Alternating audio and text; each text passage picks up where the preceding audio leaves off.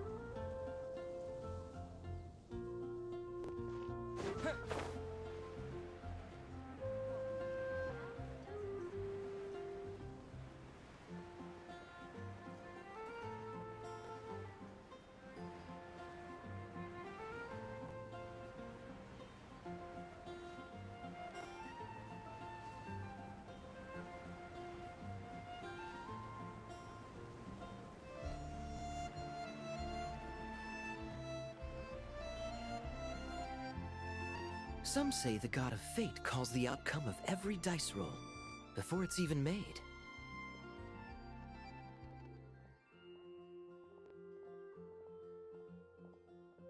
And that's why the secret to winning a lot of games is having that god on your side. Your luck is amazing, Kaya. Your turn. Give it another shot. Fear not, O Crimson Dragonborn, for I, the Princess of Ertelung, have bestowed upon you the benediction of the midnight hour, and with it you shall surely smite this usurper. Mein Fräulein means to say she's rooting for you in secret. Oh, and that you must, at all cost, defeat the one who snatched her limited edition card back.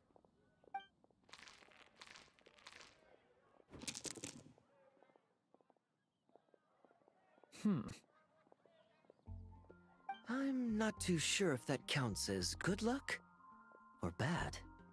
Tis not but the perfidious machinations of fate.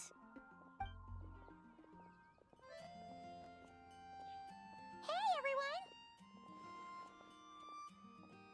Mr. Honorary Knight and Pieman! You're back! It's good to see you, Honorary Knight. Mein Fräulein is quite invested in the outcome of this match, so please, allow me to extend greetings on her behalf. Of course. But if you're all playing cards, how come you're not over at the Cat's Tail? There's something about our horned friend over there that seems to frighten off little animals. Could be because he used to be a dragon. Normally, the animals just steer clear of him, but in the close confines of the Cat's Tail, let's just say, the feline residents probably consider it their turf. And we all know how dangerous a cornered cat can be. I just wanted to borrow one of their nests for a nap. One of their nests? Wait, you mean a cat sofa? Yeah, it's more comfortable for me. I can stretch out just the way I like. But it turns out that Black Cat and his minions are quite territorial. Luckily, Miss Diona helped smooth things over, and they finally agreed to let me use one. But, I only get to use it after dark. Oh, Diona stepped in! You know, underneath it all, she really does like helping people. The more likely reason is because Durin won't touch a drop of alcohol. As far as Diona's concerned, that pretty much makes them two peas in a pod. It's a shame, really, considering everything Mondstadt has to offer in that regard. Mondstadt's alcoholic drinks are a bit too much for me to handle right now. But maybe someday. There's no need to force it. Who says you have to drink just because you're in Mondstadt? Yeah, it's just... I'd really like to make some more friends. So I need to learn how humans socialize. I guess alcohol is usually involved, though. But that's why I started learning how to play Genius Invocation TCG. It's also a kind of social activity, but it doesn't involve drinking. And I've been lucky enough to receive the guidance of the Prinzessin de Verurteilung herself. Exactly! Who needs alcohol when you can make friends playing card games? Speaking of which, need any tips from the master over here? You'll wipe the floor with that opponent of yours. Pieman guarantees it. Unfortunately, with the luck he's having, not even that legendary card master from Sumeru could turn things around at this point. Yeah, that last roll wasn't great. But who knows?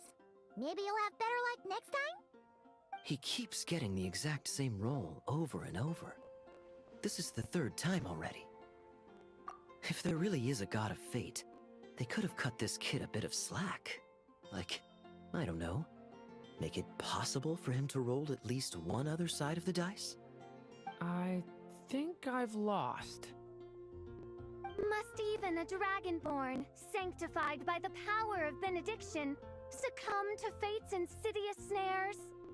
Don't be sad, Durin. You'll definitely win the next round. You can even borrow Dodoko if you want. Mom says she brings good luck. Thanks, Klee, but there's something more important I need to take care of now. Oh, okay. So, the book's given us another hint, right? Yep, and I think I've guessed where we're headed this time. Come on, follow me.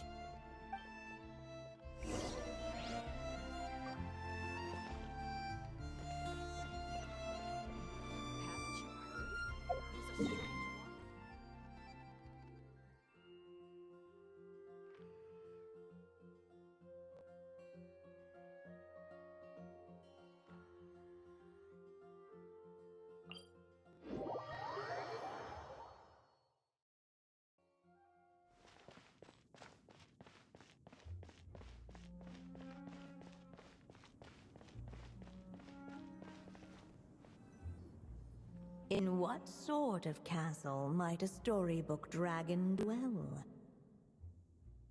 The witch turned to a mighty dragon born upon the wind to seek her answer. From afar, she beheld a solitary castle, standing lonely beneath its wings, and wrote it into words. Its walls kept out the wind and rain, yet also cast a solemn shadow.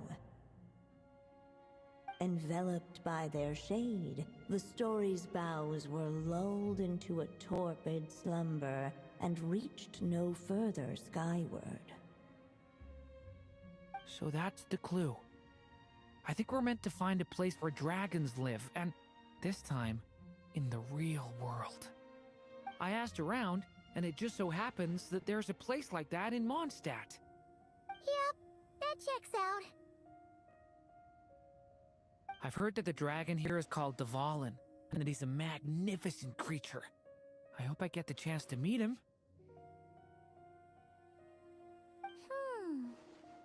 Wait a second.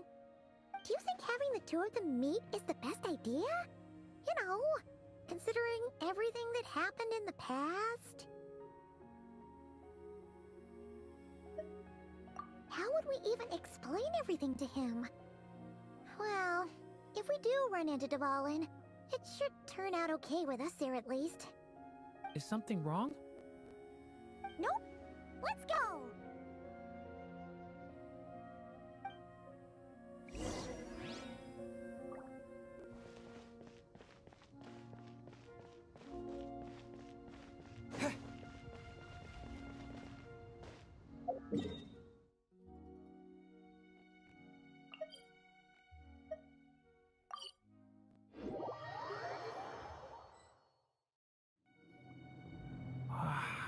So, this is where Dvalin lives? Yeah, right into the middle of a raging storm.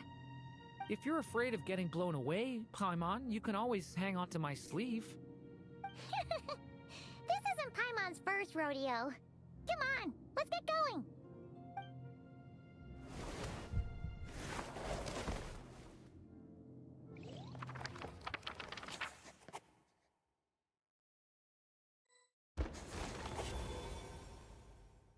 The little dragon grew with each passing day, and the Story Witch, who loved him dearly, built him a big, beautiful castle.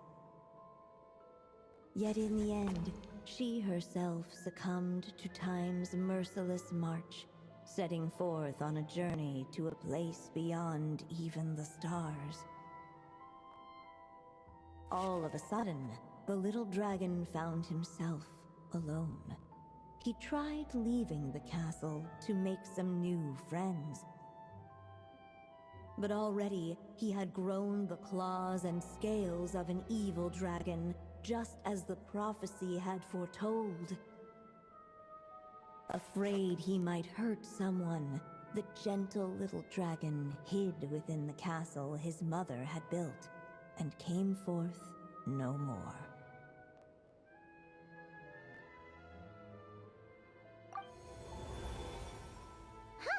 Looks like we're back in the story world. And from the sounds of it, this chapter must be about Simulanka, right? Yeah, like the fairy from the Forest of Blessings, the king of Constellation Metropole, that cat lady who turns into a box. Ah, yep. That will be Nilu, Navia, and Kirara. Oh, and there's Hat Guy, too. Only lately, whenever I see Hat Guy, I get this strange feeling. What kind of feeling? It's like there's something on his mind. He hasn't told me what it is, but I can sense it all the same. Well, he's always been kind of broody. I guess I should focus on fulfilling my mother's final wish for now, though. Yeah, we should get started on this chapter. So, let's track you down and free you from fate's curse once again. That day, a small band of adventurers suddenly arrived beneath the castle walls.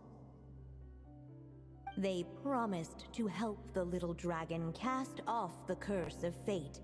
Yet as they stood beneath the castle walls, it appeared they had no idea how to even begin. Hey! Instead of making fun of us, how about giving us a hint? The little dragon had shut himself inside the tall tower at the castle's center.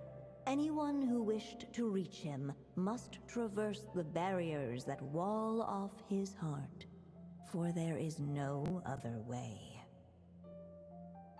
Looks like we're in for another long one. Let me try something. Ooh, do you have an idea? If that little dragon in the tower used to be me, then surely I'd know how he shuts people out better than anyone. Come on, follow me.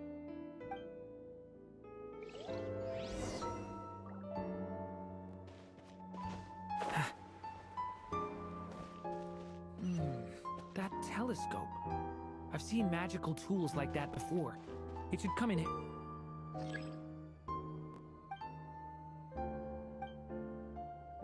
handy.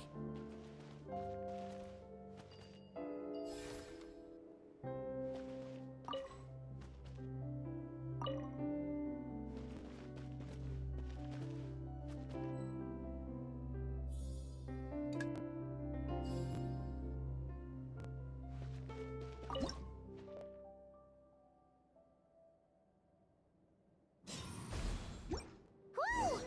That block just got bigger! We can get past the obstacles ahead by using these blocks to jump upwards.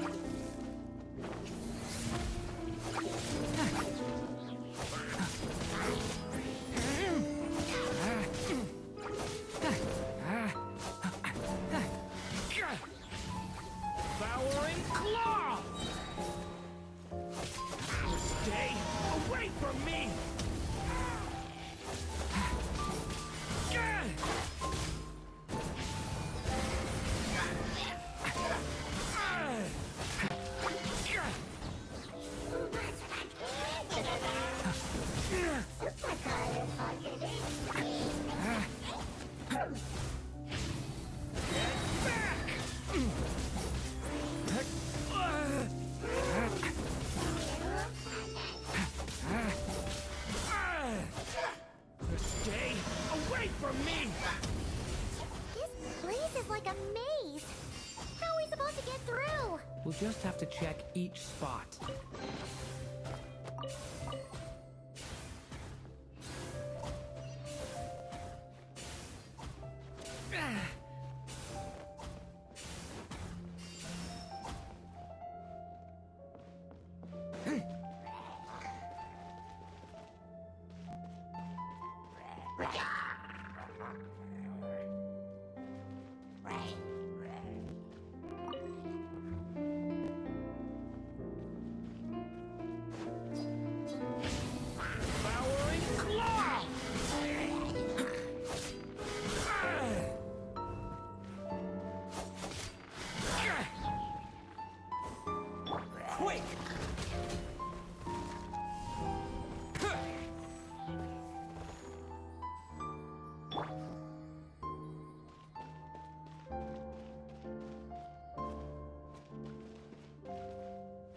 We should be able to use this block somewhere.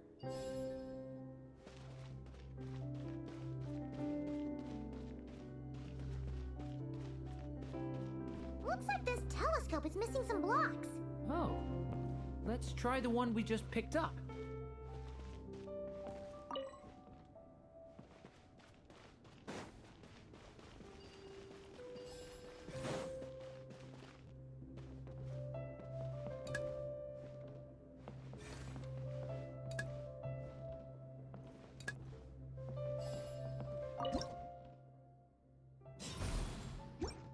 Still not enough.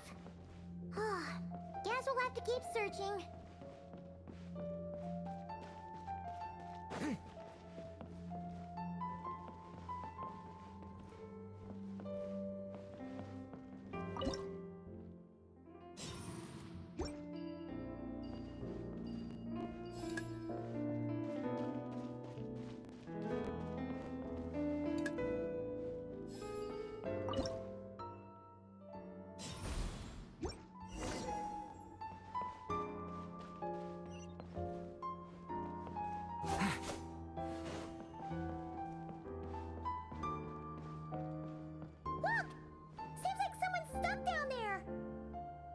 Should they continue towards the tower, or plunge into the shadows to rescue those in need?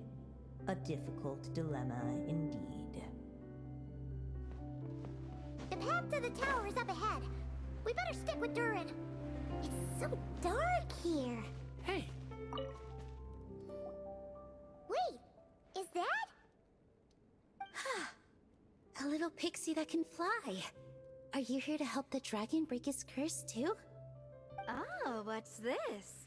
More brave adventurers bold enough to set foot in this castle? Come, join the ranks of your liege's guard. Nilu and Navia! Nilu? No. I'm a flying squirrel fairy. And I'm a giraffe king. Not this Navia you speak of. that's right. Oh, and don't forget Catbox Lady. Are you friend or foe? Friend! Definitely friend, Miss, Catbox Lady? Yeah, Simulonka is a big part of Durin's story. So, guess it's no surprise the people we were with there would make an appearance.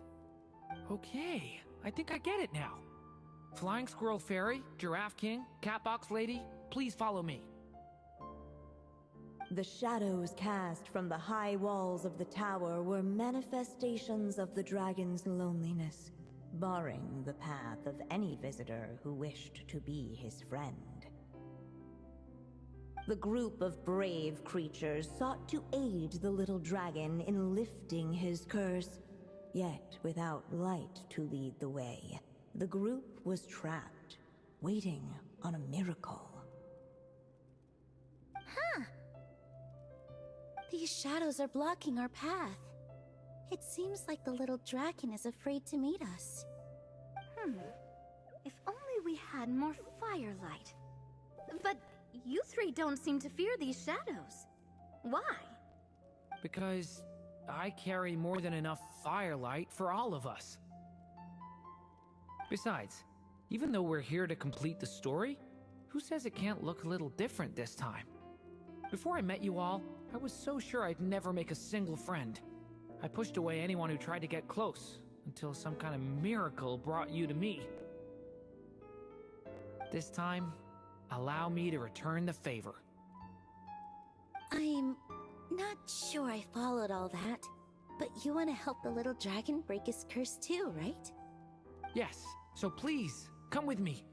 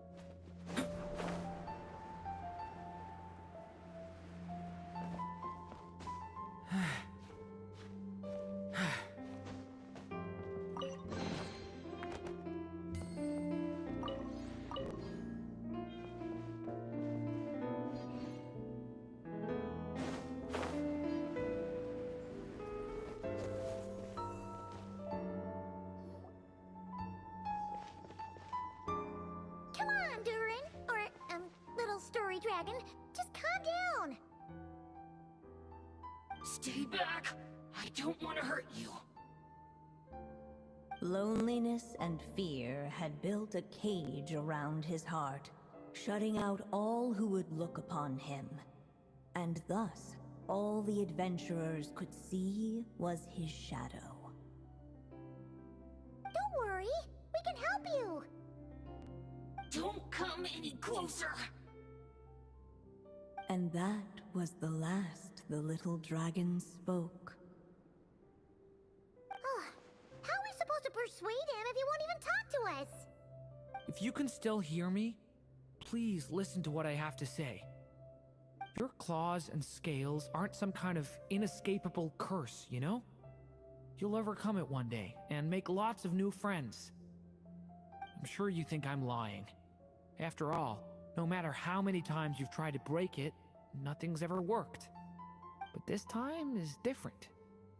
I brought your friends here to see you. Oh, what did you say? Hi, little dragon.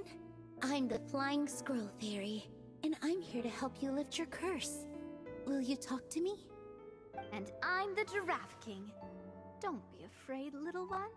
We're not afraid of you. I'm just a cat in a box, but I'd very much like to be your friend too. These are... my friends? Yeah, they're your friends in the future you'd be trying to avoid. I can promise you that. They're reaching out, so you just have to ask yourself one question. Do you accept? After a long silence, heavy footsteps echoed from the tower's shadows. But still, the one who made them refused to step forward. Though the cage to his heart had been unlocked, the little dragon remained ashamed of his claws and scales. How can I face my friends like this? Don't worry, little dragon. We're gonna offer up our blessings and make a wish to the goddess of fate to release you from your curse. Yeah, just like last time. Make a wish? To the goddess of fate? At that moment, the merry witch made her entrance. Hello, little one. Don't be afraid. With the blessings of your friends, your wish shall be granted. Alice? Wait, you're the Merry Witch from the story? Correct. It is I, the Merry Witch, creator goddess of this realm. And it just so happens the goddess of fate is none other than my dear friend, the Story Witch. I'm here to make good on my promise to lend her my second strongest spell. With this spell, she'll have the power to create an entire world. So naturally, granting your wish won't be a problem. Provided, of course, you receive your friend's blessings.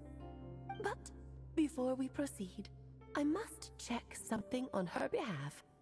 Little dragon, do you accept this blessing? I want to be your friend. So if you're offering, then yes, I would love to have your blessings. Were it not for the adventurer's blessings, this tale might have ended long ago. Thanks to them, another ending was now possible. Yet in that moment, they did not know if this blessing was truly a gift or just another trial in disguise. What? You didn't say a word when we actually needed a clue, but now at a critical moment like this, you turn up and start playing mind games? Another trial. Ha, that actually sounds about right. Be it the fictional problems of Simulanka or unavoidable conflicts in the real world, if you think about it, that's what they've been all along. But if it wasn't for those trials, I never would have met any of you.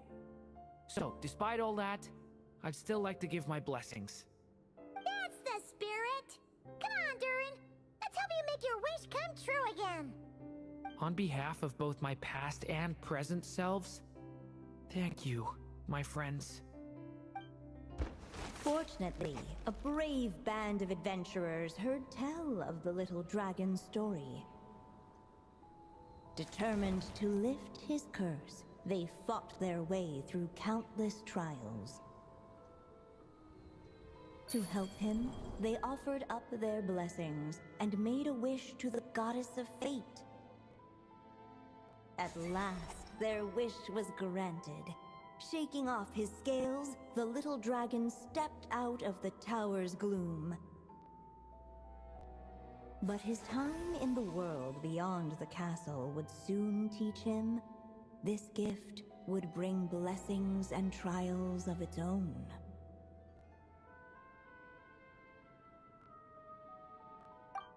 And as far as the little dragon was concerned, the tricks of fate had just begun.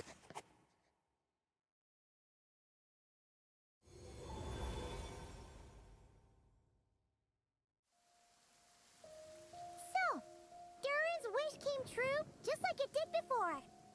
If this story was written by my mother, then surely that was the last chapter we just completed. Oh yeah! So, in other words, we finished it! Looks like that's a wrap on Alice's task, and there's even some ink to spare. Guess we'll have to wait for her to make contact, like she said. So, my mother's final story has finally come to a close. Sounds like you're a little sad to see it end. Back when I was still living in Simulanka, I was always under the illusion that my mother had never truly left. Every day I spent immersed in that world. It felt like she was right there by my side, still reading me bedtime stories. But now... Durin. That's right! And you've got so many other friends waiting for you back in Mondstadt! Yeah. Speaking of which, after all that flying around, Pieman's starting to feel hungry again. So, why don't we head back to Mondstadt? Perfect excuse for a big meal with the rest of the gang. Now that you've fulfilled your mom's final wish, a little celebration seems in order, right? It's just a pity we never got to see that big, beautiful dragon. You were really looking forward to meeting him, huh? He might not be here all the time, but Pieman's sure you'll get a chance at some point. Alright, no worries. Anyway, since this feast is to celebrate me fulfilling my mother's final wish, I guess it should be my little treat. Pretty sure that's how humans do it, right? Nuh-uh. This one's on the Traveler and Pieman. Celebrating each other's achievements is what friends are for. Honestly, when it comes to who treats who, human rules are so complicated. See? He wants to be friends with you too. But the moment hasn't come. At least not yet. In any case, the story should have a better ending this time, don't you think?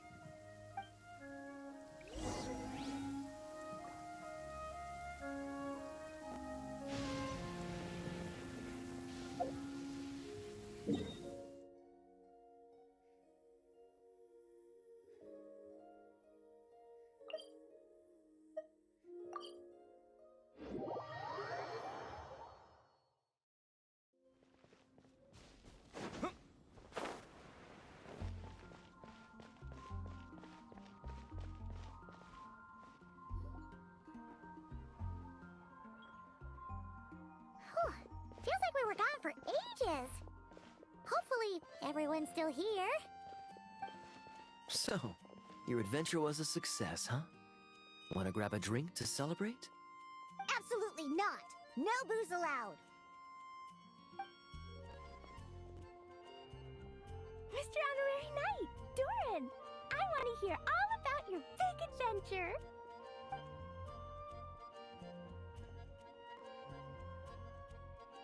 We're gonna order a big meal for everybody first. We'll talk while we eat.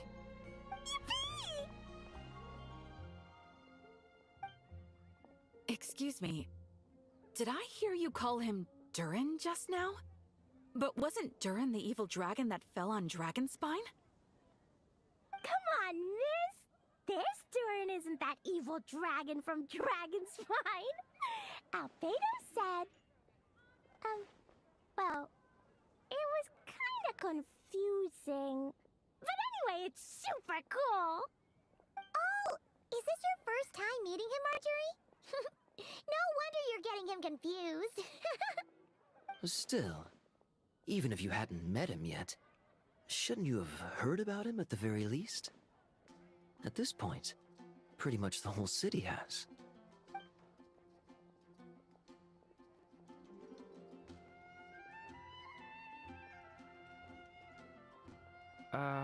Why is everyone... So, what exactly is his connection with the evil dragon? Wait, but those horns on his head... Surely he's not a... Did everyone just forget about Durin? No, that can't be.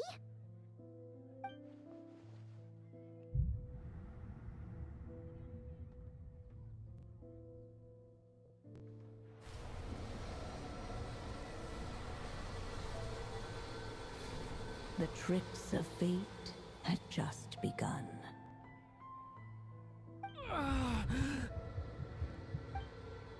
Watch out!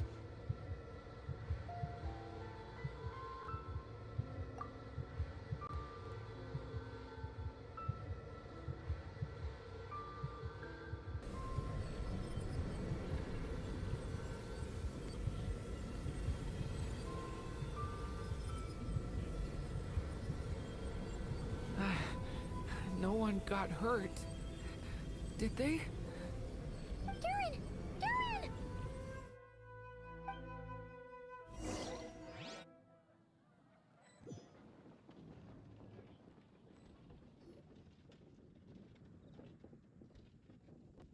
I just had Barbara check him over.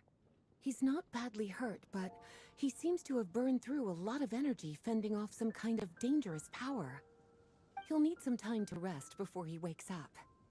So, can someone explain what's going on here? It seems like, aside from Durin's close acquaintances, the people of Mondstadt have forgotten everything about him. How could that even happen? Worse still, the abyssal power within him is showing signs of extreme instability. Could be a separate issue, though. I'm not sure. If the abyssal power inside him spirals out of control, Mondstadt will be in grave danger. I completely agree. All right then. As acting Grand Master, I'll send a letter requesting Albedo's immediate return. Until then, the Knights will watch over Durin. pretty much all we can do right now. Also, allow me to look after this book for now. If you need to consult it, just drop by my office. Do you think the book might have something to do with what's happening? It's just weird that Alice still hasn't contacted us. Maybe we should head back inside the book and take another look.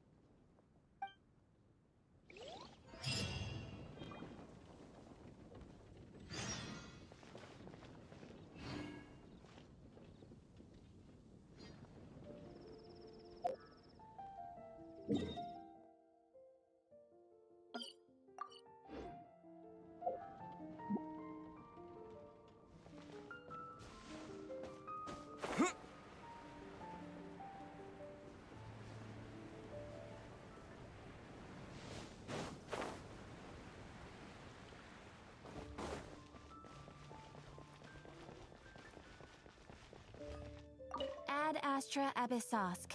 Welcome to the Adventurers Guild.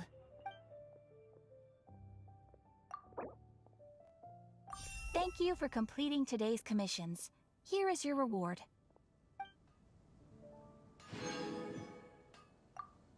Ad Astra Abyssosk. Welcome to the Adventurers Guild.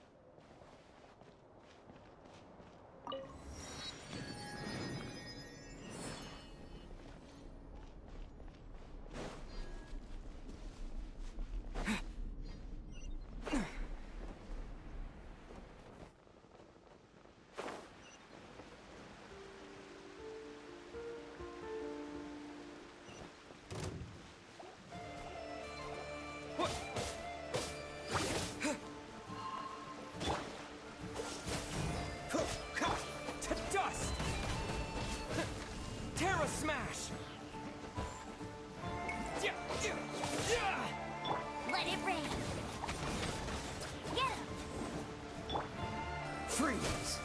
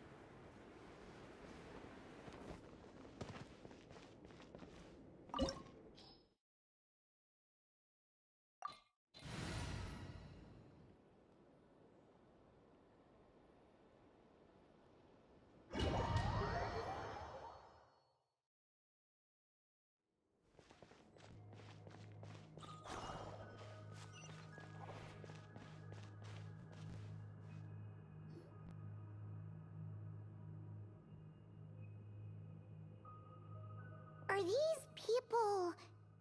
Judging by their clothes, they appear to be phantom Hyperboreans from the distant past. That could mean they have some clues about the moon goddess's name, right?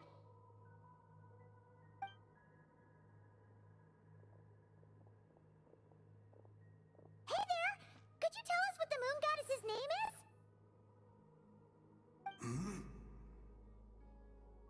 Sorry. That's probably a weird question, huh? How do we explain this? The moons are long gone, and their goddesses are dead. Their names no longer mean anything. When a new moon goddess is born, we will surely know her name. We have used every last resource at our disposal. All that remains is to wait, patiently and quietly.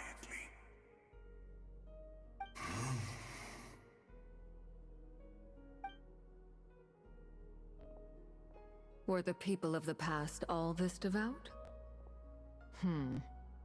It looks like this phantom doesn't intend to converse with us any further. Surely the new moon goddess he speaks of must be Columbina. Alas, Kuthar's birth came long after the age in which he lived.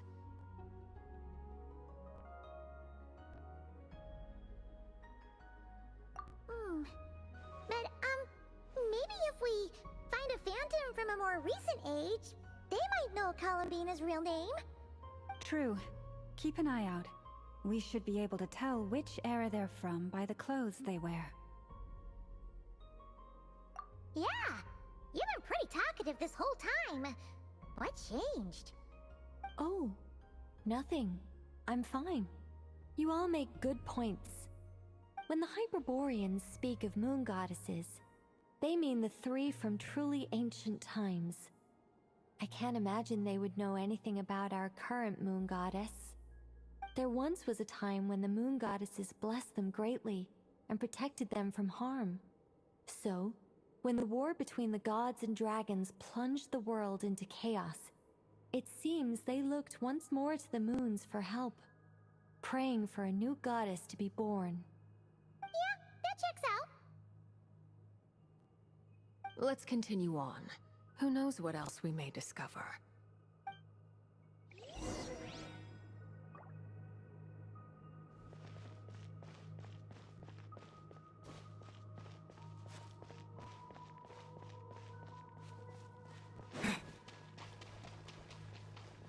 There's a door blocking this path! Not a problem. Try this.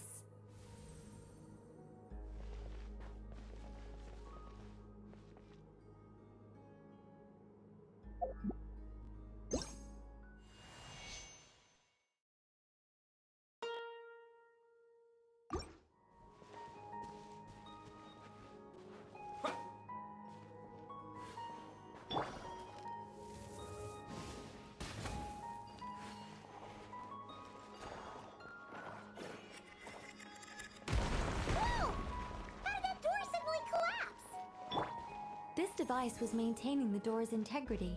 Remove the core, and the device stops working. Is this our destination? Impressive. More precisely, this is a device that will help us reach our destination. Let's go. We still have a long distance to cover.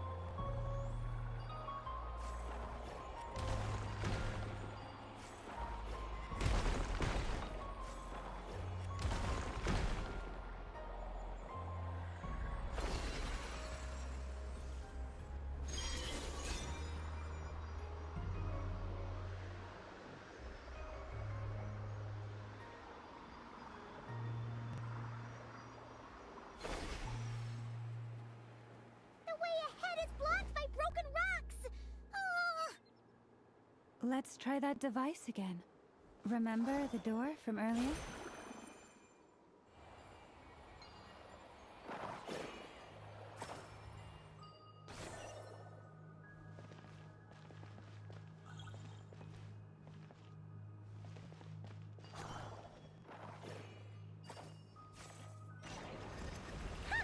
So it works in reverse, too!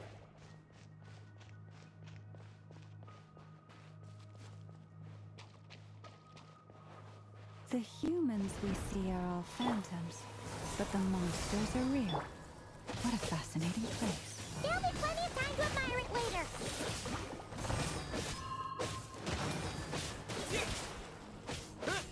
Terra Smash! No escape! Hey!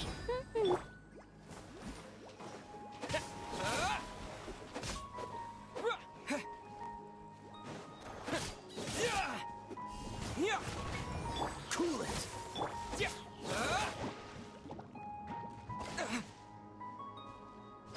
Terra Smash!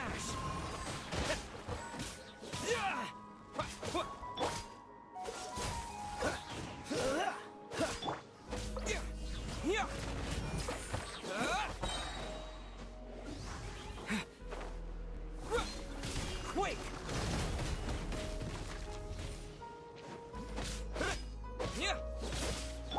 Let's dance. Dodge this! Don't get frostbite.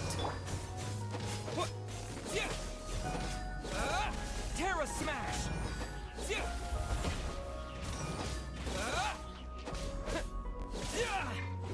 No one escapes my sight. Get him!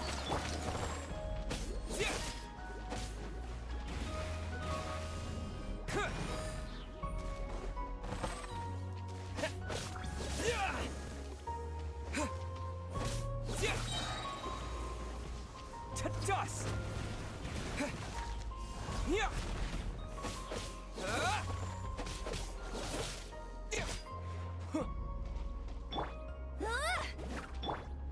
Freeze!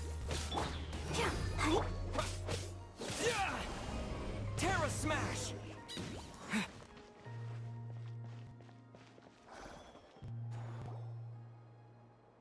Ooh, there's a whole bunch of artwork in here. Seems pretty old. Nicole, this is probably your area of expertise. What do all these paintings mean? Let me see. To understand these murals requires some knowledge of the history surrounding the War of Funerary Flame. I shared a little of this with Lauma before.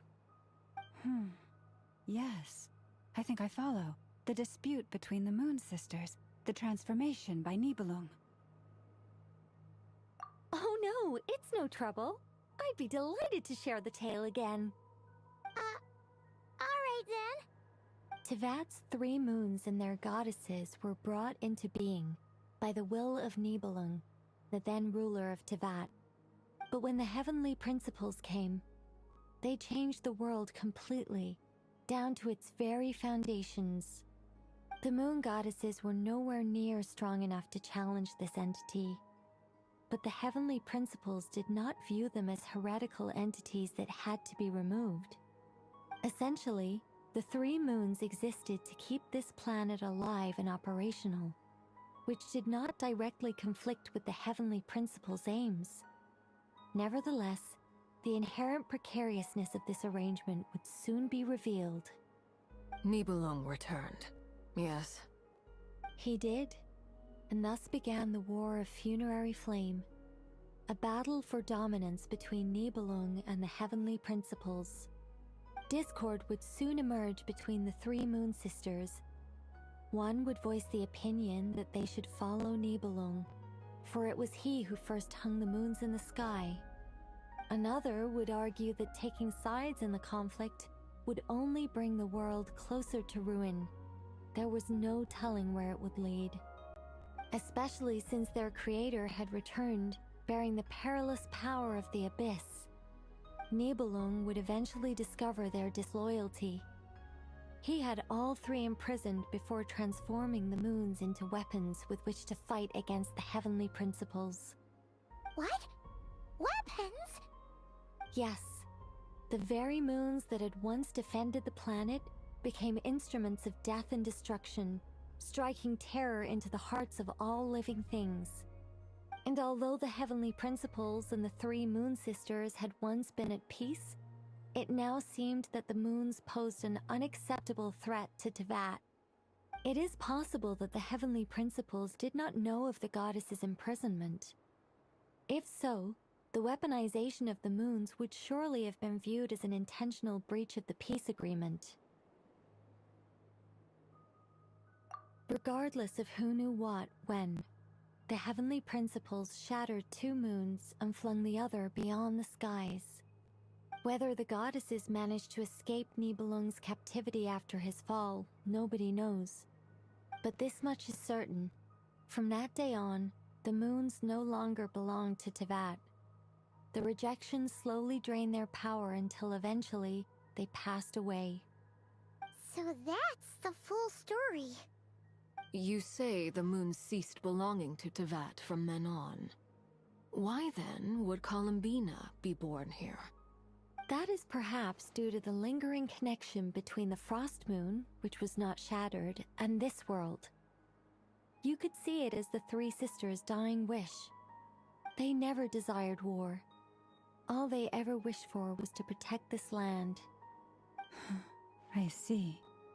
If the final fate of the three goddesses is as you say, then Columbina faces the same grave danger. Our investigation has yet to bear fruit. We must hurry. Yeah, you're right. Let's keep going.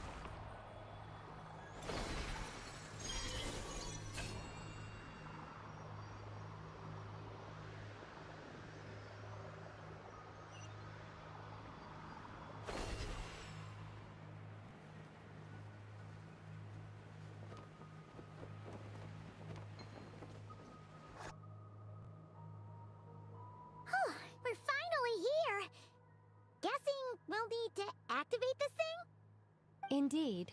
I was a little worried about that at first, but as we got closer, I sensed that the Kuvaki within it flows unimpeded. It should be functioning normally.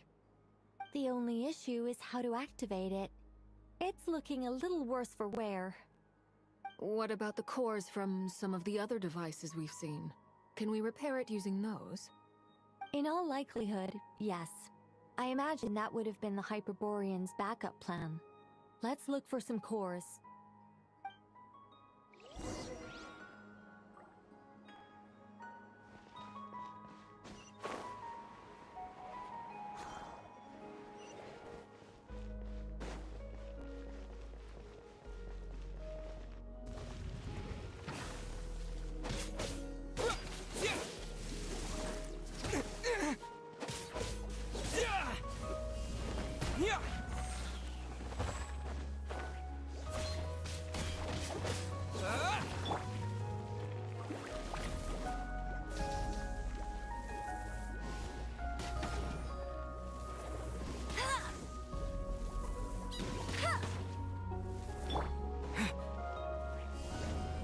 Terra Smash! Yeah! Yeah! Yeah! Yeah! Hey!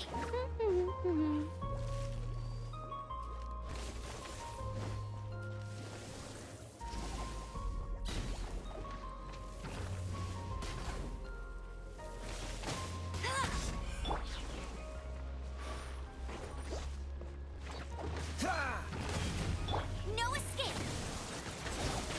Not so hard!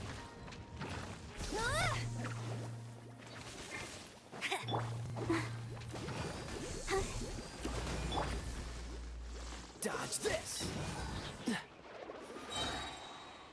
Quake! Yeah!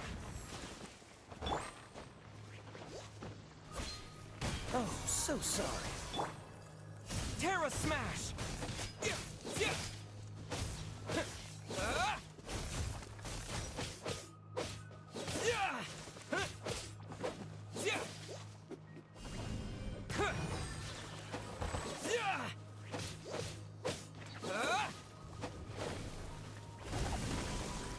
Yeah! Yeah!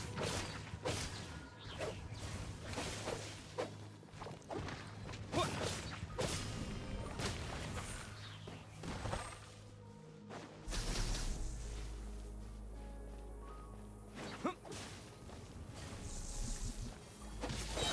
Yeah! Ha! Terra Smash!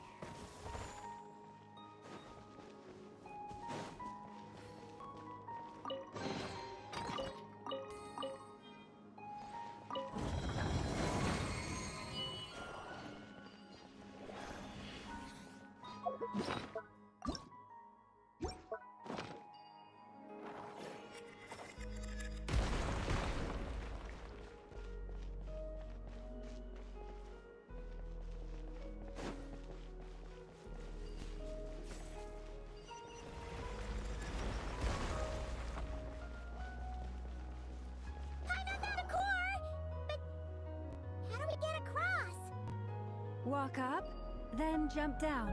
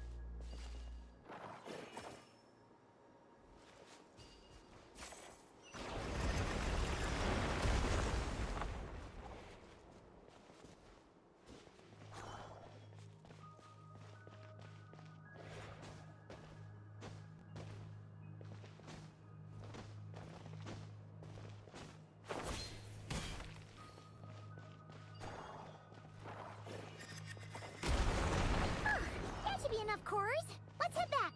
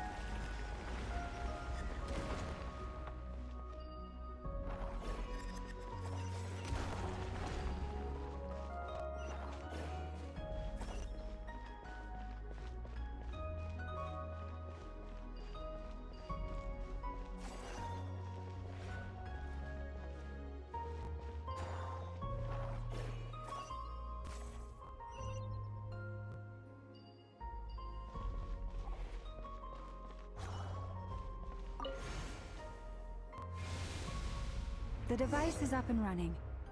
It's hard to believe that the ancients were capable of constructing such things. Pieman sees our destination! It's right up ahead! Yes, let's go.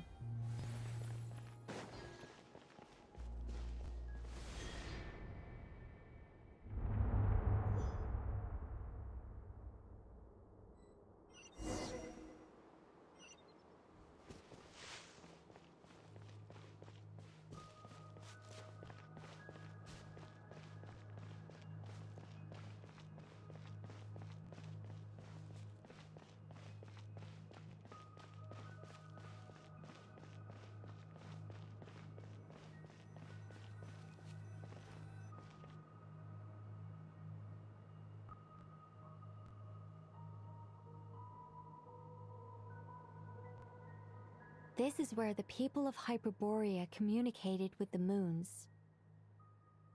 We need only place the moon marrow upon this platform on Moon Prayer Night, and we shall be able to open a portal to the moon and send our moon goddess back home. The assumption being, of course, that we can find her first. That's right. You want to know if it's safe there, don't you? And yet, she has no choice but to return. You know this. That's not the only issue here. This is the end of the line, right? We've explored everything we can.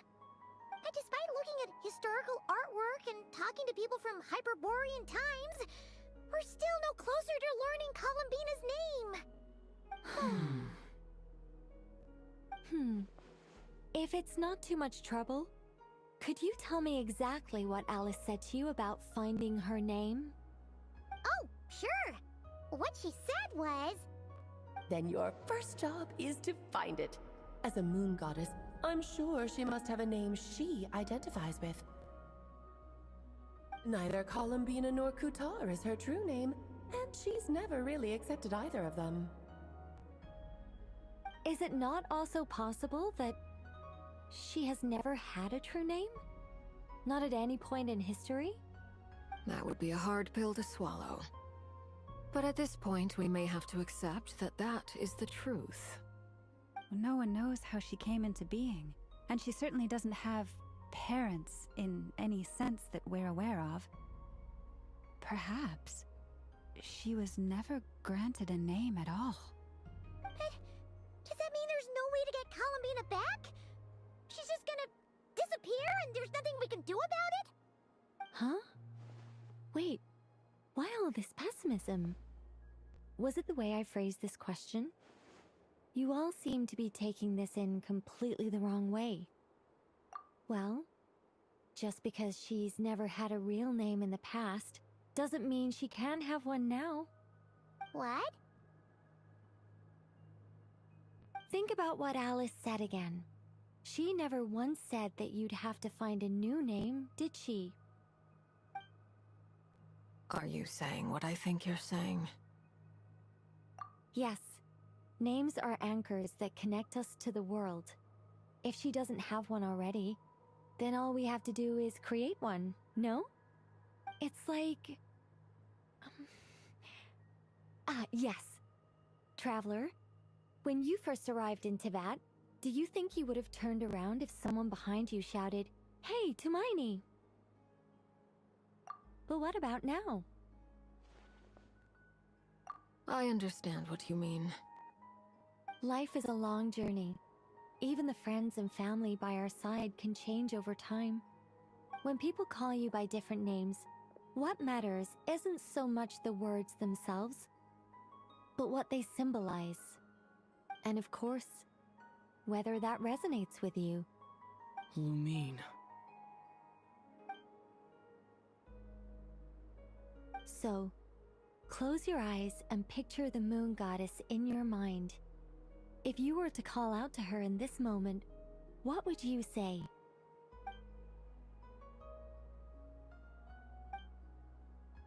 Columbina. Columbina. Pieman would call her Columbina too. Well, she has long forsaken everything that Kuthar represents. I think from now on I should call her Columbina too. Well, it sounds to me like you found your answer. Are you sure? Is it really that simple? We haven't found her this whole time, and not for lack of trying.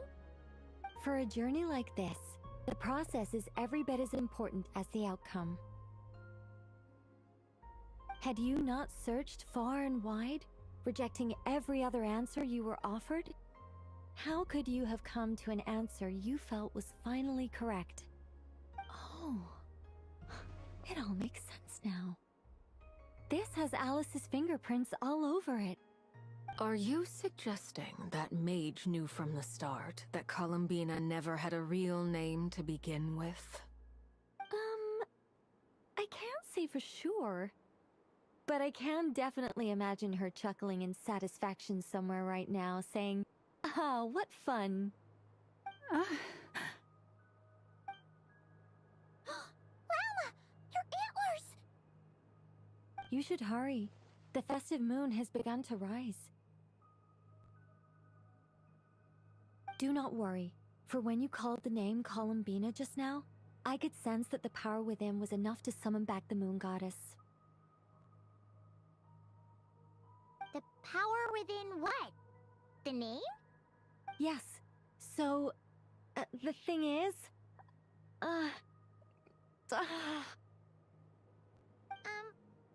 What's wrong now? This is so annoying. I really want to explain how that whole thing works. Starting from the founding principles of Teyvat and... Oh, I could talk about this for hours. But... Deep breaths, Nicole. Deep breaths. You're an angel. A sober, sensible, solemn angel who has her priorities straight. Okay then. Sorry for asking. Clearly a bad call on Pieman's part. Anyway, you all need to hurry. Last thing, remember how it felt when you called out that name. Then it is agreed. By the name Columbina, we shall find her. Then we'll throw her the best Moon Pair Night party ever! And at last, we will send her home.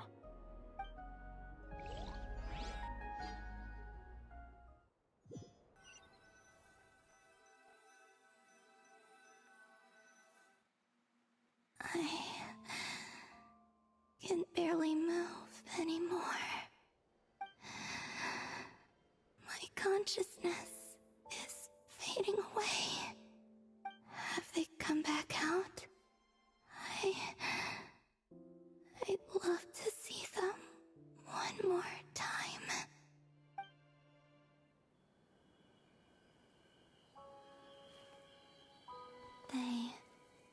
didn't make it.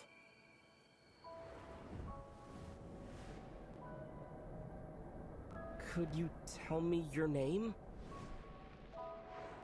My name is... Columbina!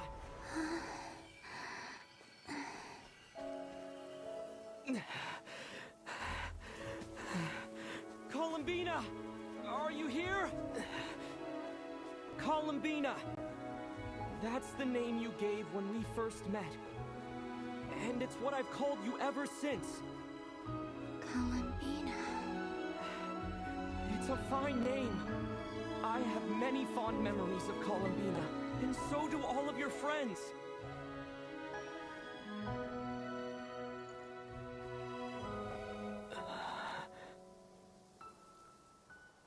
If you like this name...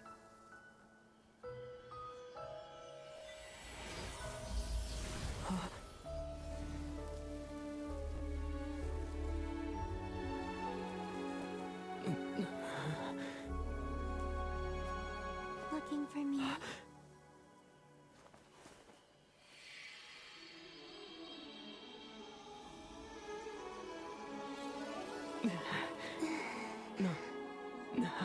I like it. You can carry on using it. My name is Columbina Hyposelenia.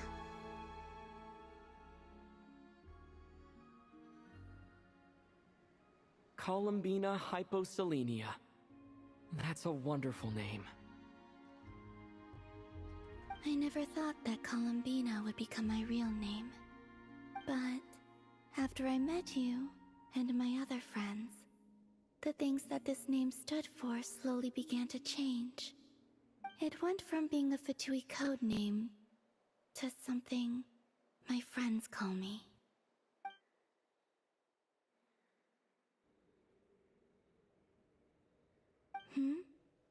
What is it? Why aren't you saying anything? I'm just so happy for you. Thank you. So, where's everyone else? We can go and meet them very soon. Everyone went to different places to try calling your name. Great. I'd like to thank them as well. Everyone's done so much for me. Searching for my name, entering those ancient ruins. Huh? Wait, so you were... Yes, I was there. Not physically, but my consciousness was still holding on. I followed you the whole way. Starting from when? You turned around and called out my name while you were in Nasha Town. Do you remember?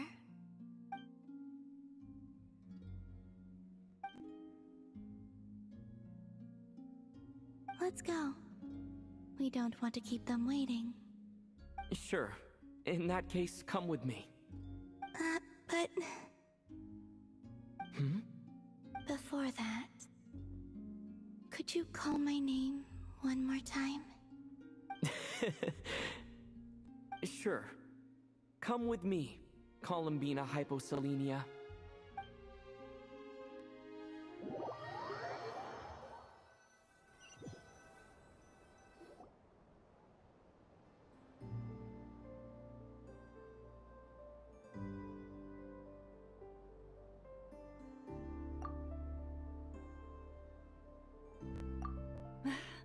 Columbina! Oh, this truly is wonderful. Llama, I can't breathe. Ha ha! Just in time for Moon Prayer Night. It's good to have you back, Miss Columbina. Yeah, we were worried sick. Thank you, my friends. With your help, I now have a name that belongs to me. Columbina Hyposelenia. Where's the second half from? You added it yourself? That's right. It means... Born beneath the moon. Yes. And by extension, it can also mean born beneath this world. A fine name. Now, As much as it pains me to interrupt this beautiful reunion, I feel obliged to remind you that the Moon Prayer Night celebrations in Nasha Town have already begun. Don't you want to enjoy the festivities? There's so much to see and do. And some of the ambient lighting and entertainments were sponsored by the kind souls in the Hexen Circle. Nicole? Why have you turned into Dodoko? So you're Miss Nicole. Thank you for helping us, and for helping me find my name. It's nice to finally hear your voice. You're quite welcome. Guiding lost people to hidden treasure is what we Seelie do. And if you ask me, spiritual treasures are far more precious than material ones. Chests are all well and good, but this was what it's all about. Ah, so satisfying. Anyway, I had to go help Alice. It seems like she ran into some trouble.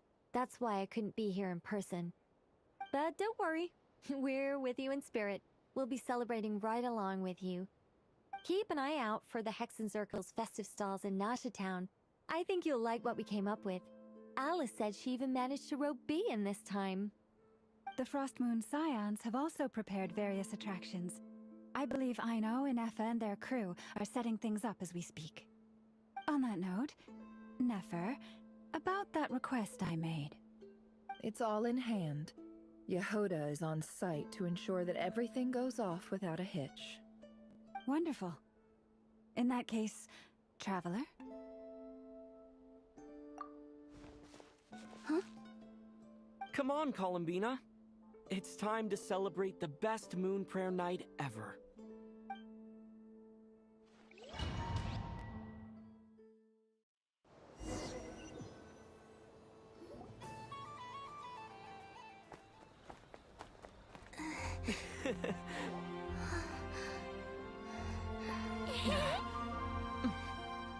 Hey, young lady. Would you like some Moon Prayer Night candy? Happy Moon Prayer Night. Oh, yeah. I almost forgot to say. Welcome home, Moon Goddess.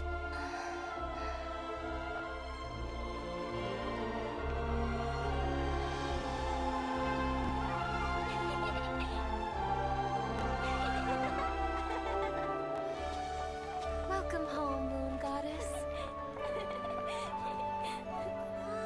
Welcome home, Moon Goddess. Welcome home, Moon Goddess. Turning Nasha Town into her home is a festive gift. A rather brilliant idea. Perhaps this is what Nodcry, Columbina's home, should have been like all along.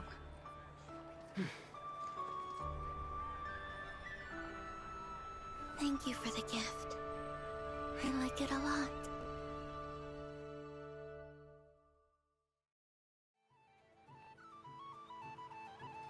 This feels like the surprise of my life.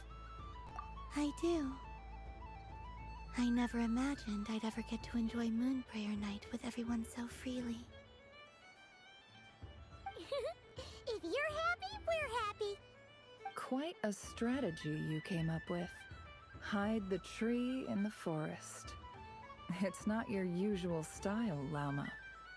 Is there something about Moon Prayer Night that enhances what's in your head as well as the antlers on top? Apparently so. It even inspired a perennial penny pincher to use their resources for a greater cause. It truly is a magical festival.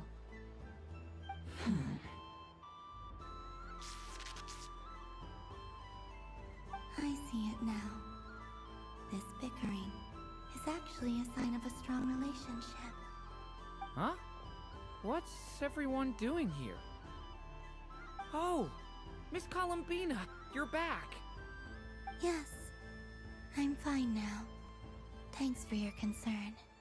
How's your progress with Alice's assignment? Very well indeed. I've never heard her sound so excited. Not like this. This time her excitement seems more serious. Seems like she's had a major breakthrough. She said she'll contact us once she knows more. In the meantime, we're free to relax and have some fun. Enjoy the time off while it lasts. I have a feeling that our next task won't be so simple.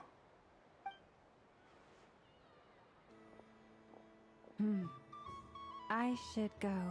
I still have a few things to attend to at the Frost Moon Scion's stall. And I think I'll take a look around. With any luck, this once-in-a-year festival will come with once-in-a-year opportunities. Hold up a second. Where's Varka? I believe he made a beeline for the flagship the moment he entered Nasha Town.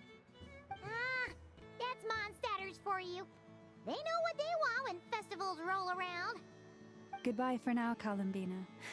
I hope you have a wonderful night. I will.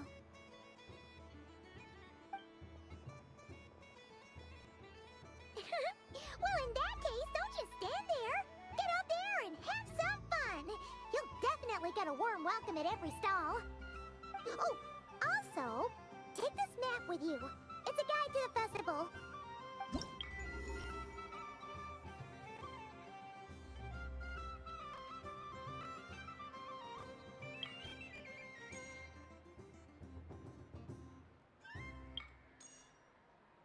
The Frost Moon Scion stall is over here. Lauma's invited a whole bunch of cute animals to celebrate too. Over there is the Hexen Circle section. Alice seemed more excited than anyone about this festival, so she insisted on making it a grand affair. Oh, and then there's the Nasha Town local specialties, including... Actually, forget that. Better if you go check them out for yourself. Thank you. It looks like a lot of fun. You're not coming with me? We'll be around. But don't you want to browse by yourself for a bit first?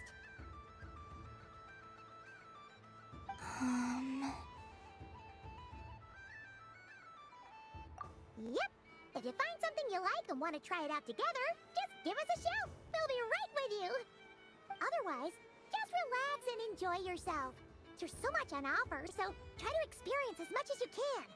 And don't forget to stuff yourself with all the delicious festival food!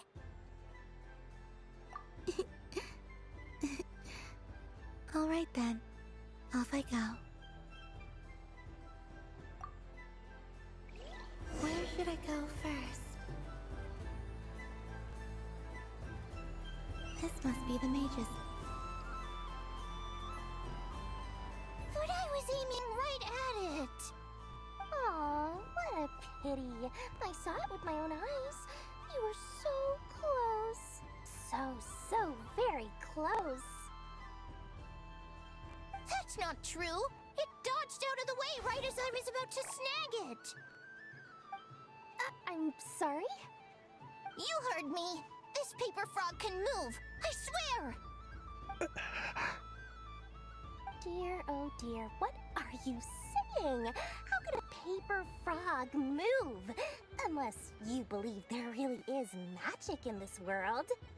But even if I, the mere humble merchant that I am, knew such magic, surely I would not use it on a paper frog. I'd sooner give Mora legs, so it could walk right into my purse.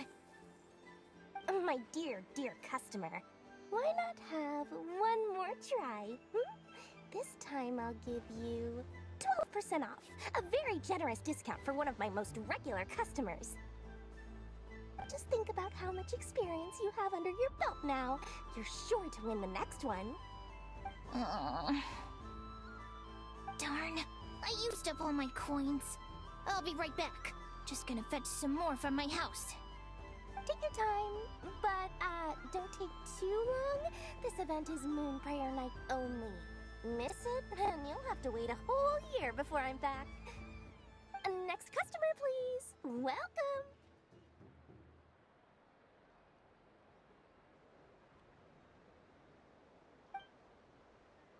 Hello. Whoa!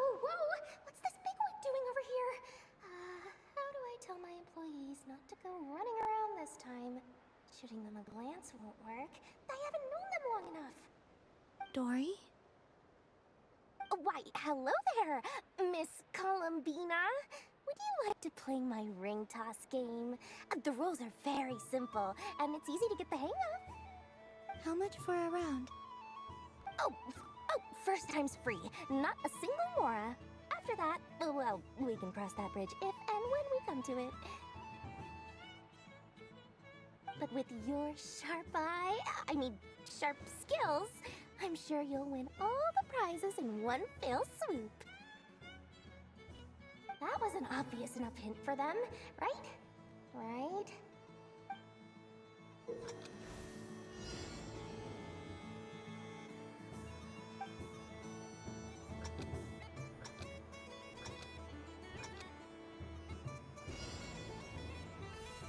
Here comes the ring! Oh, peanuts.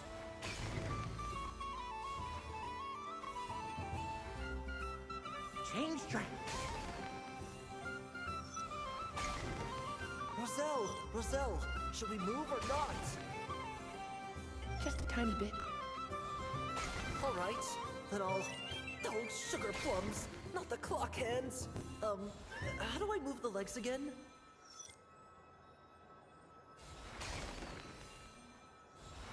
Stop it! Stop dodging!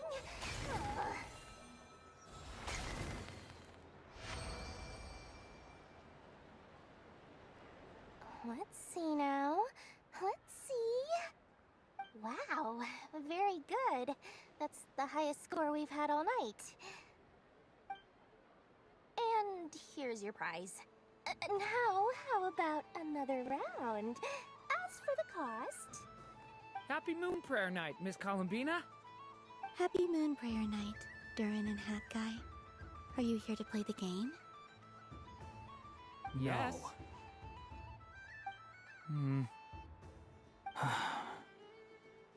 You said we were just coming here to say hello. I did, but then I recognized a few more people as I got closer. Do my eyes deceive me? Is that... It's our little dragon! He's all grown up! Someone's popular. Well now, since you came all this way, why don't you try out this lovely game we have going? First try is free! He'll have a go. I'll pass. It's only one free try per customer. You can't give your try to him. I'm aware. How has Elder Almond been lately? He's in great shape. He goes for a run in the forest every morning to stay fit and healthy. He tried to go boat racing with Firecracker a while back, but he couldn't even make it onto the Lotus Leaf. Firecracker was in fits of laughter. How about you, little dragon? Can you still fly? Yes, I can. But you've become less chatty. Has growing up been tough on you? We call that maturity. You know, the thing people sing about. The knight wields a sword of stone to defend those hearts that are made of gold. Stone is very heavy. That's what keeps them from talking too much. That's awesome! I want to be a knight when I grow up too. Ring, here I come! Ha! Oh, the hat-wearing man. I never thought I'd see you again. You seem more determined than when I saw you last on the train. If you say so. Oh, I do say so. The people you once helped see it clearly. It's because you are once again on the right track. May the engine in our hearts propel us to the station of our dreams. I can move! I can move now, Roselle! What are you doing, running into the rings like that? You got them all so quickly! I have never seen anything like this in all my travels. Is this guy actually an old friend of theirs? But how? They're origami animals and clockwork people from a fairy tale. Getting to know them would be quite an arduous task, unless they share a hometown? I have to get to the bottom of this. Next time I see the Great Mage Alice, I shall demand answers. Thank you, Dory. I had a lot of fun. Now for your prize. should I put it? Give me a moment to dig it out. Oh, sweet grand prize. How I wish I didn't have to let you go. Good thing I've already turned a profit from the customers earlier in the night. Otherwise, I'd have wasted all my hard work. Okay, I'm back. What? I leave for 2 seconds and someone's already claimed the grand prize? Oh, well, these things happen, you know? Perhaps you'd be interested in one of the other prizes instead. We've got all kinds of wonderful goodies here. Is this the thing you wanted? Here, you can have it. Huh? But... Don't worry about it. It will be happier with you. Oh, thanks so much, Miss. Moon Goddess. Oh, goodness gracious, Columbina. Give me strength. How am I supposed to make any more money from this child at this rate? Daddy, look! That's the game I was telling you about! Forget it. She is the moon goddess after all. I'll think of some other way to swing this. Maybe I can try to hook this new kid. Huh? Oh, someone already won the grand prize. You can take mine if you want. What? Why? Why are all these bleeding hearts coming here to ruin my business? Happy Moon Prayer Night, everyone. Happy Moon Prayer Night.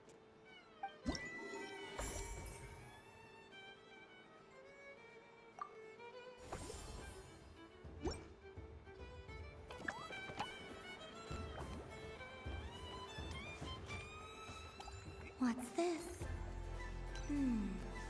Should I give it a try? A soft and furry creature that bounces and jumps. Welcome home, Moon Goddess. This one talks too. Allow me to introduce myself. I am a Dodoko from a distant archipelago, the most mischievous of all my Dodo brothers and Dodo sisters. When the going got tough, I powered through, and when I met obstacles, I boomed them away. That sounds like a lot of fun. Doesn't it just? Oh, but then the trouble started. Recently, I found a lovely beach, the same beautiful jelly color as my hometown, and so I dove in to have a look. Only to find it overgrown with seagrass and nasty little spiky fish everywhere, looking to turn me into a Dodoko kebab. I made it back to shore by the skin of my teeth, but my tail was sorely hurt. Couldn't you just boom them away? Oh, I wanted to, believe me. But I've heard that you, Moon Goddess, can understand animal speech. The last thing I wanted was to cause a gigantic fuss and get taken to court by a school of spiky fish. I'd be driven out of these waters for good, and my winter holiday would be ruined. And so, dear Moon Goddess, I was wondering if you might lend me your allegiance. Are you roping me into a crime? Oh, let's call it a once-in-a-lifetime carefree adventure. Does that sound better? All the festival goers tonight are dressed up as the Moon Goddess, but there's nothing to say that the Moon Goddess can't disguise herself as a Dodoko, is there? Besides, this is your home. You should be free to be whoever you wish. I'm afraid I'm not well acquainted with Dodokos, Madam Mage. Oh, that's quite all right. We Dodokos are innocent, happy creatures with a free-spirited nature. Many, like myself, are mischievous troublemakers. Others are lazy souls who like nothing better than to lie down on a nice rock and take a nap. In our eyes, every creature who yearns for happiness and freedom is a Dodoko. But perhaps in yours, we Dodoko are a fluffier and more mischievous breed of Kuhenki. Yes, that is a much easier image to follow. Oh, wonderful! Then let's play! Grab onto my tail and follow me into the sea! Time to settle some scores with the bad guys!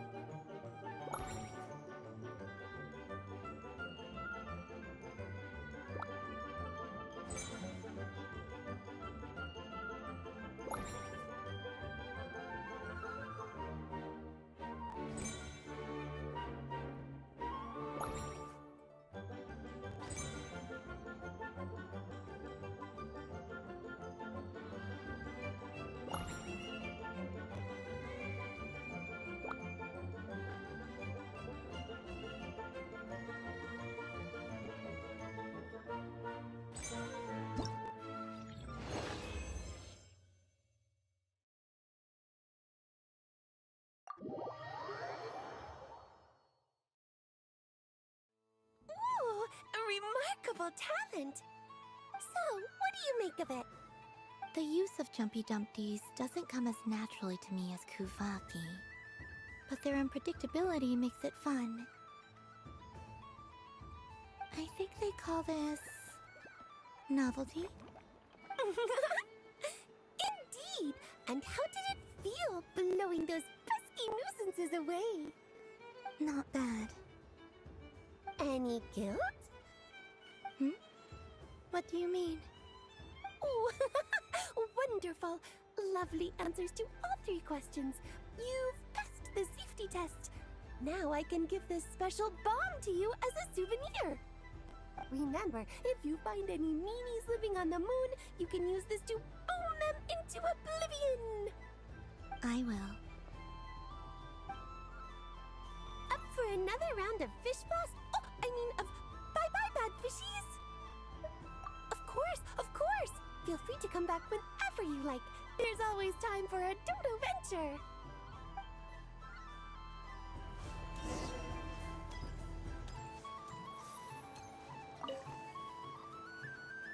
Welcome home, Moon Goddess. Oh, you're the genuine article. Alice was right.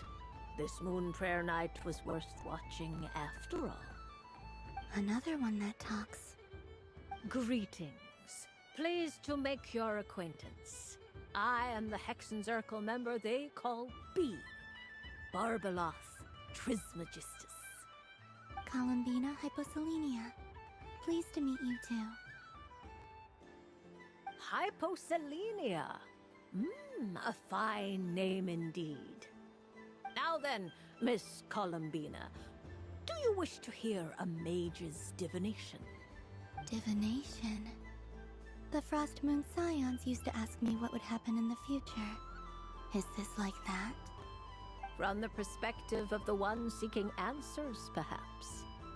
As you look to your journey ahead, if you seek to understand the unknown, resolve your doubts, and soothe the confusion in your heart, divination could be for you. The unknowns on my journey. Of course, if one wishes to peer into fate, then hydromancy is the more precise option. But that is a complex affair, and to relegate that majestic art to the status of a festive amusement would seem somewhat uncouth. Besides, it is sometimes better to not know fate with great certainty. Hence, I shall use the suitably festive Luna Arcana to tell your fortune instead. It is more popular with the youth in any case. Lunar Arcana. Indeed. Unlike hydromancy, this will only display possibilities and trends. People like to think of themselves as creatures of agency and free will. Peering too far and too clearly into the future is detrimental to both body and soul. I'd like to give it a try. Of course you may. Come then, take a seat, Miss Columbina. Before we begin, are there any specific questions you would like to ask? Let's stick to general possibilities and trends, like you suggested. Ah, very well. Then I shall use the basic Lunar Arcana deck. Now, try to relax. Cast your mind upon the things you have experienced, and the things you are soon to experience. I will shuffle the deck.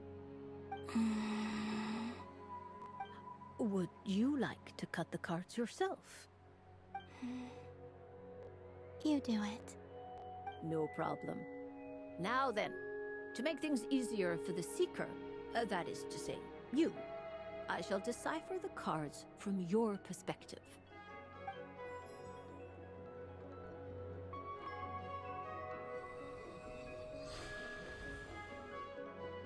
Please, draw the first Lunar Arcana. This represents destiny, and is the foundation for the divination as a whole. Now, draw your second card. This will stand for the past, the sum of all your experiences that have come before. And now the third Arcana. This is the present, your interpretation of the current moment. Finally, the last card. This shall speak of the future, which... Oh. Kuvaki Pulse? Fascinating. I've never encountered this before in my role as a diviner. Something has exerted an influence upon this card, causing it to leave its designated position. What do you make of this, Miss Columbina? Perhaps this is the guiding hand of fate in action. Of course, if you wish, you can choose to deny the validity of this card and draw the future for yourself. No, it's fine. Let's go with this one. A bold decision. I must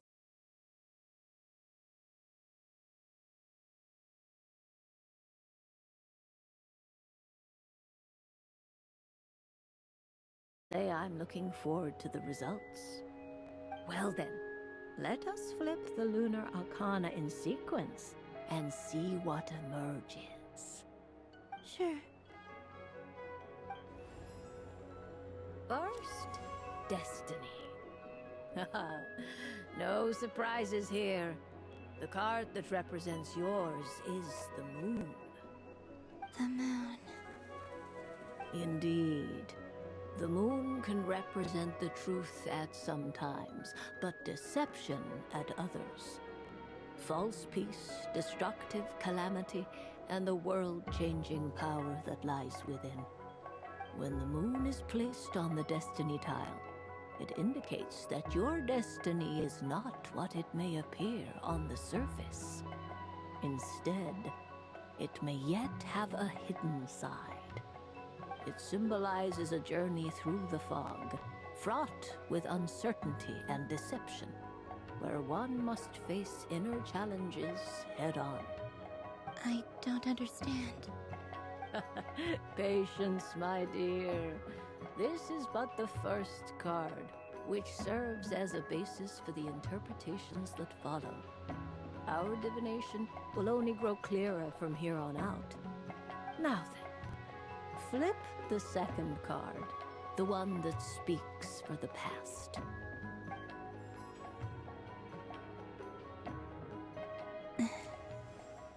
Ah, the Hermit, but inverted. Inverted? Yes. The Hermit symbolizes solitude, introspection, and the pursuit of truth. When inverted, it represents isolation, truth out of reach, and a path that leads one astray. Combined with the moon as one's destiny, the Hermit inverted represents a choice you made to stand alone in the past. It was a choice made not out of fear or arrogance, but for reasons that others could not perceive. You fumbled through the darkness without a guide, but you did not find your way. Rather, you went astray. More than once, it would seem. Is this about how I became Kutar despite not wishing to become a god? And how I joined the Fatui because I yearned for a place to belong? I suspect only you know the answer to this question. All is not lost. The past is in the past, and so it shall remain. Shall we look into the present now?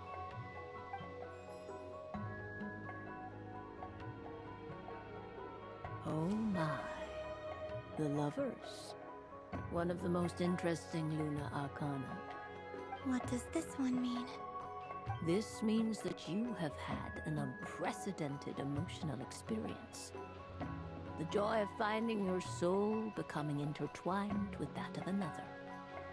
A precious and wonderful thing indeed. It's true.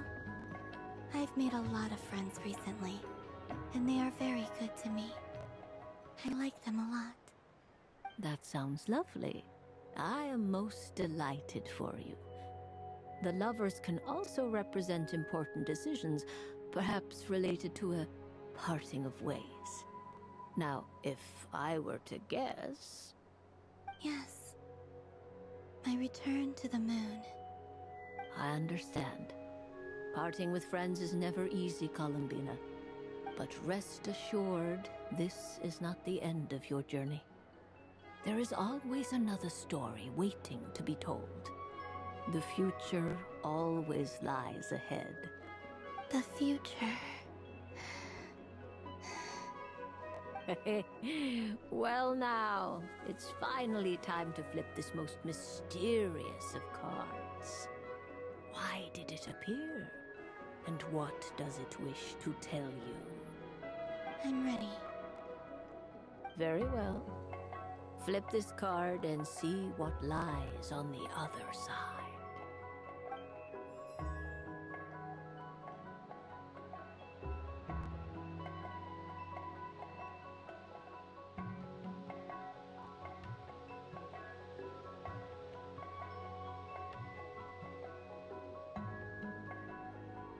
Oh. Miss Barbalat? What is it? This card is death. That doesn't sound very good. It depends on how we interpret it. It is true that it can represent an agonizing death, a complete and utter end, but at the same time, it can also represent rebirth. Do not forget that your destiny card is the moon. that lends your future many different potential meanings. If death spells the end, is it unavoidable? As I have said, divination can only display general trends. It is a rough guide, but it does not show predetermined outcomes. Allow me to summarize it for you. In the past, you may have lost your way, but now you have gained new connections and new strength. You now face an important decision, one that may bring about a great change in what is yet to be. This change might, in turn, be the end of all things, or their beginning. But remember, everything is subject to change because of the moon present in your destiny. You must see the truth clearly and face your innermost thoughts. The truth. My innermost thoughts. Thank you, Miss Barbaloth. Don't mention it. Some people dislike divinations, for fear of glimpsing an ending to their story that they wish was not so. But I can see that you're different. The result of this divination will not sway your decision. This is a rare quality, and one that diviners always hope to see in the seeker. We are here merely to guide, not to exert undue influence. I understand. Go then and illuminate your future, Miss Columbina. The moonlight that shines from you now is most captivating.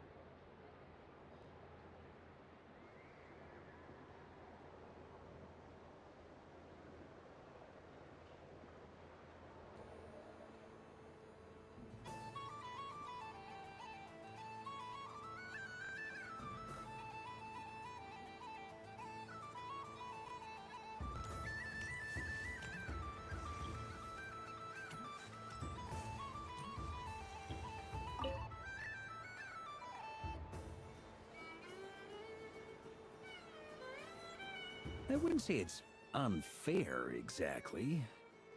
I mean, your voice goes right into people's heads. How would you explain that to the kids? You can't just explain it away as magic. Is something the matter? Ah, Miss Columbina! No, nothing you need to worry yourself about. Ah, impeccable timing. Stick around for a second, Miss Columbina. I need your input on something. This self-proclaimed Knight of Justice has yet to give me a satisfactory answer. I, for one, would like to hear your verdict on the matter. Hey, now, I left the flagship just to help you out, Miss Nicole. What's going on? So Alice and I are both using long-range remote control spells that work on similar principles, allowing us to attend this festive fair in Dodeco form. Sorry, let me backtrack a little. While similar, there are some key differences. Alice, being a great mage, wanted her Dodeco to reflect something of her own charm and mystique. So she adjusted the way its tail moves when it spins around. An entirely gratuitous move, in my opinion. I hardly see how anyone is going to notice that. If anything, I'd say that anyone who stares intently enough at a Dodeco's tail to notice such a small detail is someone we ought to be highly concerned about. I only say this to emphasize that my question has nothing to do with tails. Now that we're clear on that, why is Alice's Dodeco permitted to interact directly with the children celebrating Moon Prayer Night, while mine is not? Your voice speaks directly into people's minds. See? Exactly what I said.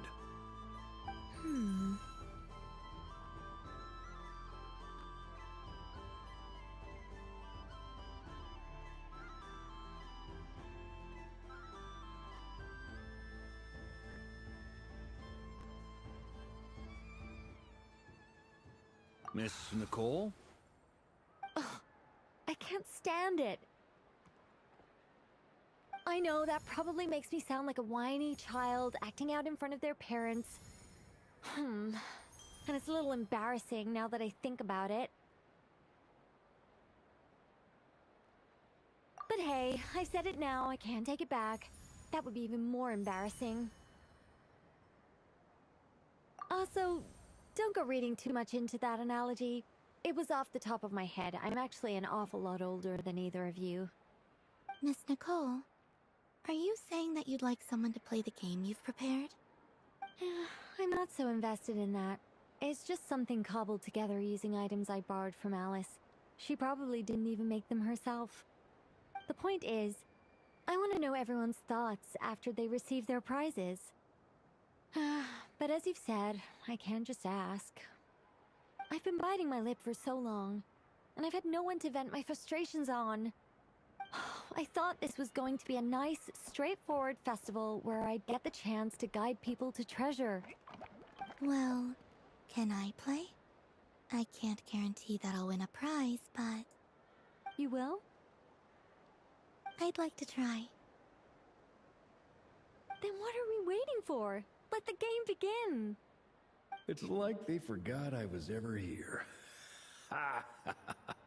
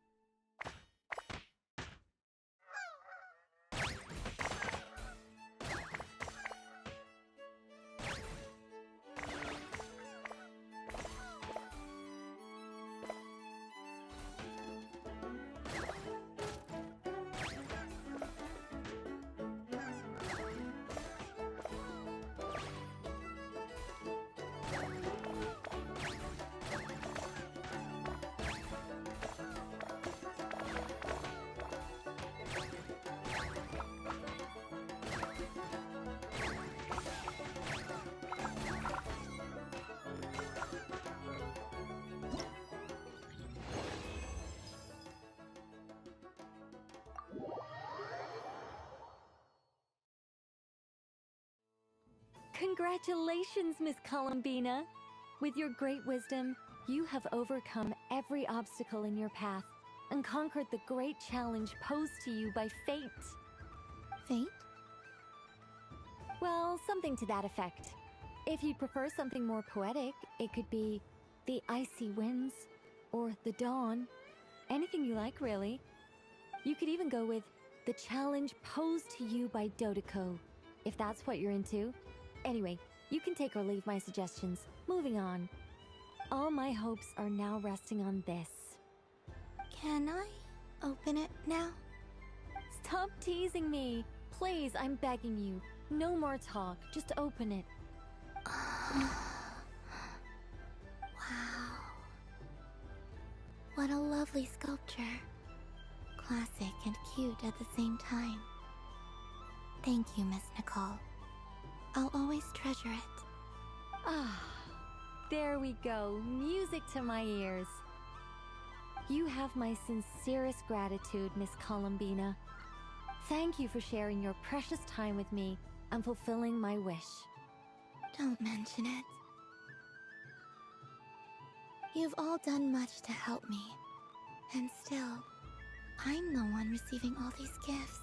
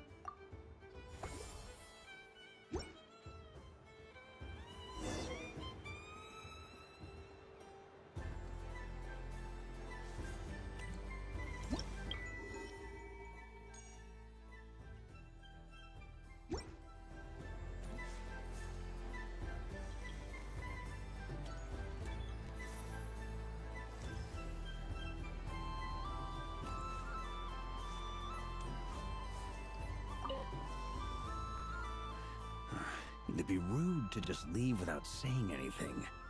But at the same time, I don't want to barge into their lively conversation just to announce that I'm leaving. I guess I'll just wait a little longer. Huh? Albedo? This sketch is for you, Grandmaster. Oh, a gift for me. Thanks. Let's see what you've done for me. The North Wind left in the lurch.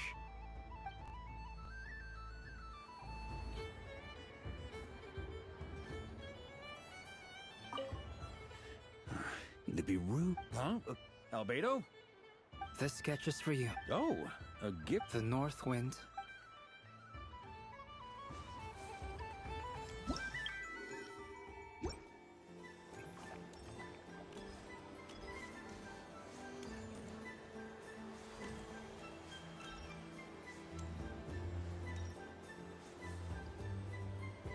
Sunny days! I prefer sunny days. Ah, well, you are as warm as the sun itself, Moon Goddess. Very well. I believe your spirit animal has to be this most adorable chic badger. Wow! Thank you, Mr. Talking Magic Lamp. Have a very happy festival, Moon Goddess. Lance? That's you, isn't it? Shh. It's our little secret, my dear traveler in Pieman. Okay, sure, but why are you here selling sugar sculptures? Everyone celebrates in their own way. After gazing into the abyss and spending time around gravestones all year, what better way to relax than to see sunny smiles on the faces of the living? Besides that, I like to think of myself as a fair judge of character. I dare say matching personalities to confection suits me rather well. That's not what Pieman was talking about. Aren't you afraid that your true identity might be exposed? Should I be? There is all manner of magic in the air this moon prayer night, thanks to the work of the great mages. I see Miss Columbina is hiding in plain sight. Why should I not do the same? Why miss this rare opportunity to enjoy a special evening in my true form? Fair enough. You got a point there. People who don't know you will probably think you're just a talking lantern. Well, now that we see eye to eye, what brings you here? Not a search for your spirit animal, I presume? Ah, well, actually... Here, see for yourself! Oh, this is... How wonderful.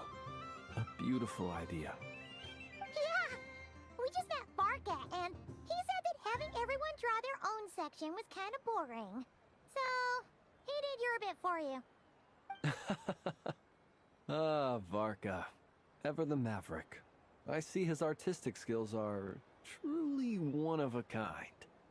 In that case, I shall paint something on Mr. Albedo's behalf in a short while. What? Why not now? Ahem. Welcome home, Moon Goddess. Phew, that was close. Hello, Flins. She recognized you right away! What keen eyes you have, Miss Columbina. Especially considering they are shut. I did not see you. Rather, I sensed you. I can sense the fluctuations in Kuvaki all around me. One would expect no less of the Moon Goddess. Might I interest you in some candy? Yes, please. Excellent. I shall make some for you right away. Hmm? Something the matter, Miss Columbina? What about my spirit animal? All the other children carrying sugar sculptures are talking about it. Wait, is she taking the test seriously? Ah, my apologies. How could I neglect that? You are quite right, Miss Columbina. Every one of us has a magical creature living in their heart. Would you permit me to help you find yours? Yes, please. Do you prefer the day or the night? Night. Which of the 4 seasons is your favorite? Winter. Think of a perfect day. What is the weather like? Sunny, rainy, or perhaps cloudy? Rainy in the morning, sunny at night. What kind of answer is that? Forests, lakes, and open seas. Which do you prefer of these? I like them all. Imagine you opened your very own shop. What would you sell there? Moonlight, I think. Wow! Pieman would totally shop there. It wouldn't cost anything. You'd just need to visit. Aha! I believe I know what your spirit animal is. Here, for you. Oh, it's a Kohenki! Indeed. A free-spirited being with a deep love for all things here in Nodcry, who selflessly lends her aid to as many people as she can reach. It is the perfect fit for you, Miss Columbina. Thank you. It would be my honor. But you shall have to forgive me. We have known each other for quite some time. I doubt there is any answer I could give that would come as a surprise to you.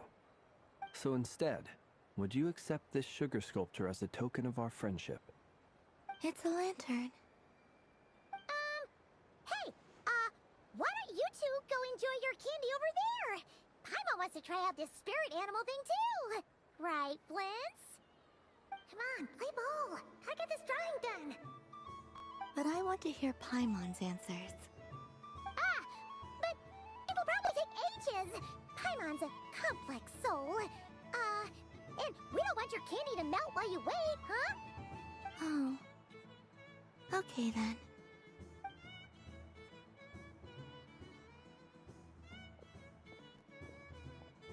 Phew! Nice excuse, Lady Pieman. That was some quick thinking. Yeah, no thanks to you. A little help next time?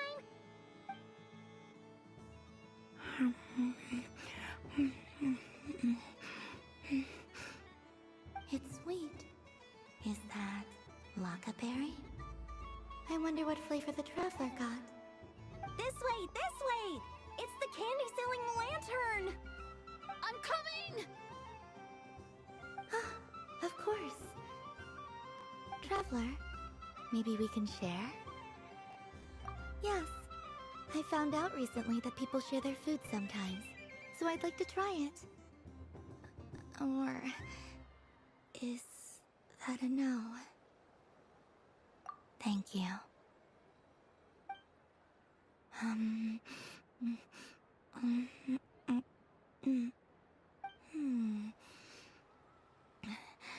Yours is a little more sour than mine. Here, you try it. Amazing. My sugar sculpture has shrunk, yet my heart is filled with feelings of sweetness.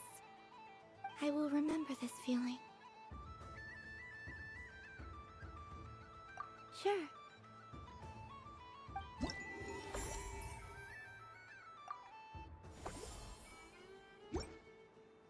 So this is the Frost Moon Scions area. It feels very familiar, but I wish for a never-ending supply of Laka berries. What a humble wish. Probably written by a child.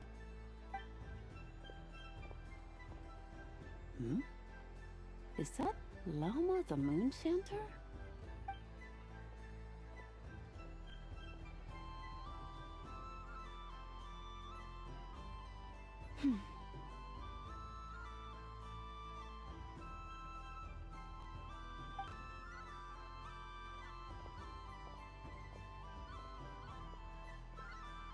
I wish that the long plume ibises would stop biting me. Oh dear, poor Llama. All right. I'll write that one down for you.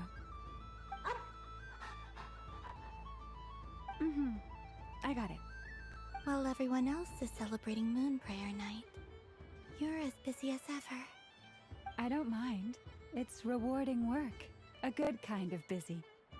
My antlers are at their heaviest tonight, and the Kuvaki waves are especially strong. But as I help these dear friends hang their wishes up, I feel a great peace within myself that is hard to describe. You see, they are all such beautiful wishes, and they are ones that we can fulfill by our own strength. Do you blame me, Llama? I want to hear your honest answer. It is by the help of so many people that I can return to the moon. But I feel as though I've hardly done anything in return. You've done plenty, Columbina. I say this in earnest, both as someone who knows your history, and also as a friend who has seen what you've been through. What about as a moon chanter? I feel proud to honor our moon goddess's wish, and I'm sure any moon chanter in history would have felt the same way. Thank you for your kind words, Llama. But... Since you asked for my honesty, I won't lie to you. My feelings are mixed right now. Besides pride, I also feel...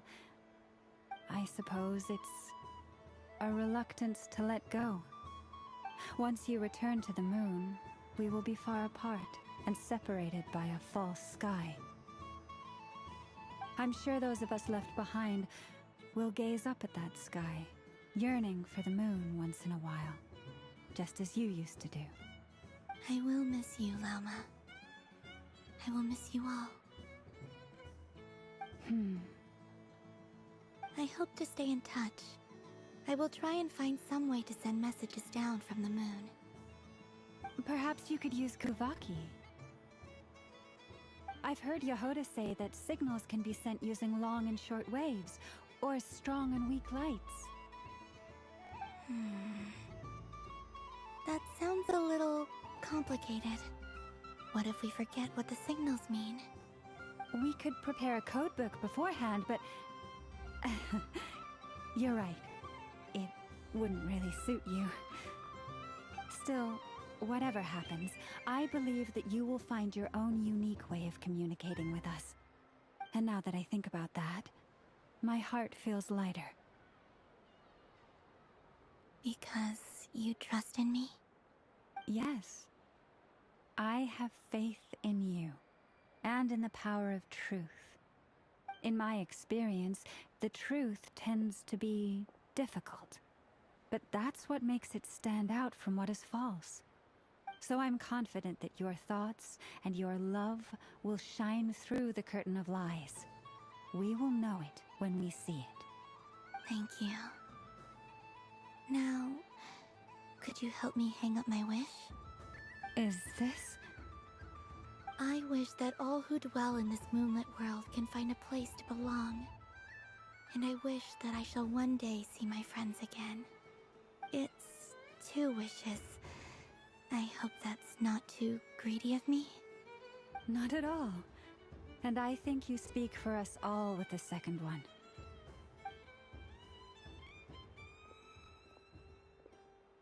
I shall continue to pray until the day that all of these wishes come true.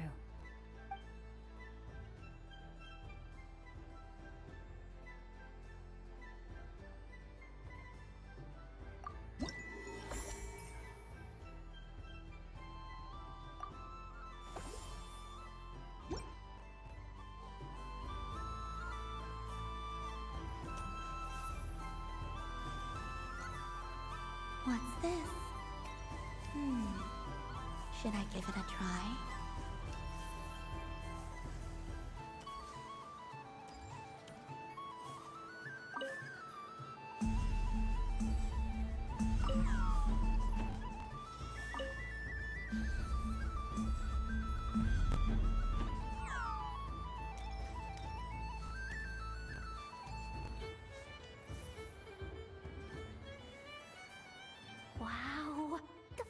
Moon Scion's stall looks kind of plain, but it's pretty cool once you get into it. I don't go to Hisi Island much, but it's got that, like, old-world cultural feel. And if culture means we get more festivals, I'm all for it! Hello, Yehoda. Columbine... hello, Moon Goddess? That was too close. I almost gave the game away in front of the staff. Oh, wait. What's the deal with her shoes? They don't make a sound when she walks. I could do with a pair of those. Do you like balloons too? Balloons? Oh, you mean those? What's so fun about balloons? I'm not a kid anymore. They're probably more up Aino's alley. Yes. The animals seem very curious about these strange flying objects. I was drawn here by their voices. I recently learned a fun new game you can play with balloons, so I decided to come and give it a try. A new game? Hello. Welcome home, Moon Goddess. Here to buy some balloons? Yes. Could you give me a few that haven't been inflated yet? Are you sure? I guess it's not a problem, but... Yes, please. Thank you. Uninflated balloons? But those are just little rubber pouches. What does she want with those? Would you like to play the balloon game, Yehoda? Huh? Sure. I guess. How do you play it? Wait here a moment.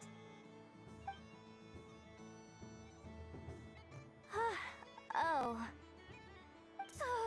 This is so weird. What have I got myself into now? I thought I saw Columbina nearby. Uh-oh! That's the fourth Harbinger! Although she's helped us out quite a bit, she's good people, right? Is she looking for Columbina? Oh, guess that's my ticket out of here. I'm not sure my heart can take being sandwiched between two Harbingers.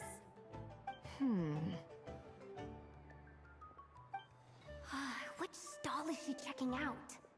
Oh, it's that other Frost Moon Scion's one. Try on the headgear, see what it's like having antlers or animal ears for a day. Oh, I wouldn't be caught dead wearing that stuff. So embarrassing. I have enough gear to carry as it is. Wait, what? She put it on? How peculiar. This would take some getting used to. I wonder if this is what it's like for Lynette. It really suits you, ma'am. What is this?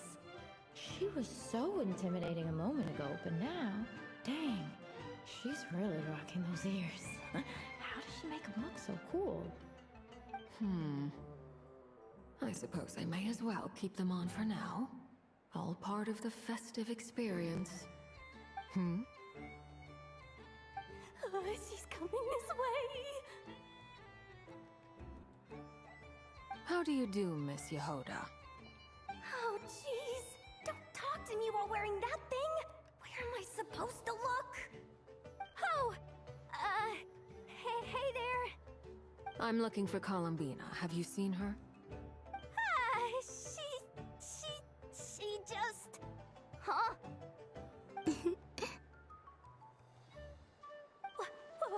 Wait, is that what she meant by balloon game? Yeah.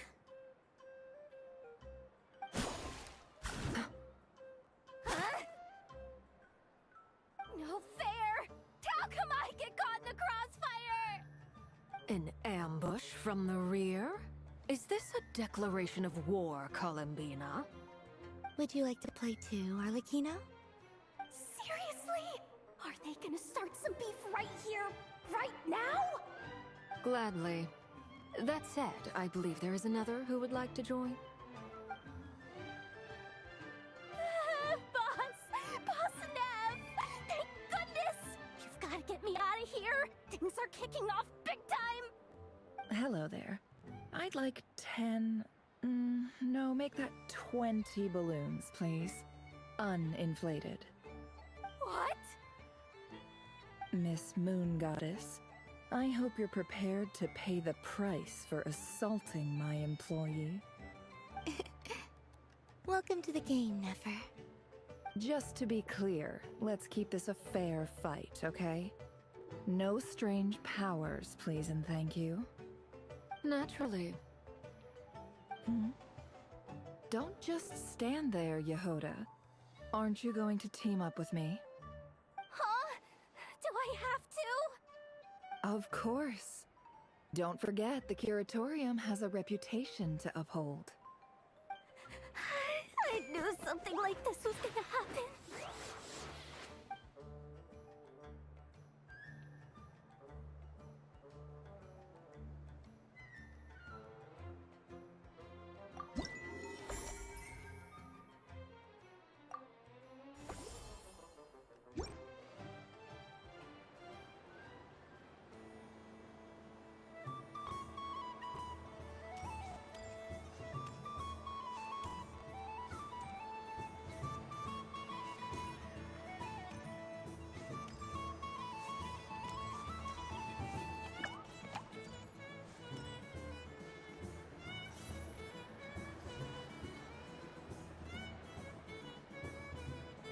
Dodoco's Whirligig! Come check out Dodoco's Whirligig! Ah, welcome home, Moon Goddess. Might I ask what this is? Ah, it's a very special amusement sponsored by the great mage herself. Ride on a soft and furry Dodoco and embark on an unforgettable adventure. I say that, but I'm just following a script here. Who is this mage, anyway? And what the heck is a Dodoco? I'd like to ride. No problem. But, are you by yourself? Is that not okay? Oh, no, it's fine. It's just that each Dodoco can accommodate 2 passengers. Would you like to bring a friend along? My friends... That should do it. Now, we just need to get everyone else to draw something on it too. But, we gotta keep it a secret from Columbina. Traveler.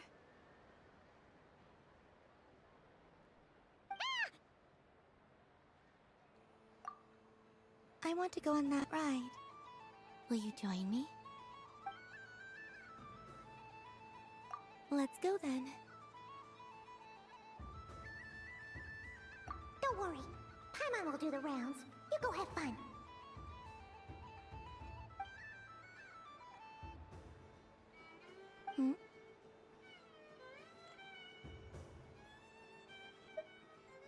All right. I think we have to wait in line over there. Please take your seats. For safety reasons, you mustn't try to leave the ride before it comes to a complete stop. All right, you're all set. I wish you both a wonderful journey.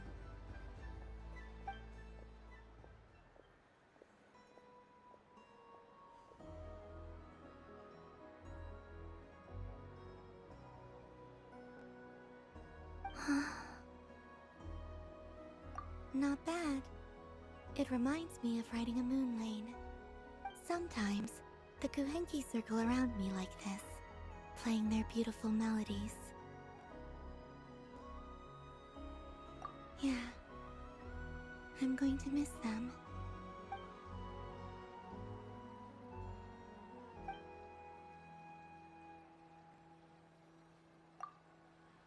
It does.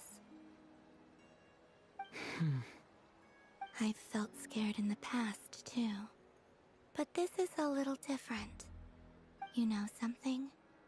I got to see a lot of fascinating things during my disappearance. I saw how the Frost Moon Scions act around their families. So different than how they used to act in my presence. And I also saw how they interact with their friends. It made me curious at first. Why do people act so sincere when they're worshipping gods, but save their truest, warmest feelings for each other. Slowly, I came to realize that it's because they trust one another. They know, deep down, that they'll be accepted for who they are. All of it. The good and the bad. I know. I knew it the moment you started calling out my name. What I fear now is the end. I fear losing all this the very night I have gained it.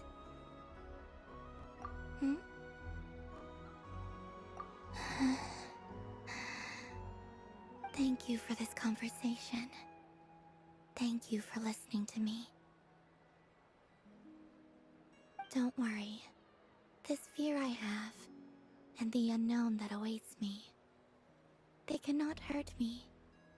Not when I possess a treasure far greater. I just want you to remember this version of me, the real me, on this final night together. Dear passengers, Dodoco's awesome adventure has come to a close. Please leave in an orderly fashion, and we look forward to seeing you again in the future. Don't want the journey to end, huh? Don't worry, you two.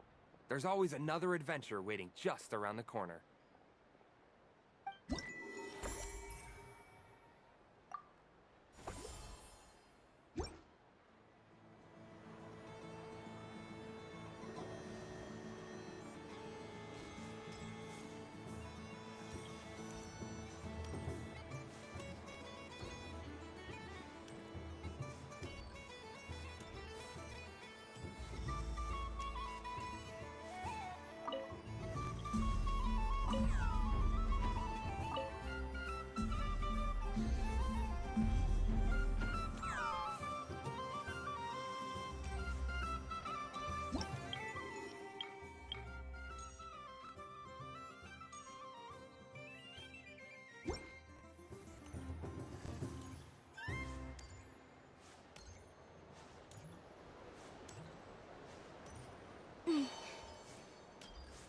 There are so many attractions here. Since I rarely get out, I might as well make the most of it.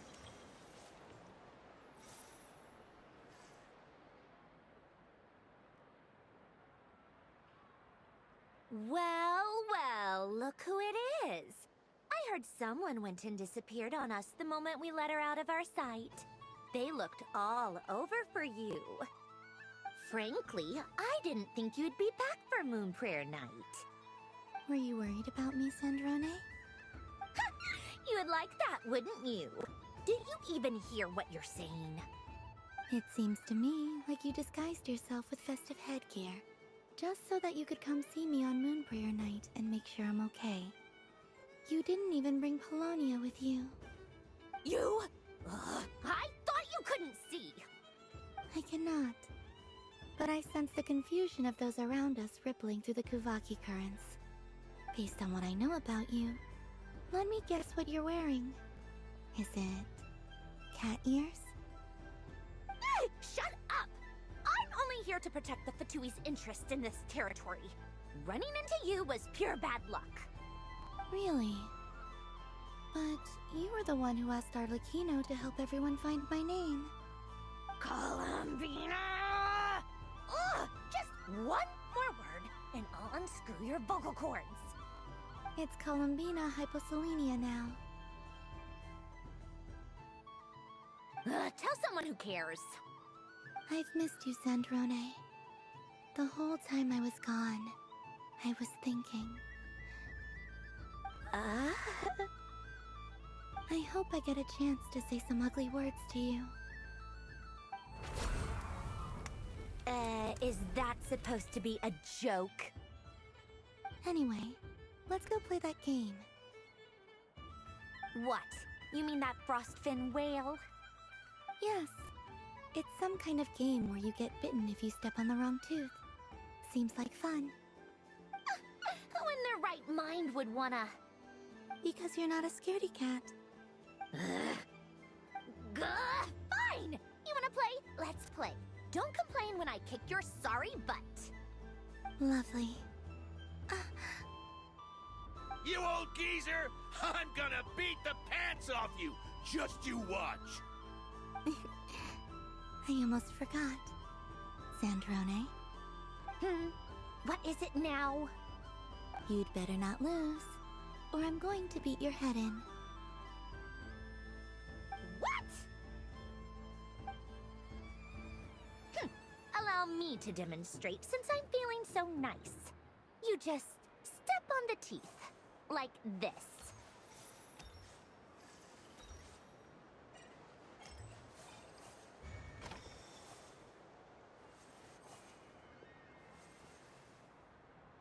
Which should I pick? Your turn, Sandrone.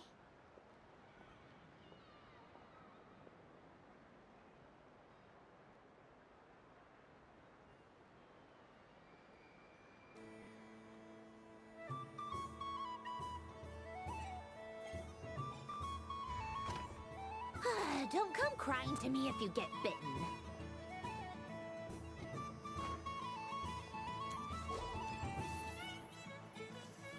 There are less and less teeth remaining.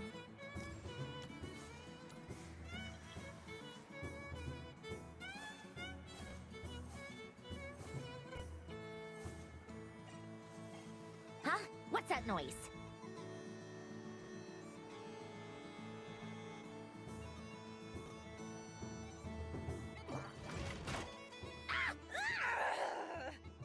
I think you might have picked a bad tooth, Sandrone. Shut it! Do you need any help? It seems like you're stuck. No! It's just a blasted toy! How is its grip this strong? Stop laughing! All right. Well, you lost. So just like I promised. Hey! What are you doing? Are you seriously? Hiya! Why you? Oh, just you wait! Rematch! Are you all right, Sandrone? That was quite a strong bite. Are your clockwork parts? Quit your fussing! I don't need it! All right. I'll go first this time.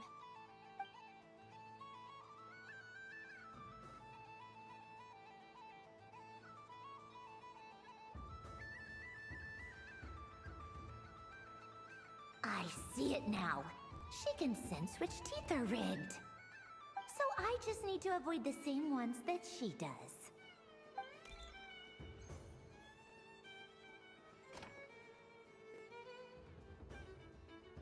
This one... Seems fine. She avoided that one then? Now I've got you. All right, my turn.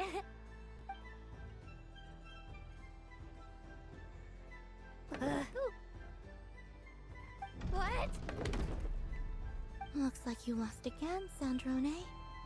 Wait! There's more than one bad tooth! Bonk.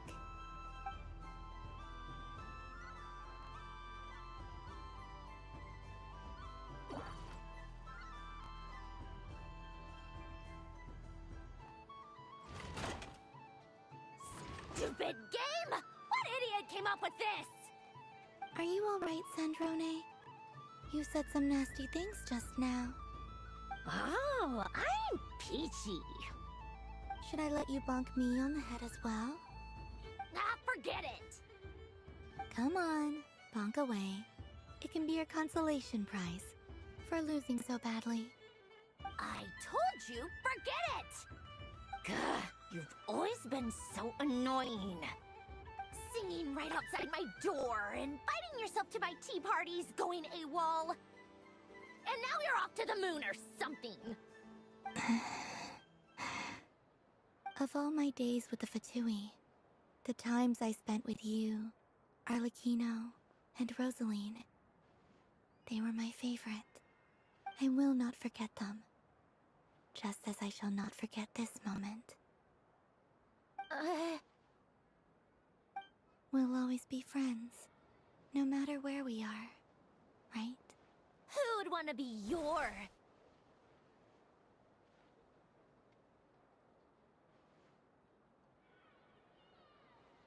I'll miss you, Sandrone.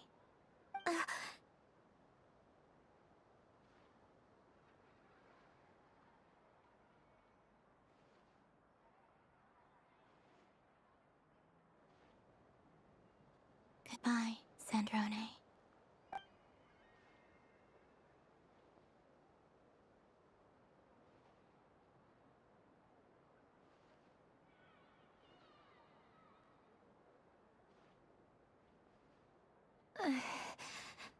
I'll miss you too, Columbina. Sorry, what was that? Ah! Yeesh! No need to freak out. What's wrong? We've been looking everywhere for you. What do you want? Oh, nice ears.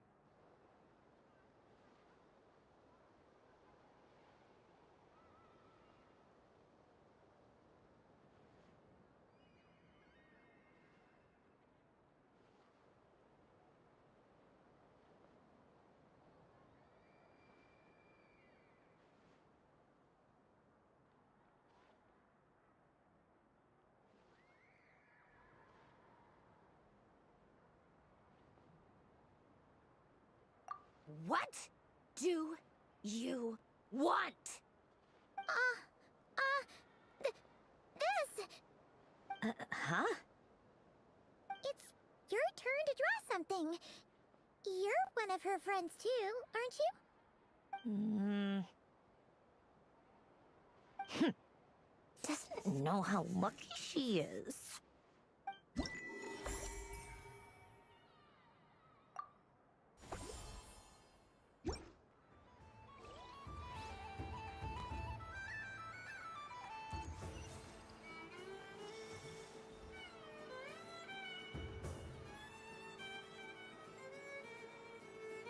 What is going on over here? It looks like fun. Hold it right there! You can't run away from me, Moon Goddess. Are you talking to me? Of course. Do you see anyone else here dressed up as the Moon Goddess besides me and you? Hey, come on! Call me by my title. Happy Moon Prayer Night, Moon Goddess. And the same to you. Anyway, there's no time to waste. Get ready for the duel of a lifetime. Duel? Meet my partner, Stacco. Come on out, Stacco! Well, don't just stand there. Let's see your partner. Partner?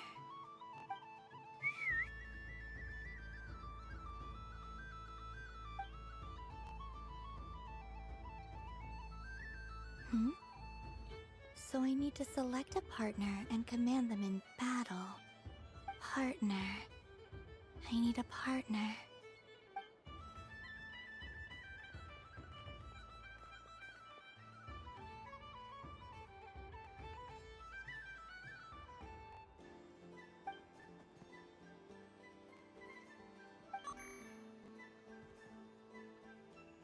Whoa!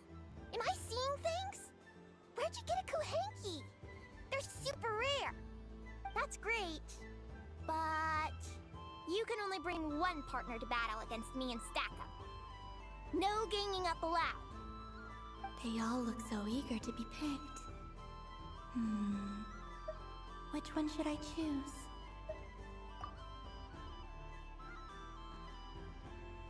This one usually lives in Nasha Town. She likes falling asleep to the sound of striking hammers. And I bet she's quite familiar with robots' weak spots.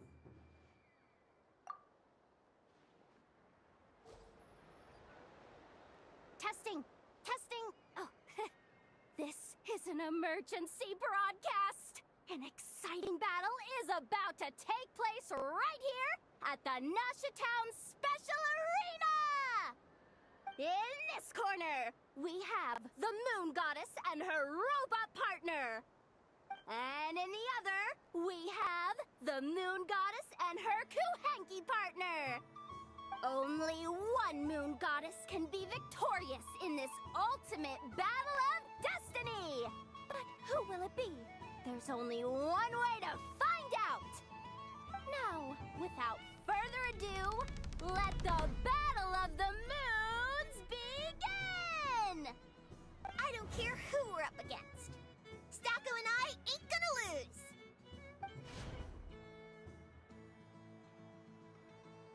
Let's strike first! Stacko, formation shift! Ho ho ho! The robot has kicked things off with a change of formation. But how will this affect the battle? Nobody knows! The other team throws out a Lockaberry! Maybe a way of building rapport between teammates? Or something? This is supposed to be a duel, guys! Okay then. Stacko, maintain formation and enter your empowered state.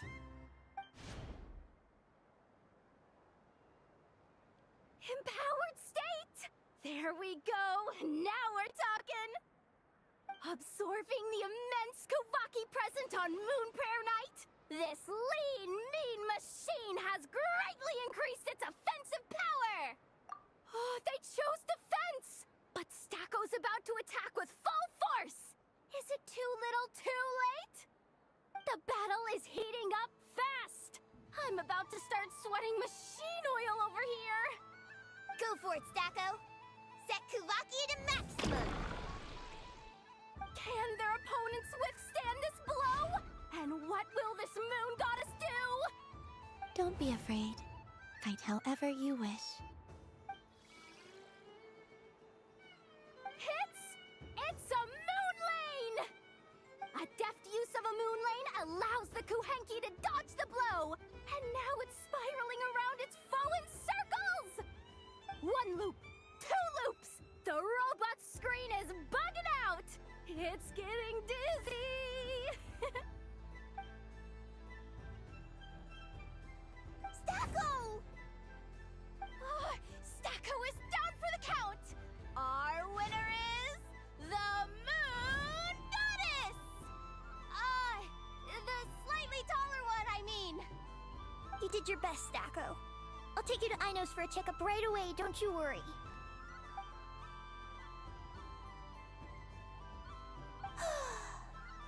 Well, you beat me fair and square, I guess. Honestly, I underestimated you. Won't make that mistake again. I think my partner deserves most of the credit. Just you wait. When I'm a little bit older, I'm gonna come back a whole lot stronger. You ready for a rematch?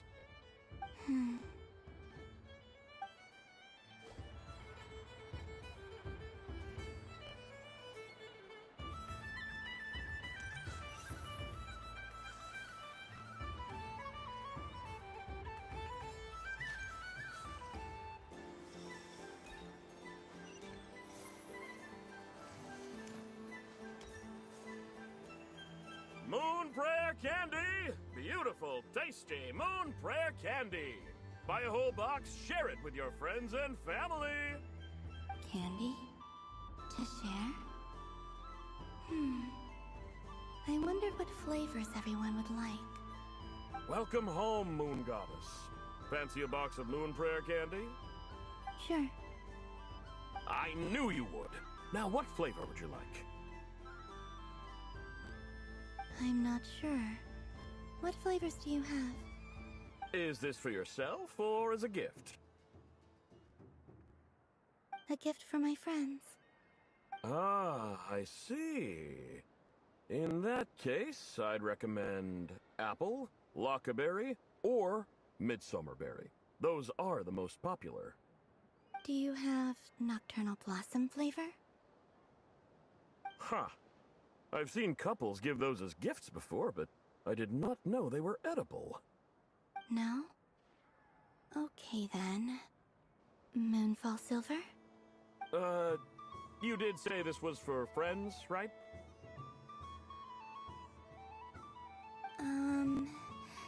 Maybe smetana then.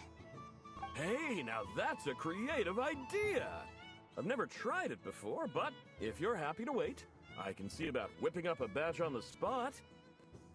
While we're at it, you got any other ideas?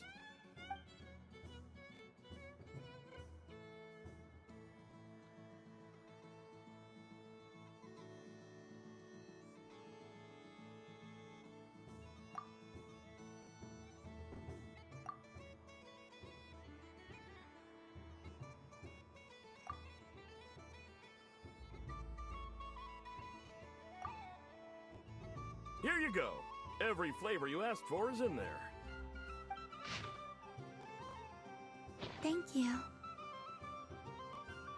I should be the one thanking you! You brought me a whole bunch of new business. It's like a genuine blessing from the Moon Goddess. I hope you and your friends have a lovely night.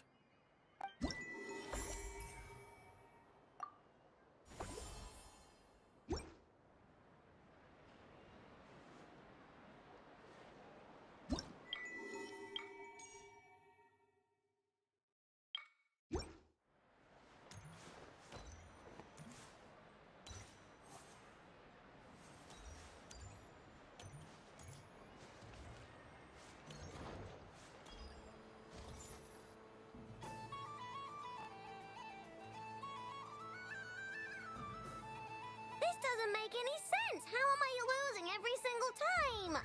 Wait, Inefa, you're cheating, aren't you? Yeah, that must be it. I am not cheating, I know. Uh-oh, sounds like Inefa's turning into a big baloney bot. I think it's time for some serious maintenance. Moon Goddess, help me. Miss Columbina, I know, is attempting to cheat. I'm not the cheater! You're the cheater! How dare you throw it back at me?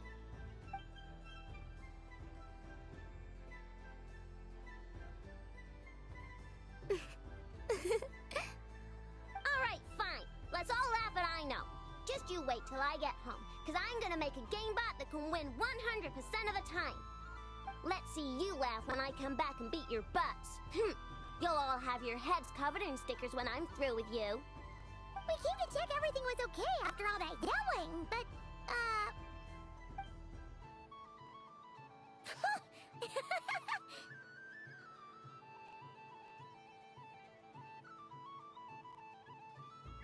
Whatever it is, it sounds like cheating is allowed. Kuhenki concentration. Each player starts with differently colored kuhenki. Each round, they draw one kuhenki from their opponent. When a player has two kuhenki of the same color, they make a pair and can be discarded. Any that can't form a pair must be kept. The round ends when a player can't form any more kuhenki pairs, and that player gets a sticker.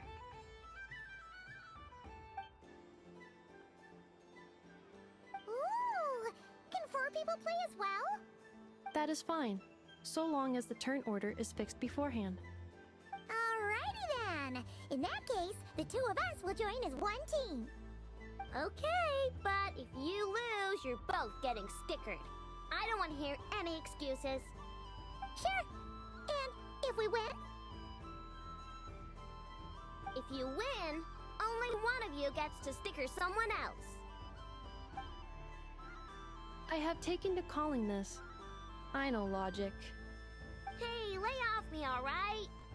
Okay, so we're starting the game from scratch again, which means all my stickers so far don't count. Looks like Luonatar is the Kuhenki of honor for this game. Anyway, let's go clockwise, starting from Inefa.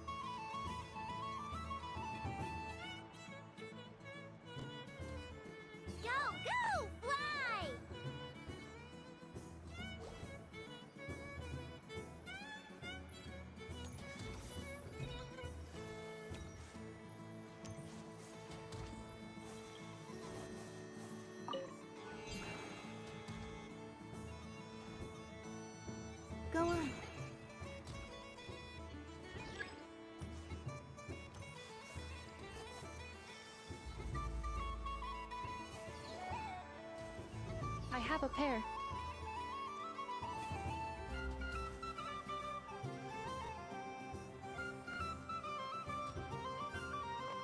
Uh-oh! We gotta pick up the pace!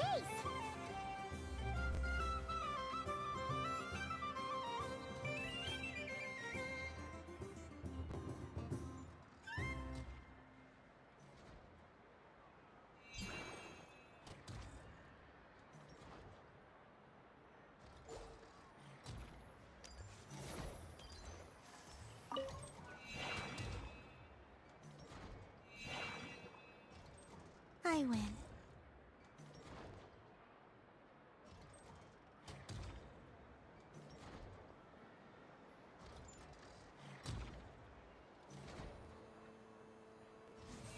Phew, that was too close. I thought I was gonna lose. Good luck, everyone. Oh, we're out!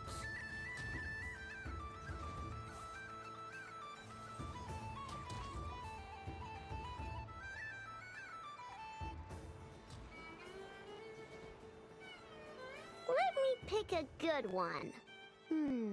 What's it gonna be? You're looking very pleased with yourself there.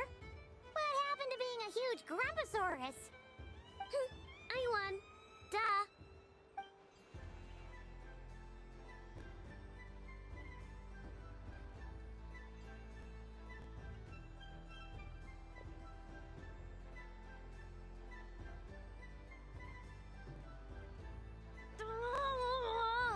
Me again?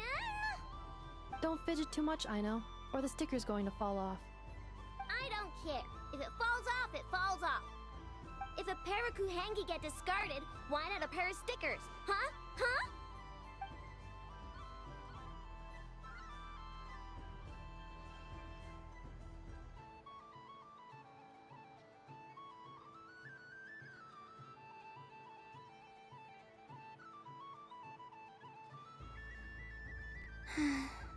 I've lost. Sticker, sticker, sticker!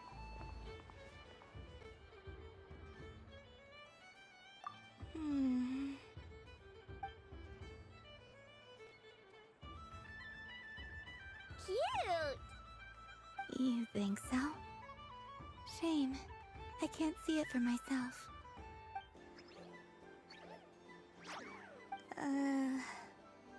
What did Luanatar say? She said it looks so cute that she wants me to lose a few more rounds.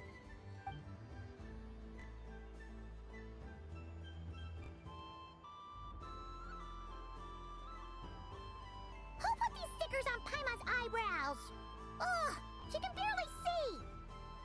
Alright, now, I think we got enough evidence to prove that there's a serious problem here.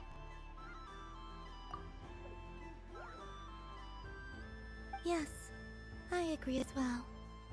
The culprit is... Inefa! Culprit? What did I do? Quit acting dumb, Inefa! You're not wriggling your way out of this one. I've been watching you. Not only did you remember whose side Luanatar started at, but every time someone drew a Kuhenki, you were logging it and calculating every last possibility. Which Kuhenki pairs were gone, who had what color Kuhenki in their hand, even our facial expressions. You were keeping track of it the entire time. Exactly! What Ino said! Putting aside the fact that running calculations is not against the game rules, do you have any evidence to support your allegations? But that's not against the rules either. So she admits it. She certainly does. Alright, everyone grab a sticker. It's time to get Inefa back. But... Take that!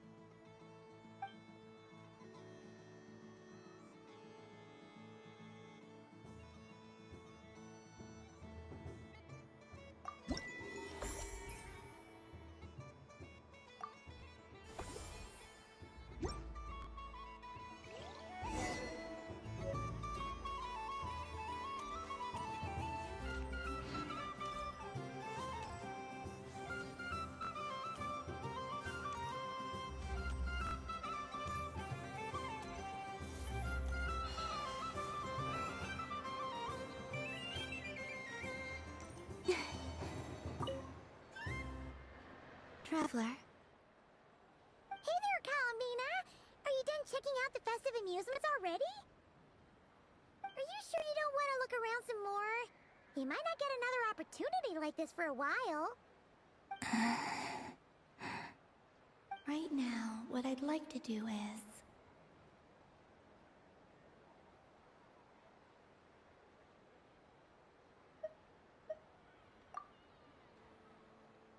Oh! Candy for us? Thanks a bunch, Columbina. Don't mind if we do. Whoa! This one's intense. But it's so tasty. What about you, Traveler? How does yours taste? Oh, sounds good. Pieman's drooling now. Are there any more Smatna candies in the box? Yes, I believe so. Okay, gotcha. Let's see.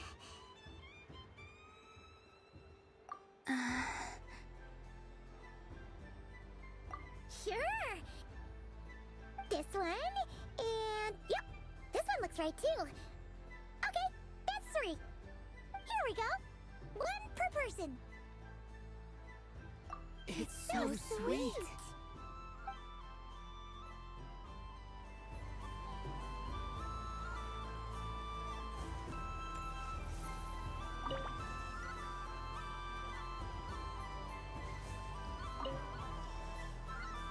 Traveler, Pieman. Columbina! Finished with the festival already? Really? You sure you don't want to have a little more fun out there? Final answer. Yes, I am sure.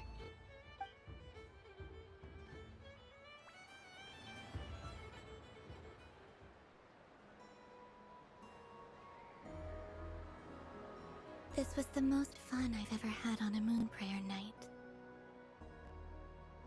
Everywhere I went, people were saying, "Welcome home," and there were friends at every turn. I only wish it could last longer than one night. Oh. Yes, you're right. The moon prayer blossoms. Ooh, look! Look! Moon prayer night has come.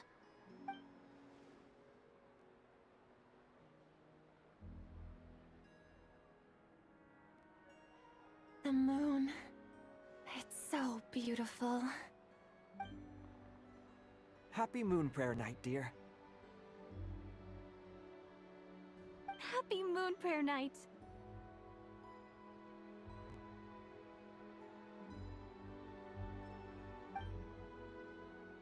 Happy Moon Prayer Night.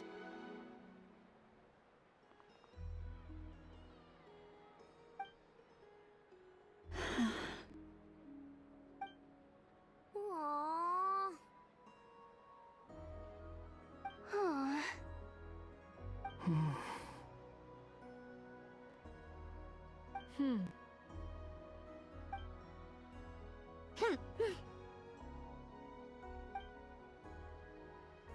Time flies when you're having fun.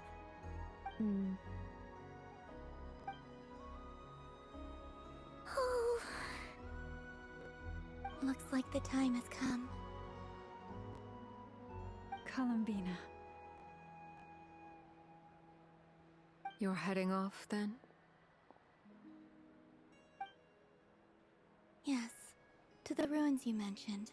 And from there, back home to the moon. Wait! I know? At least... Take one of our craft shop's crumb cookies up to the moon with you. You know, for a snack. Sure, why not? The Curatorium of Secrets believes in proper farewells.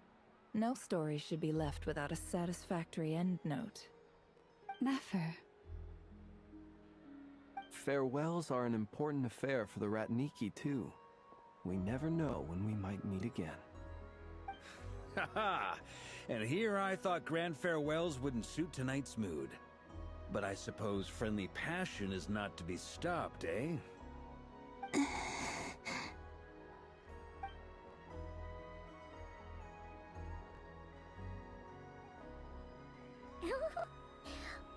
made a little something for you, Columbina. Ta-da! What is it? A Moon Prayer Night greeting card with drawings by all of your friends. You did mention that you'd like a portrait done, so I took the liberty of creating one for you. I, meanwhile, did the portrait of Mr. Albedo, and Mr. Varka did the same for me. I mean, I think my work was pretty true to life, don't you think? The picture of Ashru was my doing. The two of you seem to get along rather well. Wait, was I the only one who did a full-body picture? That's so embarrassing. I did pictures of me and Anefa. I did my own portrait and one for Hat Guy. Plus, there's the two mages, Arlecchino and Sandrone. So, if you ever miss us, just flip the card open and we'll all be right there with you. I don't know what to say. Thank you so much, everyone. This whole Moon Prayer Night was more than I could have ever asked for. It is the greatest gift I have ever received. Lama, I figured it out. Figured what out? Remember how the Frost Moon Scions used to use milk as invisible ink to write hidden messages? That was a very long time ago. Oh, are you saying? Yes. When I miss you all, I shall use moonlight in the same way, to write words that only you can see upon the moon itself. Wow, that sounds lovely. Quite. But how will we see them? Simply open your windows on nights when the moon shines bright, and the moonlight will naturally flow towards the words I have written. That sounds most fitting indeed. Very true to form. I'll try to write them in places that won't disturb your sleep. I, for one, would sleep all the better for having read one of your messages before settling down for the night. Exactly. So don't worry about disturbing anyone's sleep. Just promise you'll write to let us know you're okay, alright? Alright. I promise.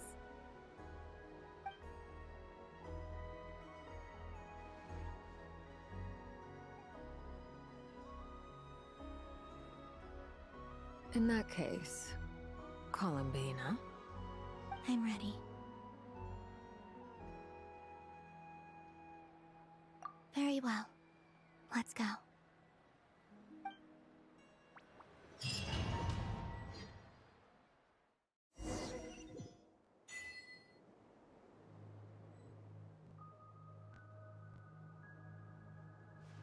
In just a few moments, I will be gone.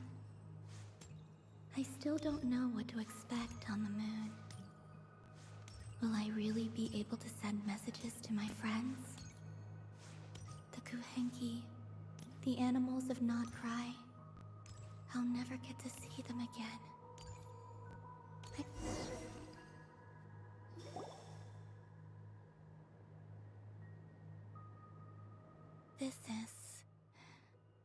This is where the people of Hyperborea used to communicate with the moons.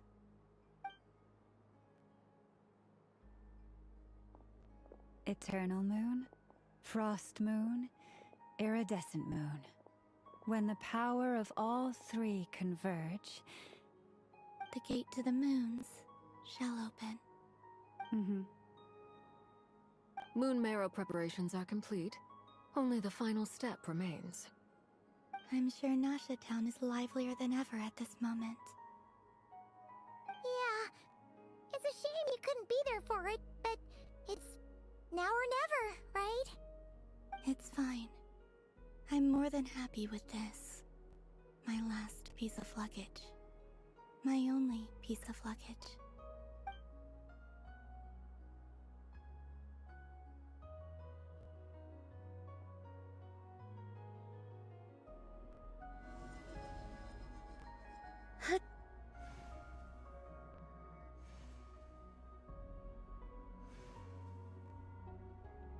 I can already feel the moon calling to me.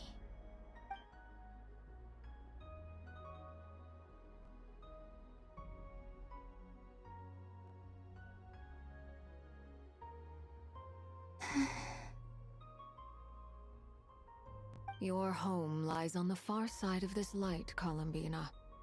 From now on, we will at last have a reason to pray to the true moon. Columbina. Yes? I'm listening. Be sure to come back and see us when you get the chance.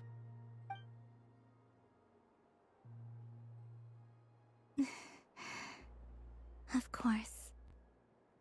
But if that chance doesn't come, then remember that you have friends on this planet. People who will miss Columbina. Yes, I will. Thank you for everything you've done for me. And remember, come night or day, the moonlight shall always connect us.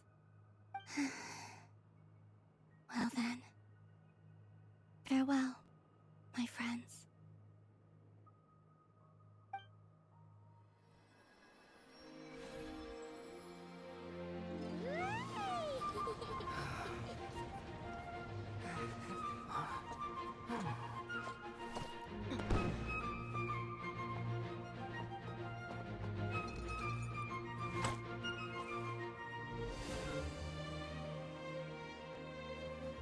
Thank you.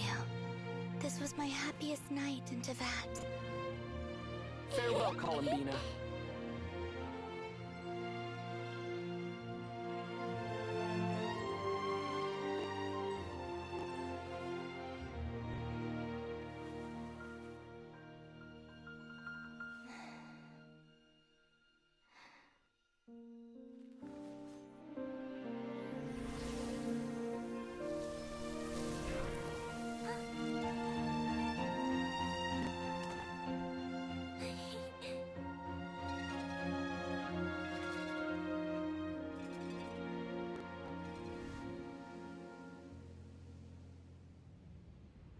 The moon really is closer than ever tonight.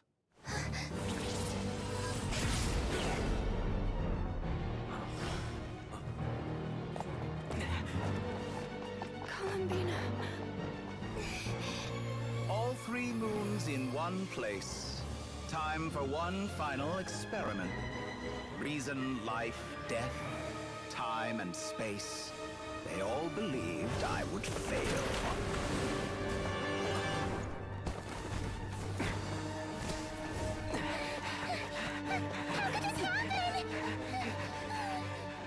But Teyvat's primordial power never did belong to the throne of heaven. And now, they are mine.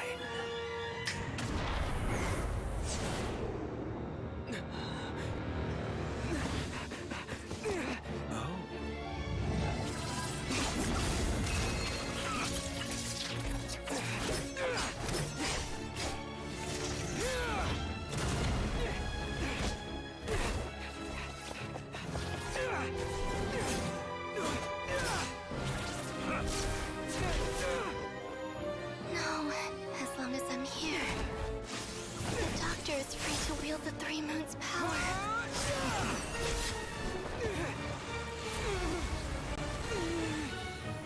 It's the only way.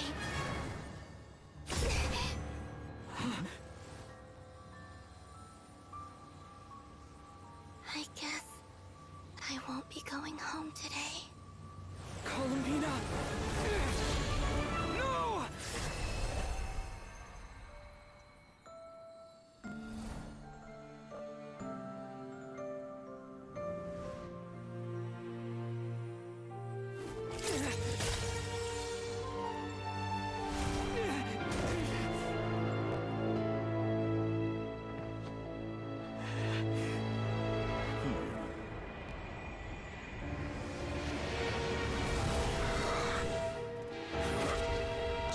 Stubborn world, do not try to control me!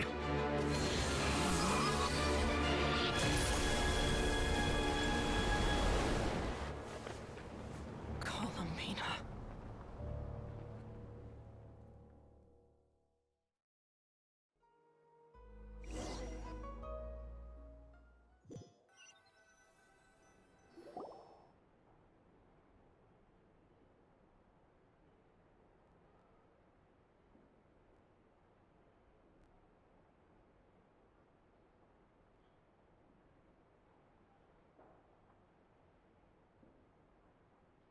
Are you all right? Do your wounds still hurt? I had someone prepare a little medicine that could prove effective. Take it if you need to. In that case, let me relate the contents of the call we made to Alice after the incident occurred. That Dottore is a crafty one. He distracted the Hexen Circle by creating a huge fuss at Tevat's borders. I'd assumed that the cause was an abyssal intrusion from the outside world, which in fairness is a rather common occurrence. But after learning that you managed to influence the phantoms in Nordcry, I realized that perhaps this interference could have come from within Tevat instead. But we weren't able to change their fates. True, you couldn't change how their stories ended, but you did build some variables around yourself. Variables? Yes. Things you heard that you could not otherwise have learned. Ideas that would otherwise have never crossed your mind. All these things are variables. Of course, most variables usually pale into insignificance with the myriad of possibilities floating around. But the moment you start treating them as building blocks and intentionally stacking them, that changes things. That's what Dottore did, and it's how he created the necessary conditions so that when you activated the portal tonight, it played right into his plan. However, we have no way of knowing exactly what he did. Yeah, we also need to ascertain Columbina's status. And that about sums it up. As I suspected, Dottore has disappeared completely. If it's any consolation, he wasn't able to control Columbina as he might have wished to. Oh no!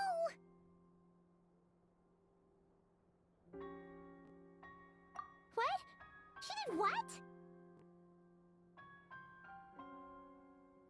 All we saw was Dottore appeared and used some kind of power. The next thing we knew, he and Columbina were gone and you were falling into the sea.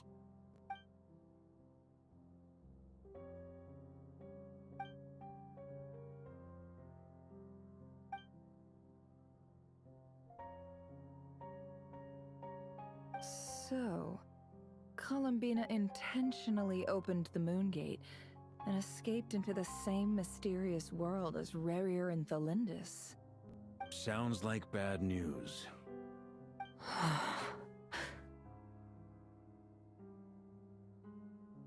Seen in that way, the Trilunar Syzygy and Rerir's emergence, Dottore might have been pulling the strings in both cases.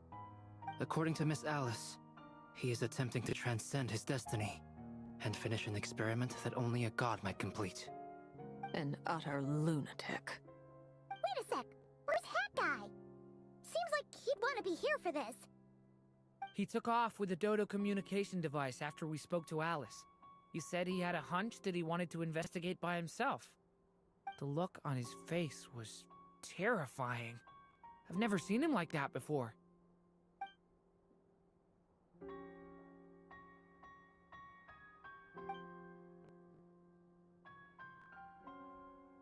I'm back. Hat Guy! I went to look for the Hyperborean phantoms again. I think I've gotten to the bottom of it. I got them to talk to Nicole on the other end of the communications line. Turns out, the history they describe is different from how Nicole remembers it. Really? But how? Surely Nicole can't have been wrong. Because the phantoms are the ones who are deceived.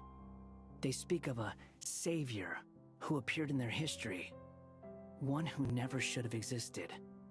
This savior promised to create a new moon within the false sky, and even bring back their moon goddesses. Foolishly, they believed in him, and told him everything he wanted to know about the moons.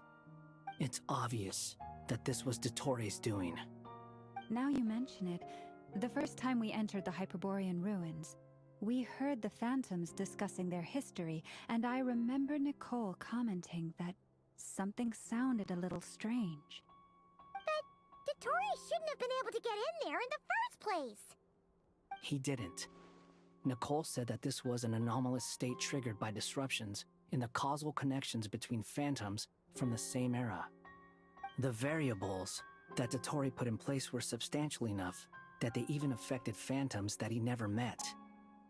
So it's not that their memories were unclear. They'd been tampered with. That's exactly the possibility Dottore was trying to manufacture. He turned these variables into knowledge and engineered the situation so all that knowledge would fall into his hands. Then, he harnessed that knowledge on Moon Prayer Night to truly create a false moon. How is that even possible? To be precise, he exploited a weakness in the way the spell works. The spell senses Kuvaki to detect the moon's location. So, as long as the false moon more strongly resembled a moon than the frost moon beyond the skies, the gate would teleport Columbina to the false moon's location. In other words, to Dottore's side. Once he had her under control, the teleportation spell remained active, and he manipulated her power to seize both moon marrows.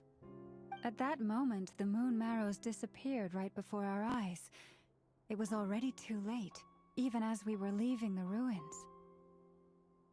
By then, Dottore had already amassed the power of all three moons. So, where does that leave us? What do we do now? I'd certainly like to know what Her Majesty thinks, now that the concerns I expressed to her have come to pass. But we cannot simply sit and wait for her to decide the matter.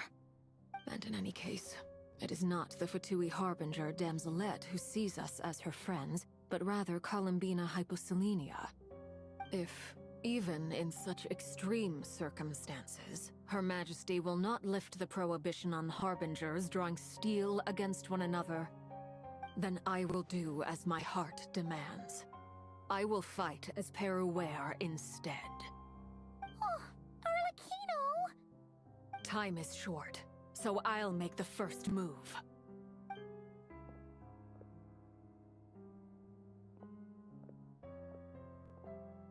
Whew. Even Arlecchino seems to be losing her cool now.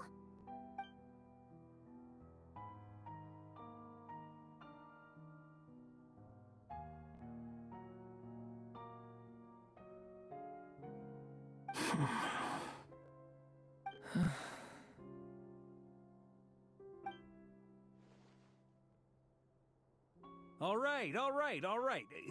Lose those dejected looks for a moment and let me get a word in. It looks bad, I won't lie. Very bad, in fact. So Dottore's pulled some real dirty tricks to gain the upper hand. For now. And yeah, it's to the point where even the mages say that his variables have affected destiny. I'm not so sure, though.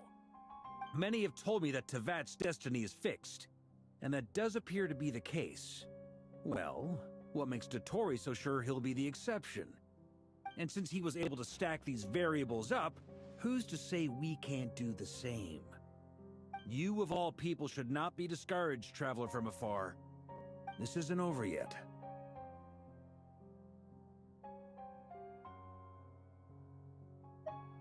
And you're not alone in that. Everyone here does, whether they've spoken thus far or not.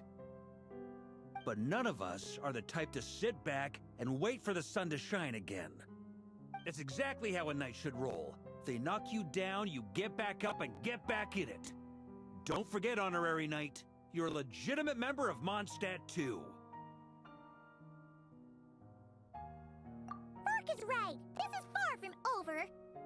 Dottore's already way overdue a butt-kicking given his past shenanigans. And after this, he's earned himself a double dose. That's what I'm talking about! How's everyone else feeling?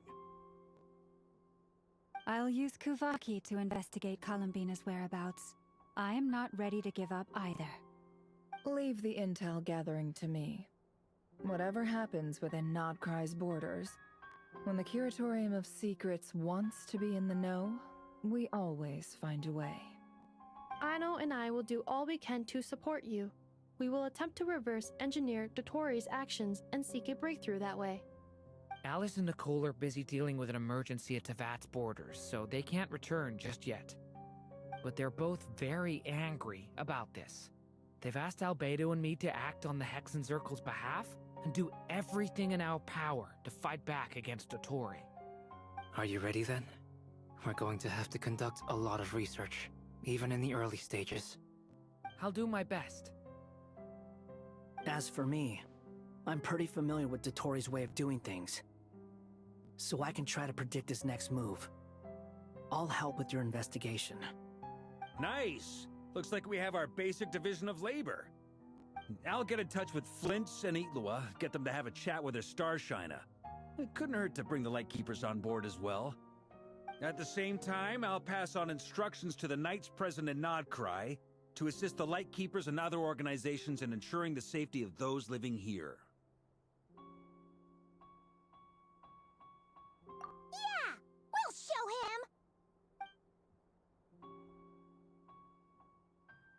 That's it then. Good luck, everyone.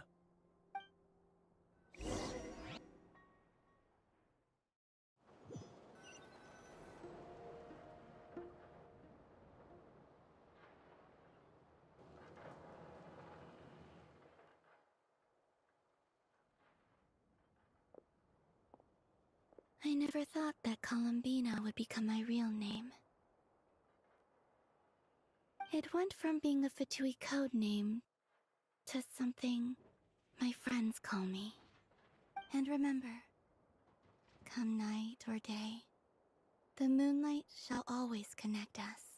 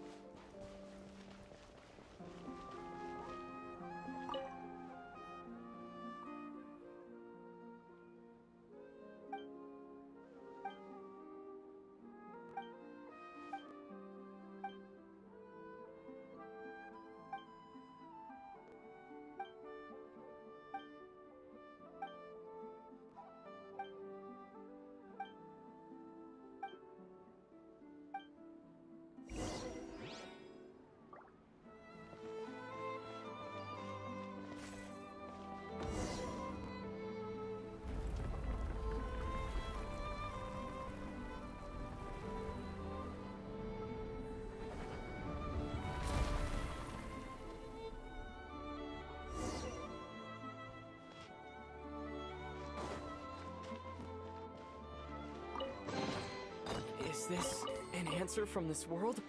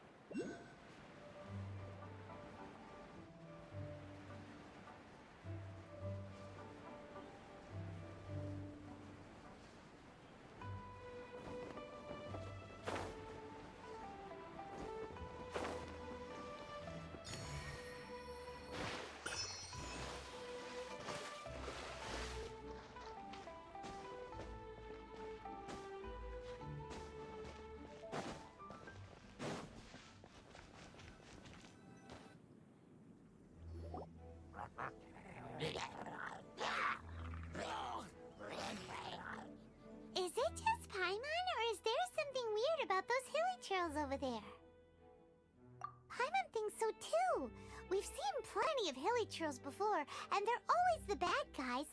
But this is different. Uh-oh. This is right by the Wangshu Inn, too.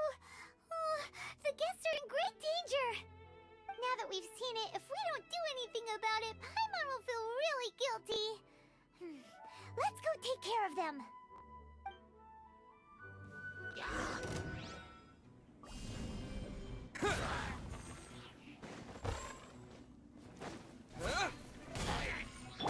Hey! No one escapes my sights! Terra Smash!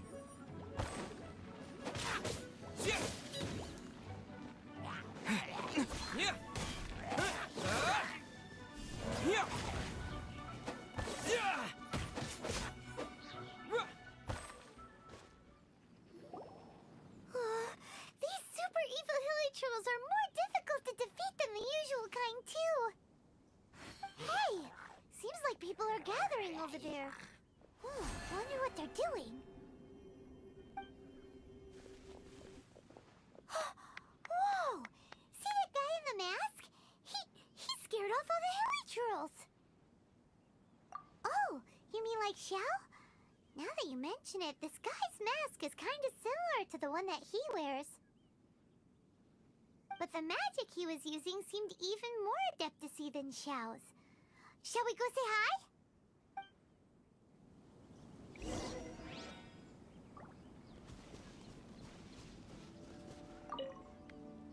Ahem. Hello. Allow us to introduce ourselves. This is... Please, if you're here to thank me, there's no need. Cleansing the world of evil is the duty of the Adepti. Think nothing of it. One certainly doesn't. Wait, who are you? One had assumed you were followers, but on closer inspection it seems that we have not met. My name's Pieman, and this is my sidekick. One sees. One too shall introduce oneself, for it is good manners to comply. The one before you is the Adeptus, Master of Stars, though one is better known to one's followers as Star Snatcher. One descended from one's mountain abode to cleanse the world of evil, whereupon fate saw fit that our paths should cross. Now, tell me that which you wish for. Our wishes? Paimon thought that the Adepti and Levi were just really good in battle. You mean you can grant people's wishes too? There are different levels of Adepti. Are not the stars loftier than the mountains, clouds, and moon? Yet, it is unbecoming of an Adepti to boast of one's powers. One would have you first speak to one's followers, and only then make your verdict.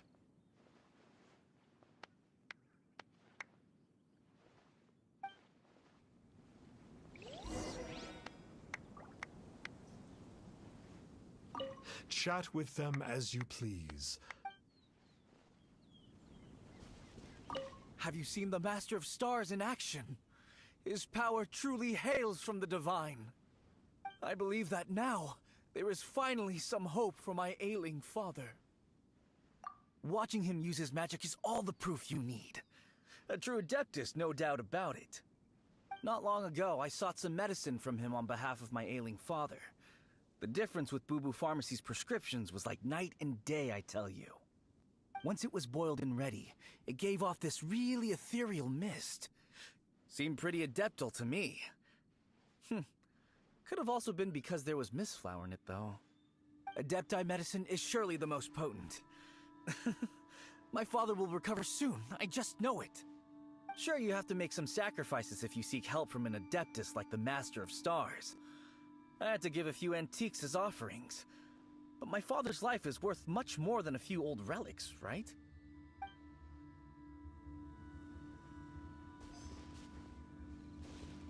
The Millilith don't really need to do shifts when the Master of Stars is around, do they?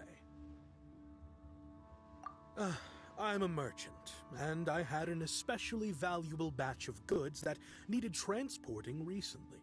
So I asked the Master of Stars if he would make the journey with me, as presumptuous as that was.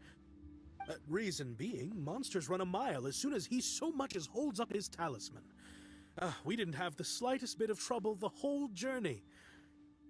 It didn't come cheap, of course, but then soliciting the services of an Adeptus is a monumental affair. Just look at the Rite of Dissension. So I can accept it, but I doubt that most from outside of Liyue would be willing to.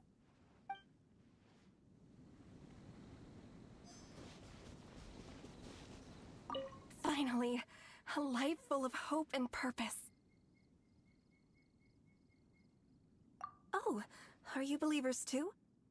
After my fiancé Evan left, I cried every day.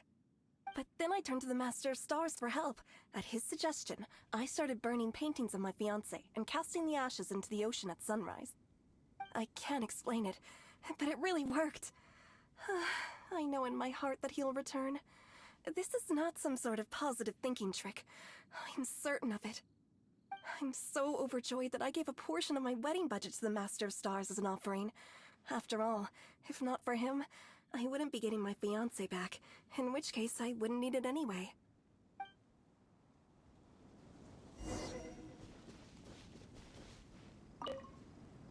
What do you think? One's adherents may exaggerate a little, but they speak from the heart.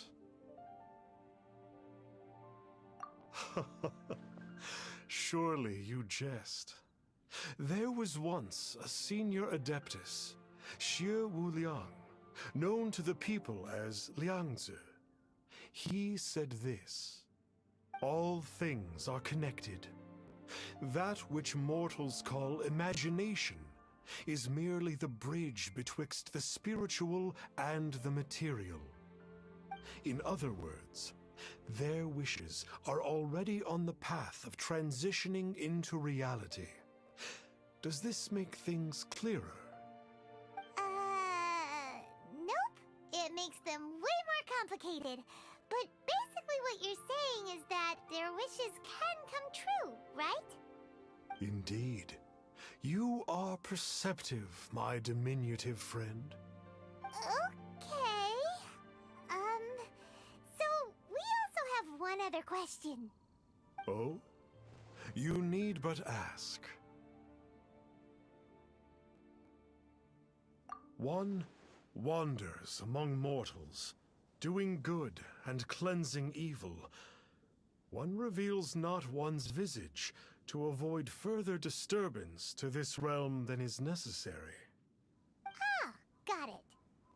Now then, what are your wishes?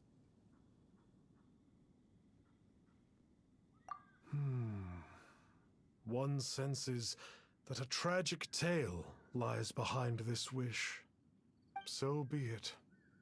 This wish is not beyond one's power to grant. But first, one must see some proof of your faith. What's that supposed to mean? The way of the Adepti cannot be grasped from words alone. One must seek the profound truths that lie beyond them. Should you fail to perceive one's hidden meaning, then regrettably, one may lend you no aid. What do we do? Pieman doesn't understand him at all. Oh, that's right! Some of those believers mentioned that they had to pay a pretty sum for the Adeptus' help, didn't they? Well, Pieman's not forking over anymore, and we don't have anything valuable enough on us. You don't even have a vision. Hey, why don't we make him a tasty snack? No one can resist the temptation of good food, can they?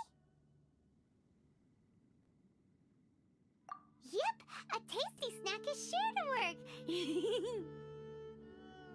Why don't we head over to Wanwen Bookhouse and see if they got any new recipes in?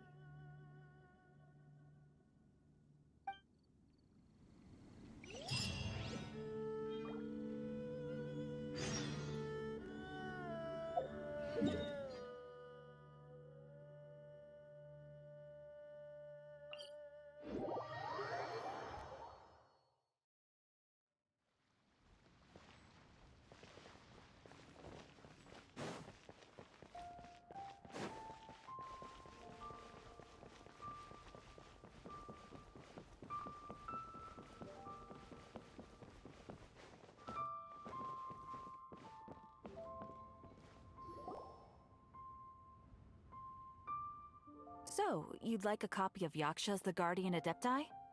Yes. Here, and keep the change. Oh, aren't you generous? Thank you for your patronage.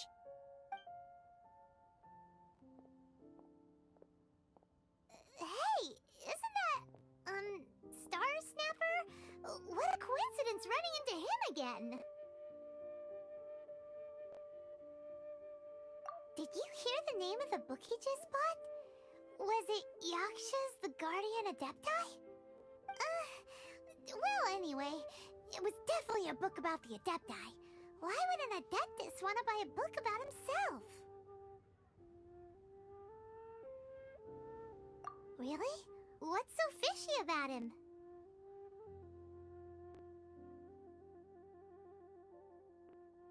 Huh. That's a good point. None of the other Adepti we've met seemed like they needed anything from anyone.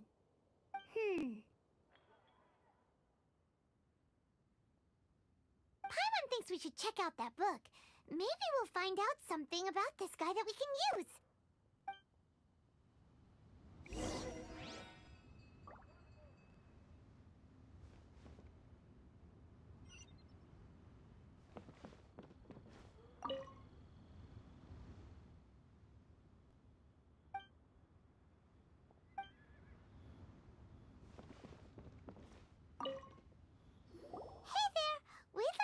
Of Yaksha's The Guardian Adepti. Do you have one in stock? Huh.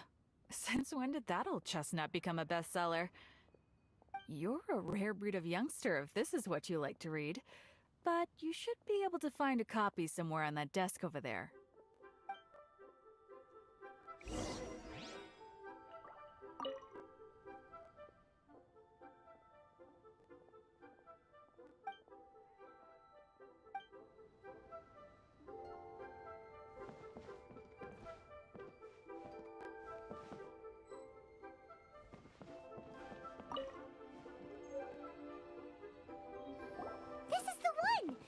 What it's all about, shall we? In ancient times, Liyue was a land of misery, where the shadow of evil loomed large. As slain gods festered, their vengeful wrath cursed the world, manifesting in infernal forms. When demons stirred, miasmas, monsters, and mutations infested the land. Then, Rex Lapis summoned the Yakshas to vanquish the demons. They swore an oath. Restore order through slaughter, purge evil through battle. To this, we dedicate our lives. Eons of bloodshed later, karmic debt weighed upon them, phantom wrath seeping into their broken souls. They went mad with fear, turned on each other, or succumbed to the darkness. Of the 5 foremost Yakshas, death came to 3, while the 4th vanished without a trace. In the millennia since, one conqueror of demons remains the sole surviving Yaksha in the mortal realm. And only on moonlit nights, in the glow from Guyon, and in the sound of the Dihua flute, is his memory preserved.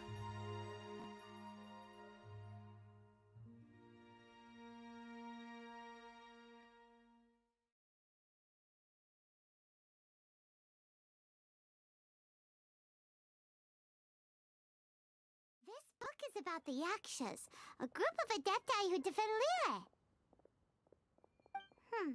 Seems like a pretty niche topic. Was there anything that stood out to you?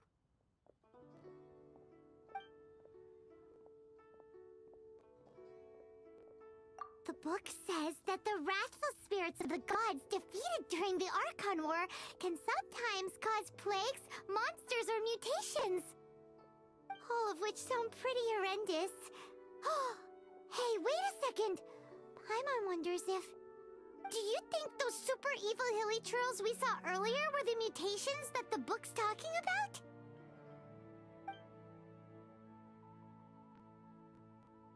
The book says that the Yakshas, after fighting against the wrath of the gods for thousands of years, became bound by karma. Poisoned by the hateful thoughts of the gods, the Yakshas would often descend into indescribable fits of terror, rage, or agony. Oh, it's so tragic. After everything they went through and all their years of protecting Liyue, they got no reward and had to deal with so much suffering instead.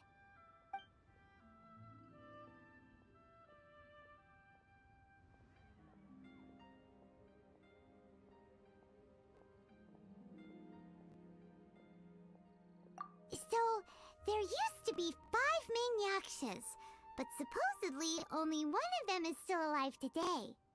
Do you think that it could have anything to do with that Star Snatcher guy? No, surely not. He doesn't exactly give off the impression that he's been suffering for thousands of years. Yep, Pieman thinks we've already summed up all the key points. So back to the matter at hand. The things we need answers on are 1, where did those super evil-looking hilly trolls come from? And 2, what does Star Snatcher have to do with the Yakshas, right?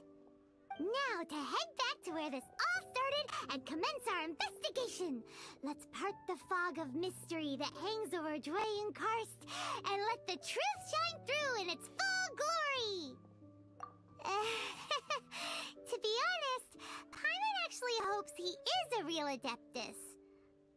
His exorcism technique seemed real enough at least.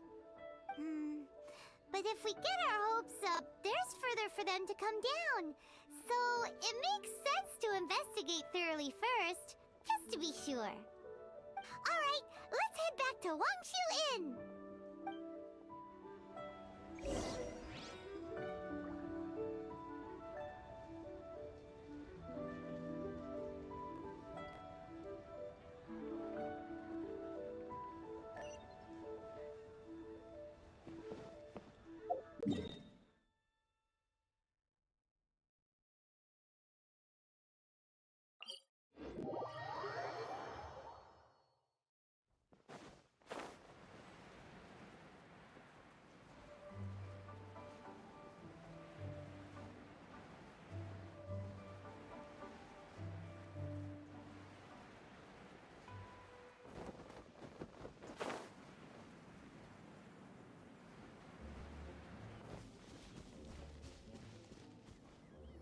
Flee at my command, foul demons!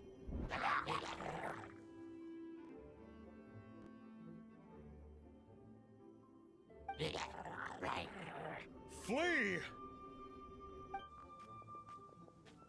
Why won't you flee?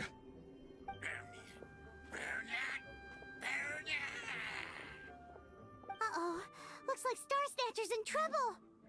And there are innocent bystanders here too! We have to step in! Terra Smash! To dust!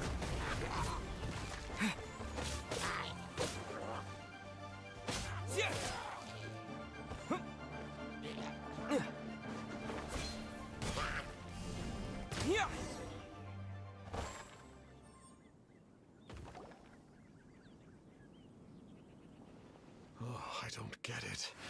Why didn't the Sigil of Permission do anything? Has the evil aura of these hilly churls grown in intensity? Sigil of Permission, huh? Now why does that sound familiar? Right! It's a keepsake of the Adepti, so it must still contain traces of their power! No wonder he was able to scare those monsters away earlier! What are you two babbling on about? One is merely underslept, meaning that one's adeptal power is not in full flow. Were one but given another opportunity... Well, as it happens, there goes another bunch of evil hilly churls over there. Should we leave them to you, then? One suddenly feels ill at ease. Surely one has overexpended one's adeptal powers. Otherwise, one would surely purge these infernal beings at once. So you just bragging after all. We were right to be suspicious. Come on, Traveler. Looks like it's up to us. Use your elemental sight and hunt them down.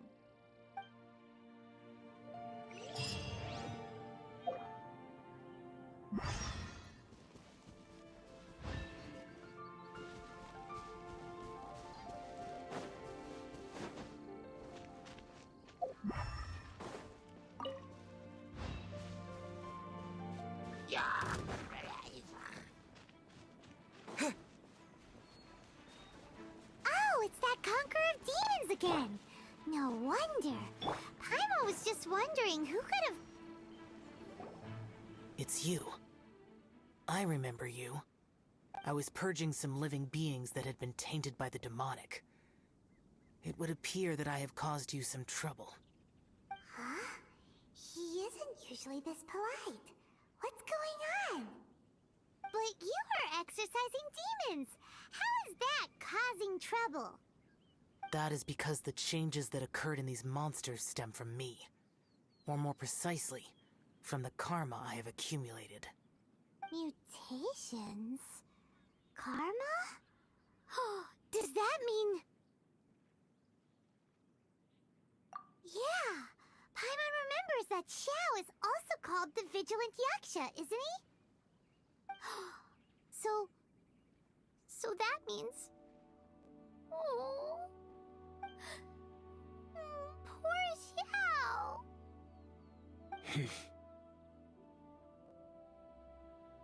I see. You must mean that piece of literati fan fiction from a few hundred years ago. All things are impermanent, and to exist is to suffer. We Yakshas have no need of sympathy or tears. My comrades who have passed on would see your tears as a stain upon their legacy. Oh, I'm sorry. It matters not. In any case, I am on my way to purge a cavern of demonic influence, so we shall part ways here. Wait! Take us with you! We'll be a big help! Paimon promises! No need. I am used to fighting alone. And in any case, these mutations originated from me to begin with. Well then... Oh! Consider it Paimon's penance for being accidentally rude just now. Please? Well, come on then.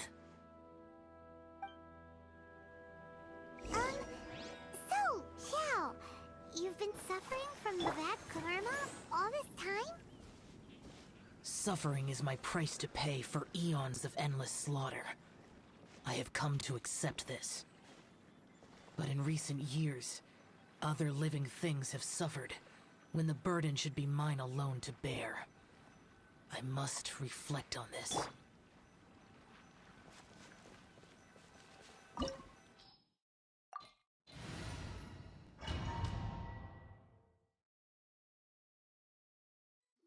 Ooh, this place gives Paimon goosebumps. I will use the ritual known as the Bane of All Evil to relieve this place of its karma. You must remain calm. Do not allow yourself to be affected by the lingering wrath of bygone gods.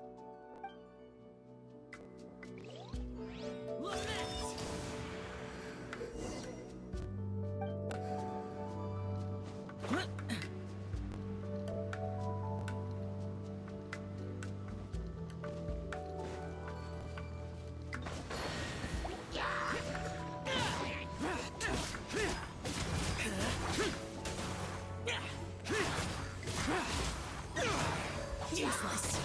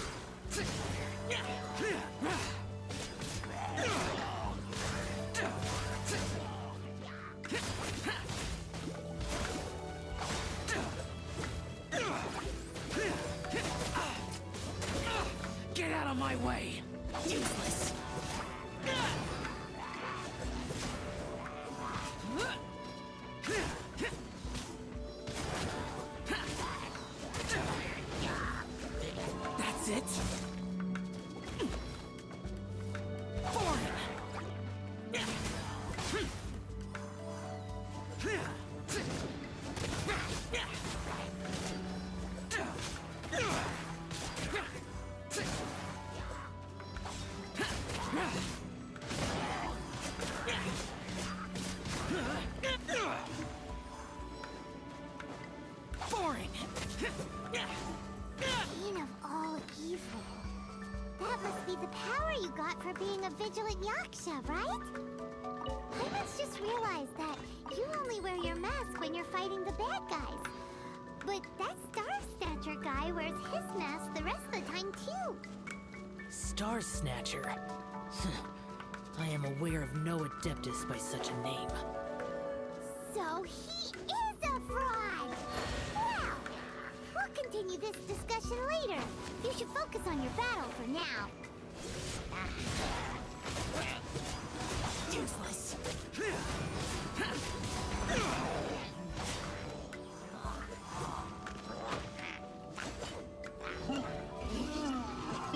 Worthless. Here.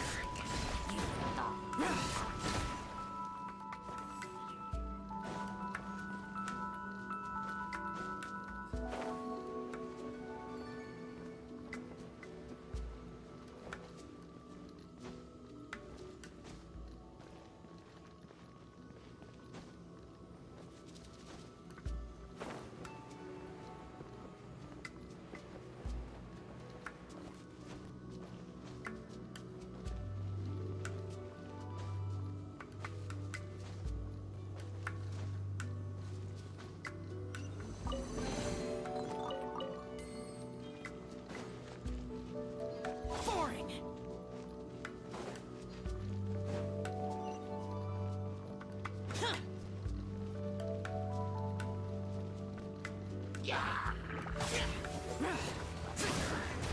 Boring.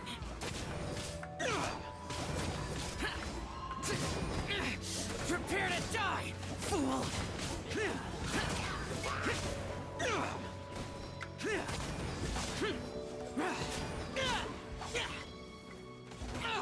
Get out of my way!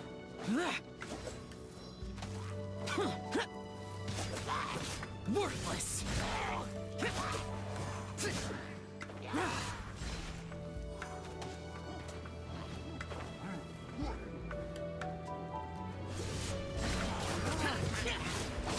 Useless!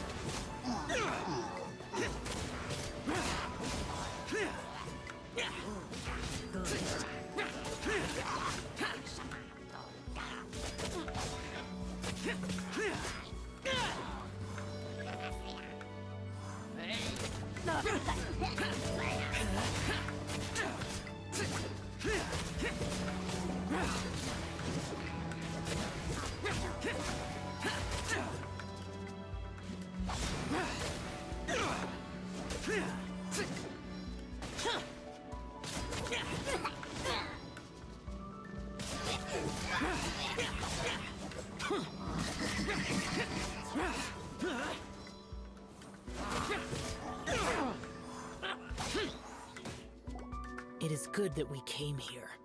An unusual number of living things had fallen under infernal influence. Had we not arrived in good time, the consequences would have been unthinkable. Now, this Star Snatcher you speak of, what is the situation? Ooh, Pieman will tell you. An Adeptus who grants wishes. To think that people could be so easily deceived by such blatant lies. As an Adeptus, do you have the power to grant wishes, Yao? The Liyue of yesteryear would never ask the Adepti for boons unearned. Millennia ago, the ancestral people of Liyue asked for nothing more than the strength to defend the land they called their home.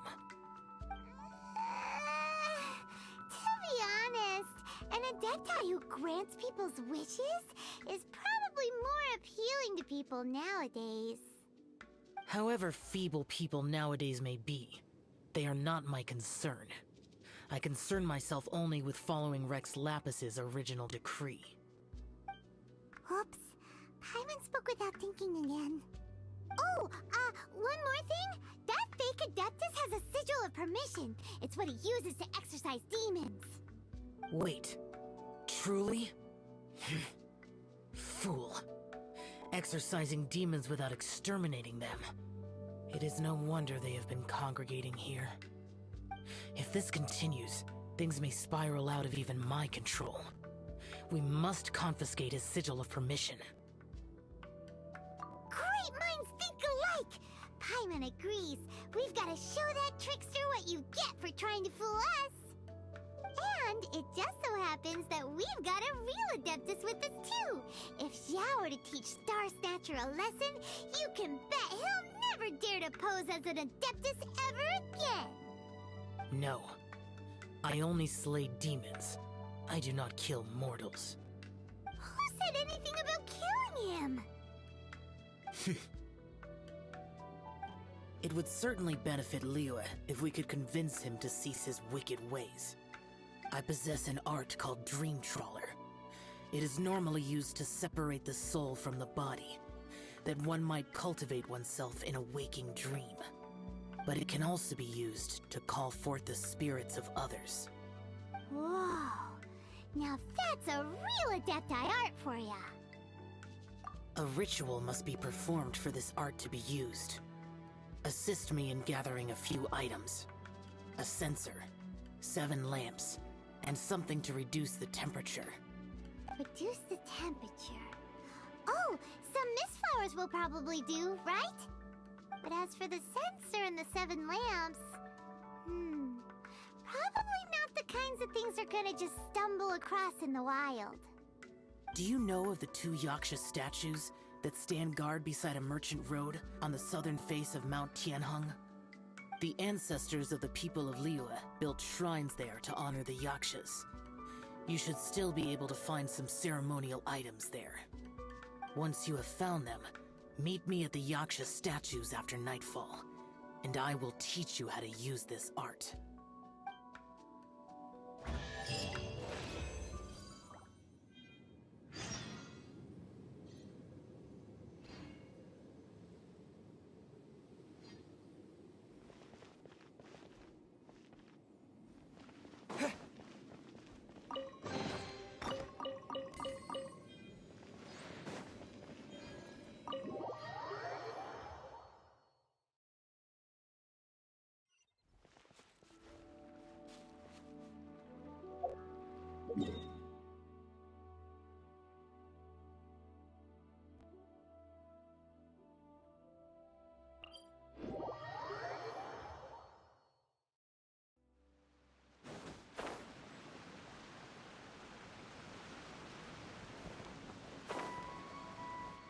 The spirit soars the mountains high, while the body rests as the world goes by. Sorry to interrupt you, but... Well, I'll be. Isn't that something? A pair walk into a shrine, neither to seek nor worship gods or adepti, but to pilfer the tools of worship for their own ends. We know it's rude to ask, but we just need them for a short while. Honest. For the Dream Trawler ritual, I trust. How'd you know that? I have been in the shrine for far longer than you would expect. Perhaps as a reward for my faithfulness, I have been endowed with some understanding of the Adepti arts. Wow. Pieman's never heard of that happening before. It matters not. Take what you need. It is a fortuitous thing that these items may be of service to you. They serve little purpose here, in any case. Nothing that you need concern yourself with. Please, take what you wish. Ooh, this temple will probably have the kinds of sensors and lanterns that Xiao wanted us to pick up. This sensor should be fine, right? At least it isn't as run down as the shrine. So next, wanting to grab the 7-star lamps, right? The sooner we start, the sooner we'll be done.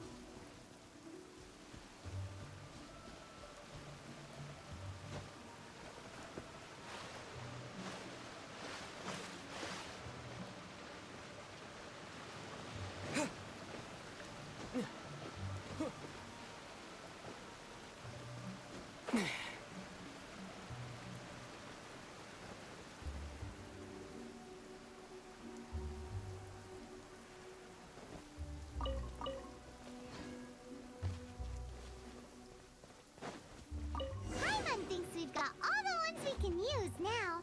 But let's say bye to that guy before we leave, shall we? Huh? Where'd he go? He was right here! I presumed that once you had acquired what you came for, you would forget about me and simply be on your way. Ah! It's that guy's voice! Hello? Where are you? My physical form ceased to exist over 1,000 years ago. What you witnessed earlier was an illusion, created by the Adepti art known as mortal lingering. Now that you have taken the 7-star lamps and sensor used in the mortal lingering ritual, my form is no longer visible to you. I was once a junior in the Order of the Yakshas, bestowed with the name Pervases by Rex Lapis himself. Yet my strength failed, and I was slain in battle. Today is the anniversary of my death. My last wish was to see a modern Liyue, and so I took the liberty of performing this ritual here. That aside, you were sent here by the Conqueror of Demons, were you not? So, you two know each other then? I sense his aura upon you. That and the heavy burden of his karma. Even after all these millennia, he still must endure such tremendous suffering. I am truly ashamed. Don't say that, Pervases. You sacrificed your life for Liyue, didn't you? Life is a precious thing, yes. But when I think of the burden that the Conqueror of Demons must bear, death seems to me to have been the easy way out. A selfish indulgence, even. Pervases. I apologize. Birthdays are joyful occasions, but by the same token, it is hard not to be melancholy on the anniversary of one's death.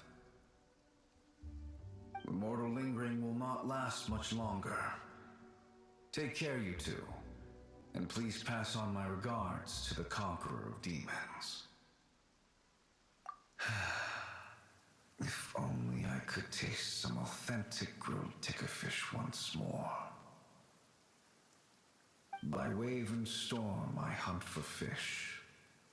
By wind and snow I slay evil.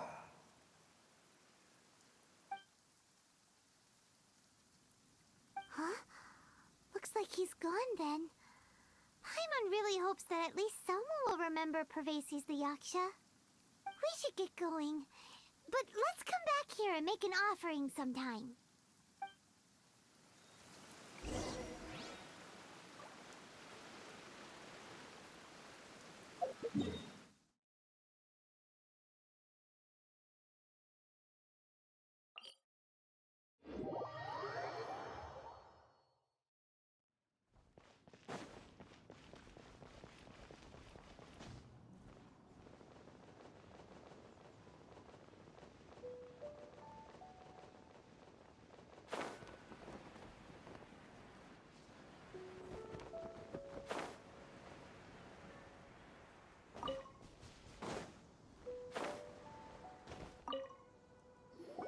Have you gathered the items for the ritual? This sensor and these lamps. Their designs are flawless, almost as if they were made specifically for use in the Adepti arts. Where did you come by them? Oh, and, he says hi! Pervases.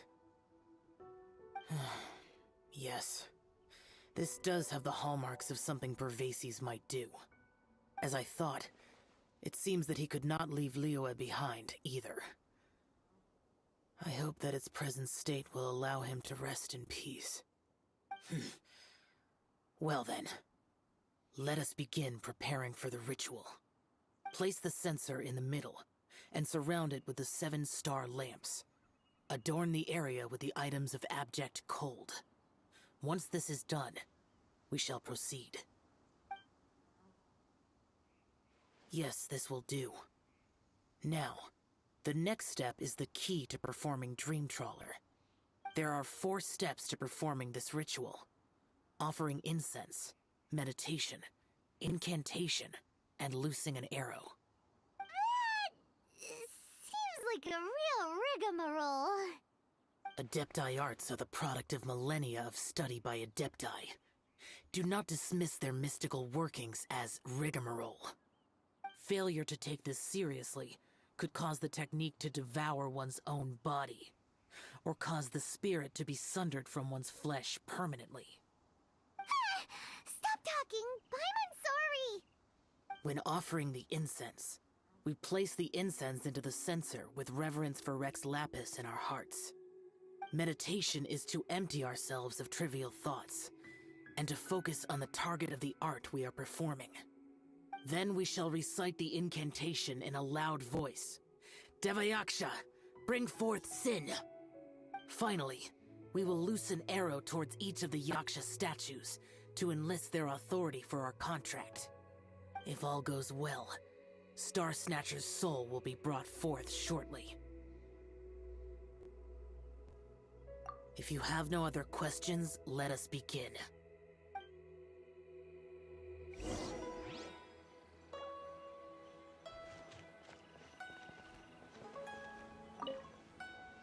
Then we meditate. Ugh.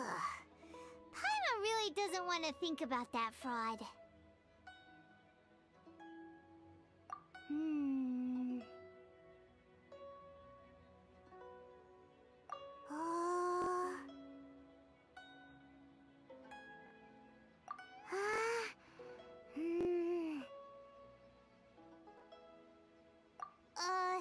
Bring forth sin!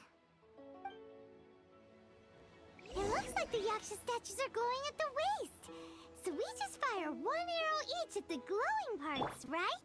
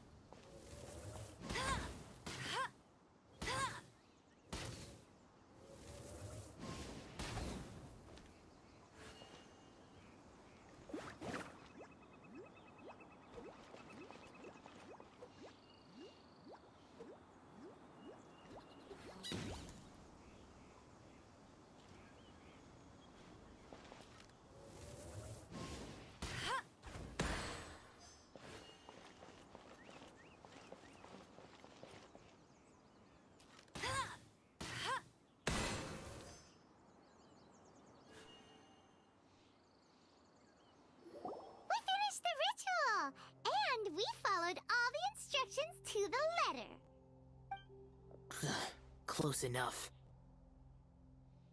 Leave the rest to me. You two get ready to greet him. Where is one? Huh? You two look familiar. What's with one's body? One feels light, weightless. An Adepti art? You dare don the guise of an Adeptus in one's presence. But as for the matter of one's present location, one could have sworn that one was dozing off to sleep at Wangshu Inn not a moment ago. Wait, that must be it. Of course it must. As expected of an Adeptus such as oneself. One must indeed be in a dream. Ugh, there's no helping this guy, is there? Huh? What is the meaning of this? Do you truly think that one will permit such insolence in one's own dreams? Alright, time to take him down a peg.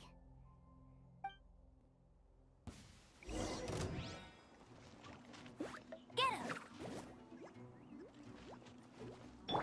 I'll protect us. Such impertinence. Where are one's followers when one needs them?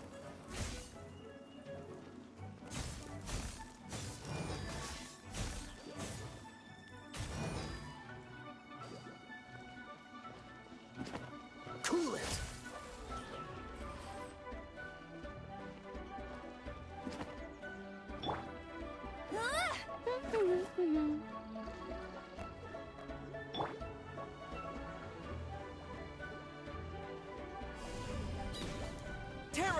Hey, stop it! Stop it! Ow! What's happening? Is this really not a dream?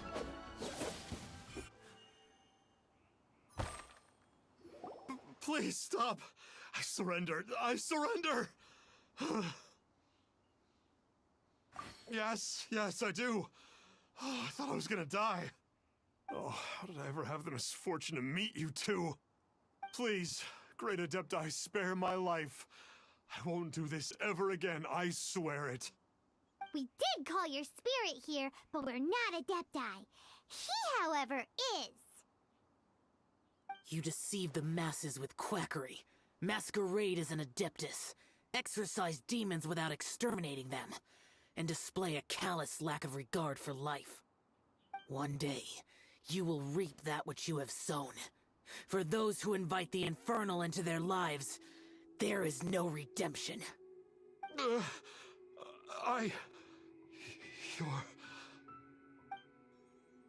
Seems like Xiao's got him scared stiff. Oh, great Adeptus. Might I ask your name? It really is you. It's truly you. Never in my life did I imagine that I might meet the conqueror of demons, the vigilant Yaksha himself. You know about Xiao? Of course. My grandfather was a folklorist. I learned the tales of the conqueror of demons at his knee. To this day, I am an avid collector of books concerning the Yakshas. But ever since I discovered a sigil of permission while rummaging through my grandfather's personal effects, at first, I was just imitating the Adepti for fun. But slowly, I began to stray further and further from the righteous path. Huh. So to sum you up, you're Xiao's biggest fan? Yes. Thank you both for allowing me to witness the conqueror of demons in the flesh. It's like a dream come true. That wasn't quite our intention. Please allow me to swear this oath before the great conqueror of demons. I swear to turn away from evil, to live an honest life, and to never again stain the name of the Adepti. I will remember your oath. Now go. Thank you. 1,000 thanks for your forgiveness, and for all that you have done for Leah. He seemed very earnest when he was making that oath there. Guess he won't be tricking anyone anymore. Oh, wait. We haven't gotten the sigil of permission back back yet. Let's head over to Wangshu Inn first thing tomorrow and look for him.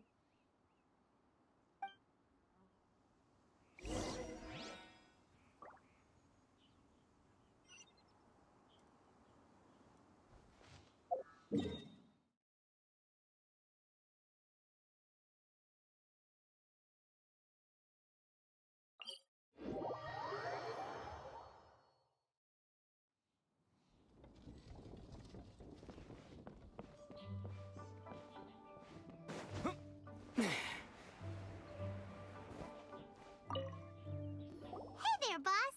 Star Snatcher's staying here, right? Star Snatcher. You mean the false Adeptus who wore a mask? He signed in here under the name Wang Ping An. He's already checked out. He said he wished to go on a solo pilgrimage. Ah, yes. He also requested that I give this letter to a traveler who journeys together with a talking fairy, should they come asking for him. Talking fairy? Who's that? Well, anyway, you must be the traveler. Here's the letter. How strange that he would leave a letter for us. Is this the final attempt to fool us, maybe? Come on, open it! Pieman's curious! Huh? Seems like he actually left us a few nice trinkets. Along with... Woohoo! The Sigil of Permission! Pieman hasn't met a bad guy like him in a long time. Yeah. Anyway, let's go take the Sigil of Permission to Xiao, shall we?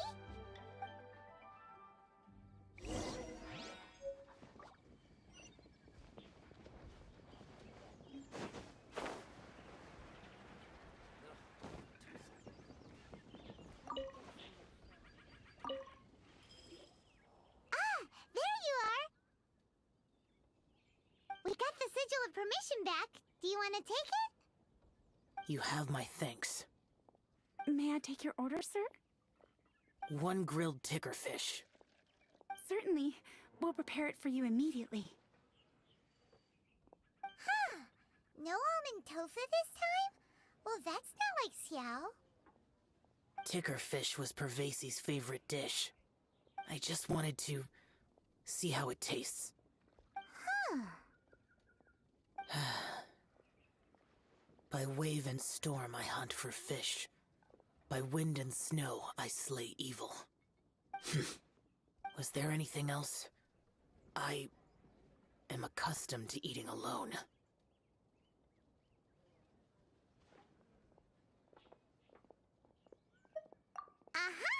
And so, Detective Pieman and the trusty traveler solved the case and quietly slipped away.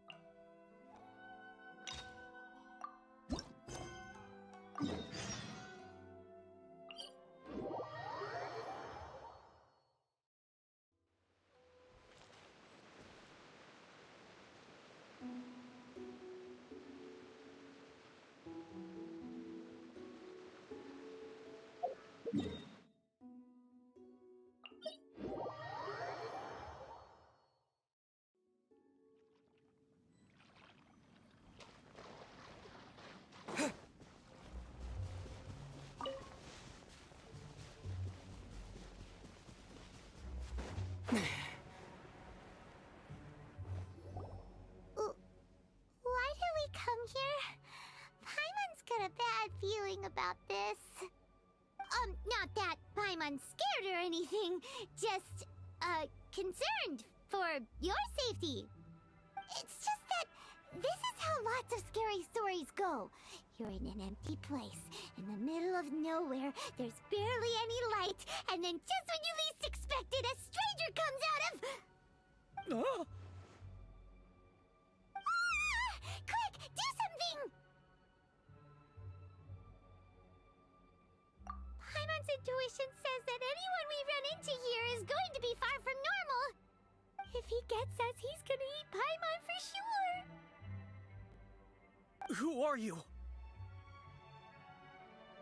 Traveler? Are you from one of the other nations? No, I've never seen your kind of attire before. Could it be that you traveled from the other side? I'm just here for a funeral. I don't mean to offend. No matter who you are, there's no need for any ill will between us. Whew. Seems he's just your average scaredy cat. He looks more afraid than Paimon. Yep. You should leave the introductions to Paimon. Don't be afraid. We come in peace. Gods protect me! No! Stop freaking out and stand still. Relax. Relax? Yes, whatever you say. Please stay your hand. Don't come any closer. I mean you no harm. Don't touch me. Hey! Paimon already said nothing's gonna happen!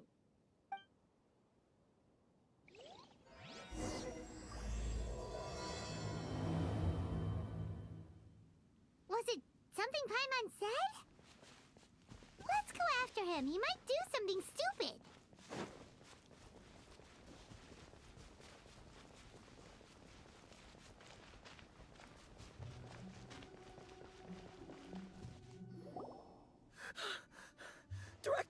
Director! There's a ghost after me! Oh? Don't get too excited. These are clients, not ghosts. Exactly! We said we're not ghosts. Why won't you calm down and let us explain? Although, clients doesn't seem quite right either. Forgive me. This is one of our new undertakers, Mung. It's his first time working a funeral, so of course he's afraid of his own shadow. Funeral.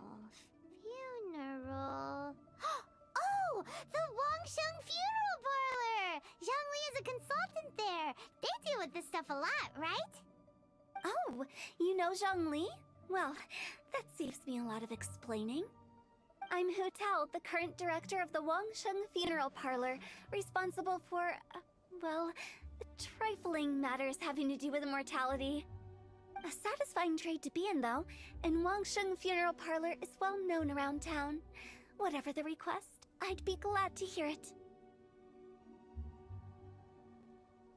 Yeah, if we are looking for Wangsheng Funeral Parlor's help, this is hardly the place we would come to.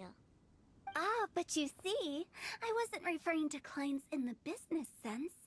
Everyone who enters this mortal realm will be a client of mine. Sooner or later. Well, that's dark. Wangsheng Funeral Parlor welcomes advanced reservations. When you choose us, you'll never have to worry about what might be around the corner. But be sure to book the right date. Pro tip, it is a living nightmare trying to get flowers at short notice. Speaking of dates, if you're struggling to decide, please do come and talk it over. I'd hate to see you still alive and kicking when your big day comes. Whoa! Slow down! That's... There's a lot to unpack here. You'll have to excuse her. The director is a rather unique individual. Allow me to explain.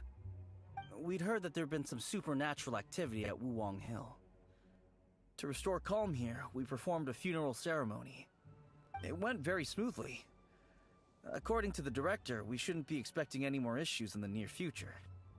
Wangsheng Funeral Parlor, Wuwang Hill, Funeral. What more is there to say? These three belong in the same sentence.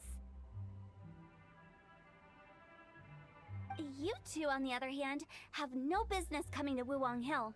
You being here is not normal. Maybe your understanding of normal isn't quite normal. Adventure? You must hail from the Adventurers Guild. Then you are one of our distinguished clients. Wood, to be precise. Wood? What do you mean? That's just how we gauge our clients' importance. We have 4 levels: wicker, bamboo, wood, and marble. The higher the grade, the better we'd like to get to know you. But I've just only heard of this. Well, that's because I only just thought of it. Oh, don't look so shocked. Oh, take a look. Our adventurers spend the whole day scaling mountains, clearing domains, and smiting enemies. Danger and peril are their bread and butter. Clients like these deserve better treatment. Taking an interest in their daily lives will ultimately benefit not only them, but also me. Oh, touched a nerve, did I? I'd have thought any adventurers who dare come here would be used to conversations like this. Anyway, I have a favor to ask. Recently, Wangsheng Funeral Parlor has been trying to strike a business deal with the Adventurers Guild. With you acting as an intermediary, it would be so much easier.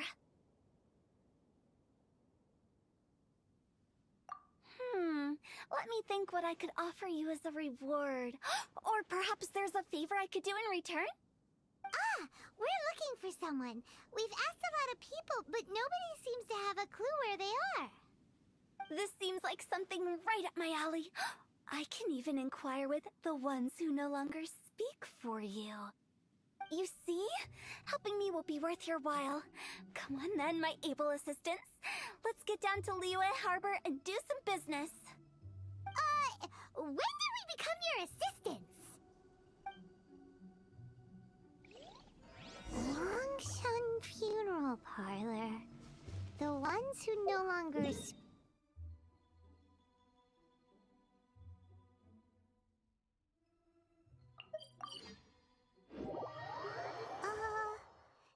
she's a weird one.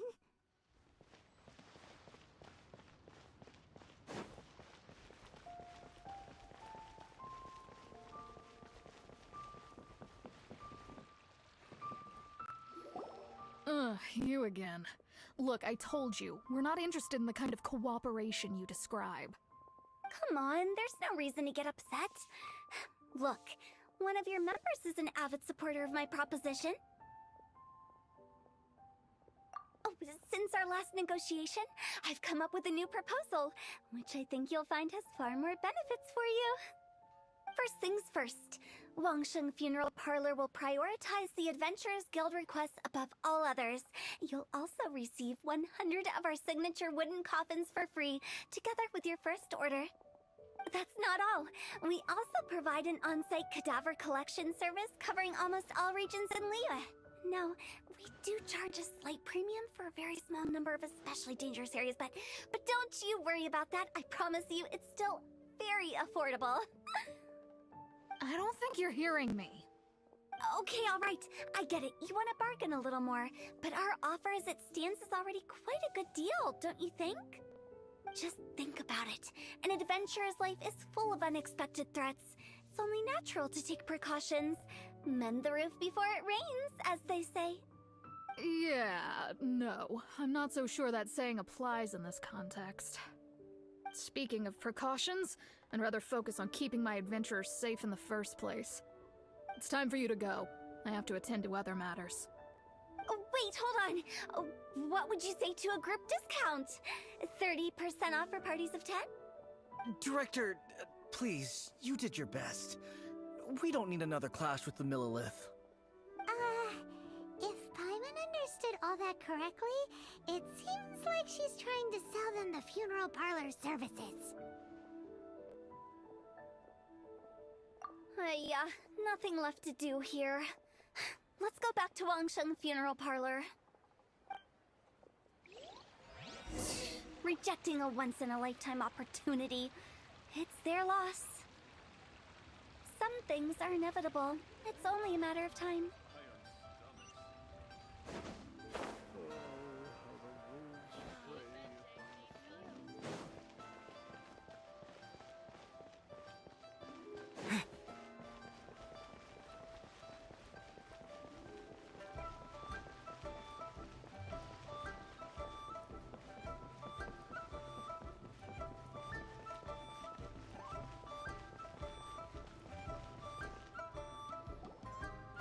Seems like the old ways are the most reliable after all. Mom, are you done preparing our promotional materials? My apologies. I'm only about halfway through. Do you really think they will be effective? Trust me, they're going to work wonders. This marketing strategy has been used by Wangshen Funeral Parlor for generations. Clients in need come to our door and write down their commissions on blank wooden tiles. Then they squeeze those inside the parlor through the crack under the door. I fulfill the requests written on each tile to make sure our clients are satisfied with the service, no matter if it's an obituary, cremation, or funeral that they seek. Although, it is a bit of a hassle with the constant back and forth. If only we could burn them by the batch. No, Director, I'm not asking about the wooden tiles themselves, but about the special offer they advertise.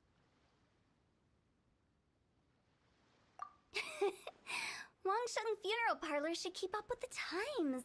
Just think about it. If we don't attract new clients, we'll be left with nothing, won't we?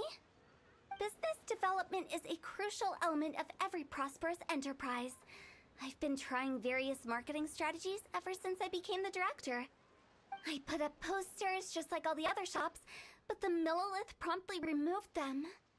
Then I organized the Wangshen Visitors Day, but no one showed up. Well, that doesn't come as a huge surprise.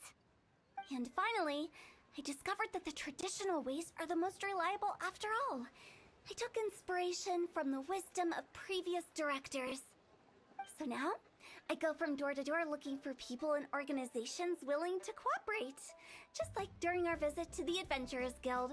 That's what I mean by business development. The other method I'm trying is using the wooden tiles as coupons. Just by writing things like, buy one get one free for the holder of this tile on them. What do they buy and what do they get? A solid and durable second home, of course. Well, they may not need it right away, but they can be sure that when they do, it will still be as good as new. It won't start deteriorating before you finish doing so yourself. That's the Wangshen Funeral Parlor quality guarantee. Alright, Mung. Keep adding those special offers to the wooden tiles. The future of our business depends on it. I'm still not sure this will work. Oh, I get it. You think that our special offer is not comprehensive enough, right? It is true. I was offering all kinds of great benefits to the Adventurers Guild because they are a new client. But in doing so, I neglected my old clients. You're right. It's unfair. Let me do some market research. Wait here, my faithful assistants. I'll be back with you in a moment. It shouldn't take too long. Pieman already told you we're not your assistants! Guess we got dragged into somebody else's business again. Let's look around while she's away.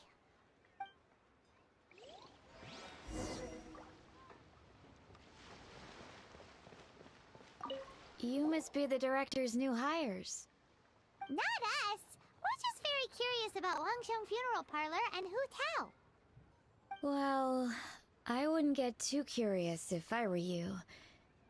Too much knowledge isn't good for ordinary folk. The director is tactful when it comes to what should and shouldn't be known. Her? Tactful?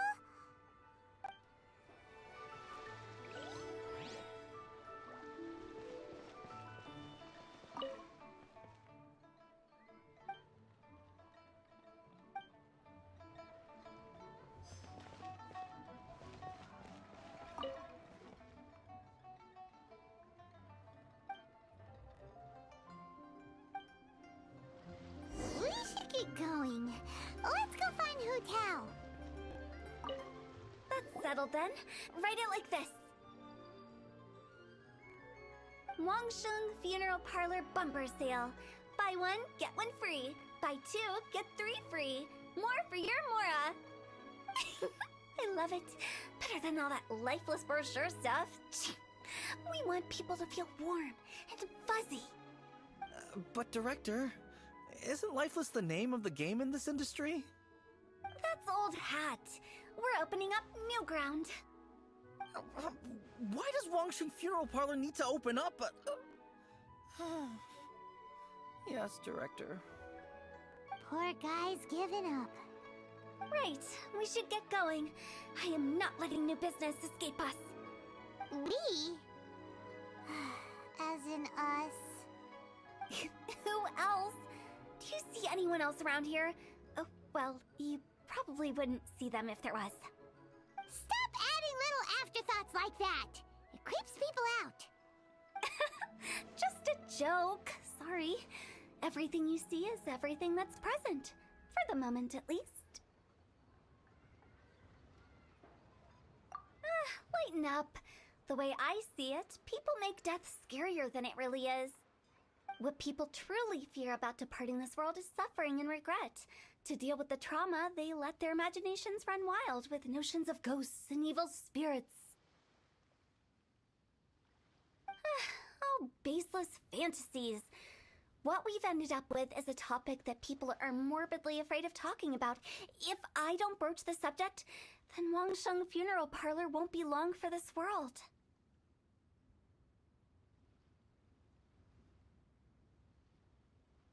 Oh, more approachable and appeasable than you'd imagined? Paimon wouldn't say that. Let's just say at least it didn't hurt us. You must have come across a particularly ferocious entity. How should I put this? Most spirits are incapable of harming ordinary folks. The job of Wangsheng Funeral Parlor is to guard the border between life and death. One component of this is correcting notions of death and the afterlife that people may hold. Simply put, for those unable to see the border, they're best kept as far away from it as possible. So for ordinary folks, the best case scenario is ignorance of all matters concerning spirits in the afterlife, or even better, a belief that none of it exists.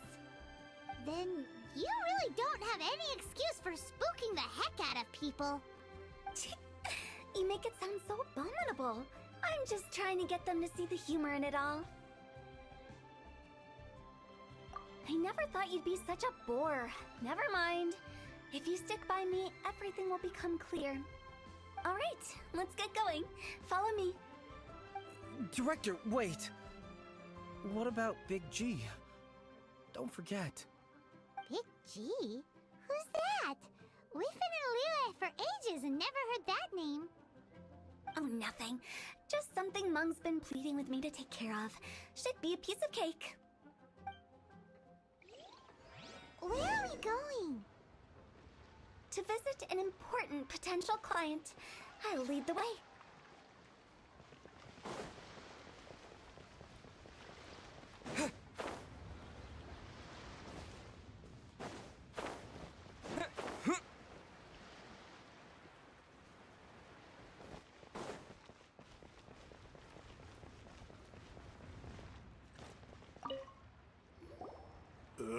Sorry, who are you? Hello, I'm Hu Tao, director of the Wangsheng Funeral Parlor.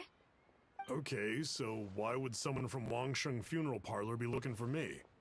Nothing major. How are you feeling these days? Any aches or pains? You shouldn't ignore them, by the way. Very often they're an omen of something terminal. When we're healthy, it's easy to forget the crushing fragility of life. So, aches and pains, best to keep an eye on them. What are you getting at? I'm in great health and enjoying life very much, thank you. Go and find some other poor soul. Goodbye. Why do they get angry? What's wrong with a few earnest health tips? Pieman thinks it's because they're coming from the director of a funeral parlor.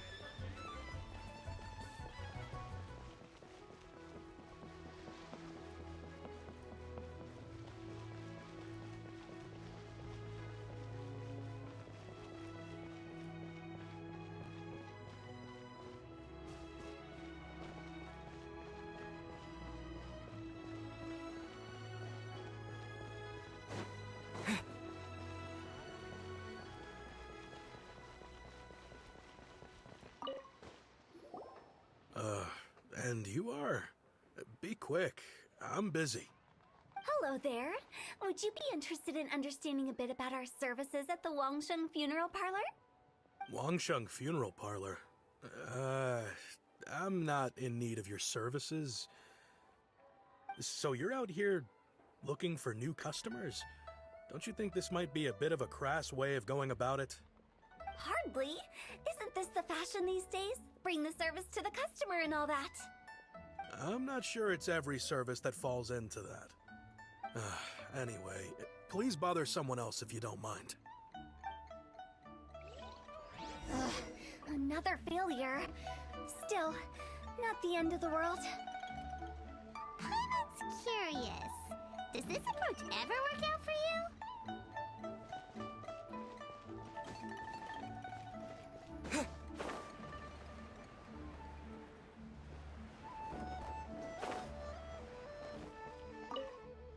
I know your face. The Wangsheng Funeral Parlor director, right? I'm sorry, I'm really in no need of it. Don't apologize. Get to know us. We've got a new sale going on. Ever hear the saying, out with the old, in with the new? Well, going out with a bang is the best way to start off in style on the other side. If you keep talking like this, I'll have to call the Millilith. No. Okay, relax. We're leaving. But Wangsheng Funeral Parlor awaits your distinguished patronage. You really don't give up, do you?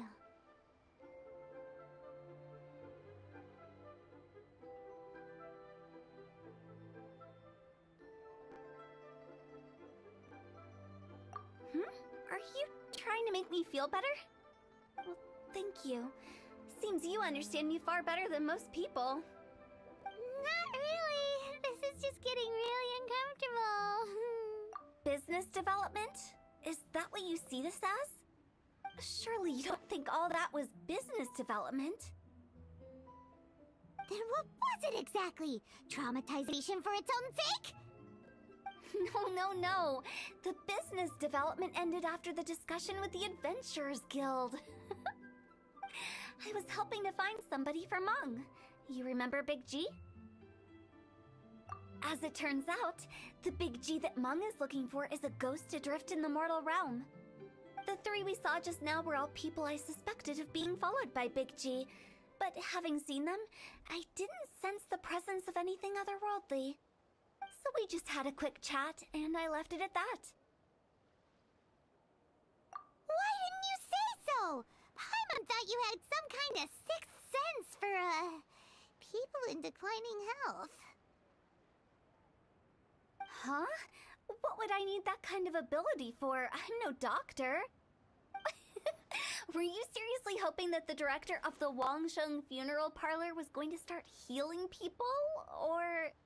Paimon was trying to subtly imply that... never mind. Paimon wouldn't know how to explain subtlety in a way you'd understand. Well, let's leave that for now and head back to Wangsheng Funeral Parlor. This Big G matter is very closely linked to Meng.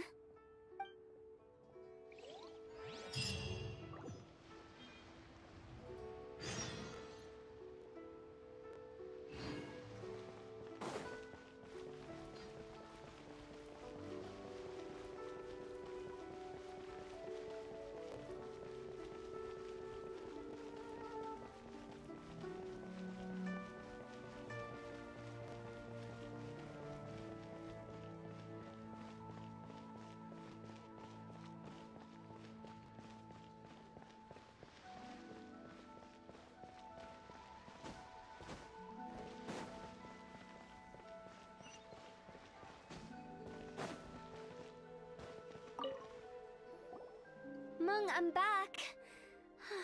I'm afraid we're still no closer to finding Big G. I see. Well, I'm just sorry for the trouble. We've already searched in all the likely places. Who is this Big G anyway? I guess I should start at the beginning. My home was in the vicinity of Wuwang Hill. In my youth, I had a good many friends there. Big G was one of them. We were the best of friends. Inseparable, really. But one day, there was an accident. And that was the end of him. I've never forgotten. Too many memories, I suppose. I often return to Wulong Hill. But recently, after one such visit, I started to feel strange. Now, every night, Big G appears in my dreams. I can't help but wonder, did I disturb him somehow?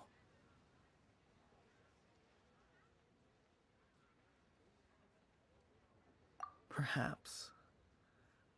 I don't have proof, but I can't stop worrying. I get more anxious every day. How would I ever come to terms with my childhood friend becoming an evil spirit? That's why he joined Wangsheng Funeral Parlor. In place of a salary, I'm helping him deal with this matter. And in fact, what Meng has said is entirely plausible. Spirits on occasion do find a way into our world. But as for evil spirits, I think you're scaring yourself. Even I have only encountered malevolent forces a handful of times. But are you sure there's no danger? I couldn't bear for him to go around harming people. You see what I mean? Look at the state of him. If we can't find Big G, it'll eat away at Monk forever. Those people we found today were also Monk's childhood friends. I thought there was a good chance Big G might have hidden among them. But here we are, empty-handed. Wulong Hill, childhood friends? Seems like we're out of leads. Sorry, excuse me.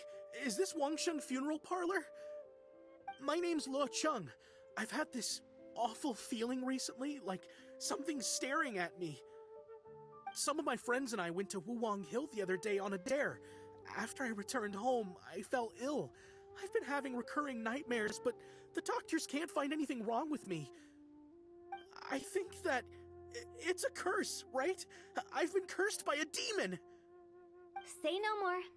There's no doubt it's a demonic curse, all right, and a serious one at that. You believe so too? That it's just like they say in the tales of old. The vengeful spirits of the gods who fell in the Archon War return to cast their evil curses upon mortals. And if the curse isn't lifted, it will burn through the body, laying waste to flesh and bone. Oh, what a wretched end! The symptoms I'm having are just like those described in the tales. Wulong Hill? No, I don't think it was a curse. It was probably just Big G. Hold your horses, both of you. There's no need to creep each other out. Isn't that exactly what you like to do, though? Wangsheng Funeral Parlor specializes in demonic stuff like this, right? Help me! I beg you! I'm too young to die! All right. Don't panic. Leave it to me. You've come to the right person. However, in order to lift the curse, we need a suitable location, and we need to make some preparations. Come with me, my trusty assistants. I'm going to need your help. I guess I'll come too. Help him make the preparations first. The incense exorcism, the one I taught you. When you're ready, come and find me. Once we've finished with this, we'll get back to the Big G matter. Okay, I guess. Right. Let's go.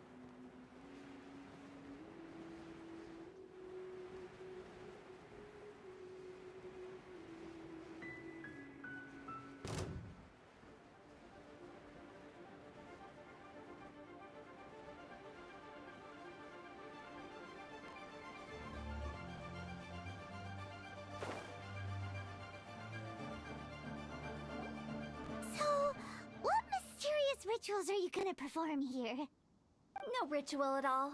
We just need to kill some time. Eh?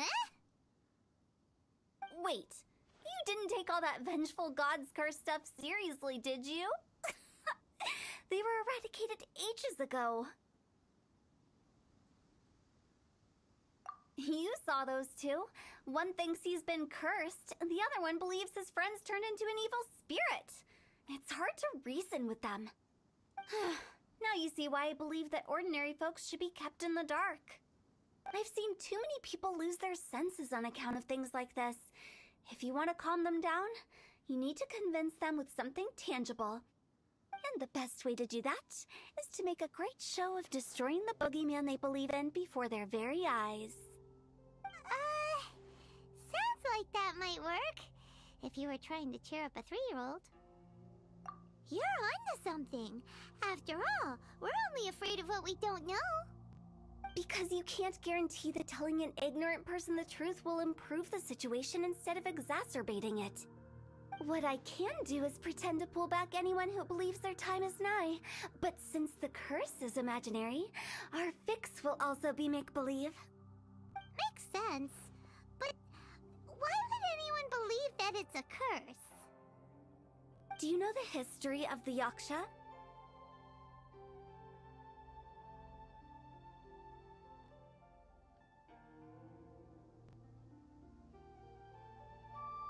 They once fought against the ancient gods. They fought brilliantly in a battle that engulfed the whole world in darkness. Although the gods were defeated in the end, their resentment persevered. That resentment turned into a pestilence spreading amongst the ordinary folk. Hysteric people mistook it for the curse of the gods. The plague took the lives of many, which only furthered its spread, as the dead were a breeding ground for the disease. Then someone discovered how to prevent it from spreading, purify the air, and burn the bodies of the deceased. The pioneers of these practices were, you guessed it, the founders of the Wangsheng Funeral Parlor. Pieman didn't see that coming. Really? Yes. Anyway, it took many years, but eventually the plague was completely eradicated. We've dealt with similar phenomena multiple times throughout the ages. Each time we successfully restored the balance between life and death. To sum it up, we are gatekeepers, guarding the border for the sake of both the living and the dead. So when I say this curse is just a figment of the imagination, I say it with more certainty than most. But I also can't really go telling people that the ancient plagues were real, or it would incite panic. Anyway, let's wait a bit more and get ready for the show. This leyline monolith will make for a really great prop. You're finally here! We just finished our preparations. Now, look here. This device is used to drive away evil spirits. It'll absorb the curse inside you and cause it to take a physical form. But don't worry, the traveler here is a seasoned warrior and will assure our safety.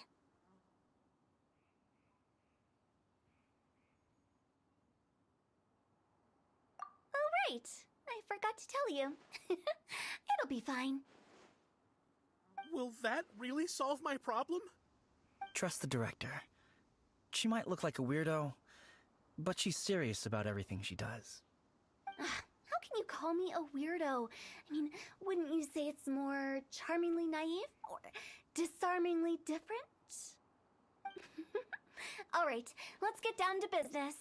My glamorous assistant, please activate the device.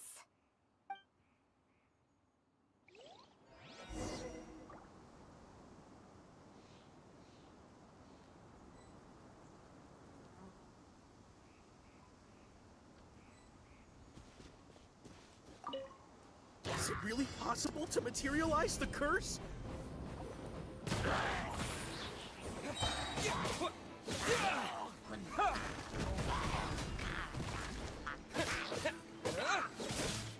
No escape! Get him!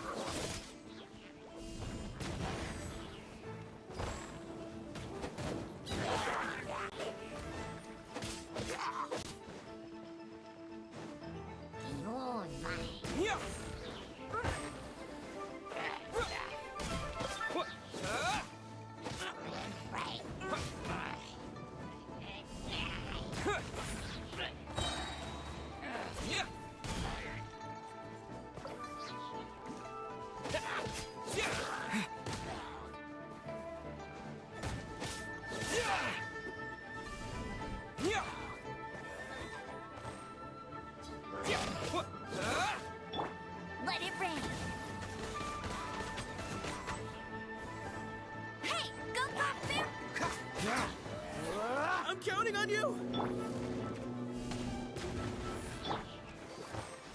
Oh, so sorry. To dust!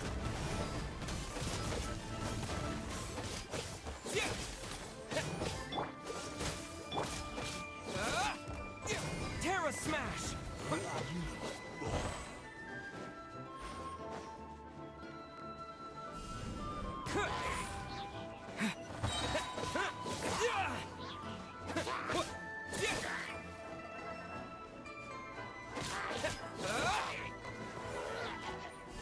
Terra Smash! No one escapes my sights!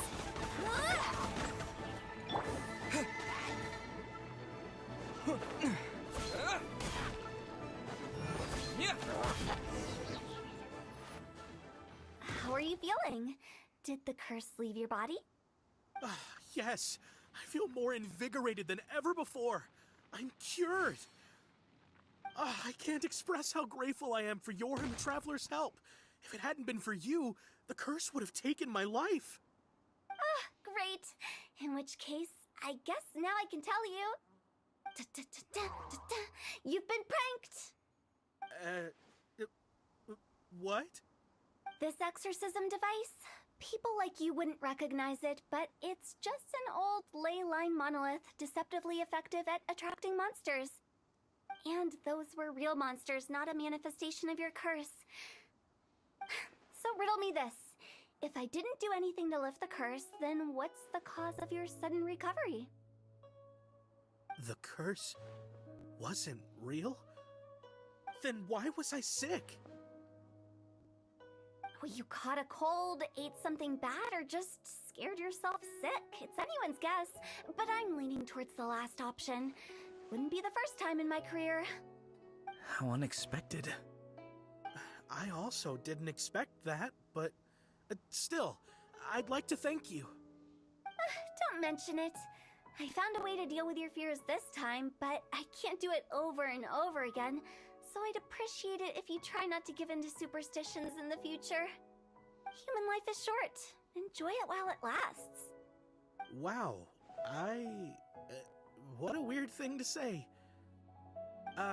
I shall head back. I'm sorry for troubling you. I feel relieved to see that it wasn't Big G's doing.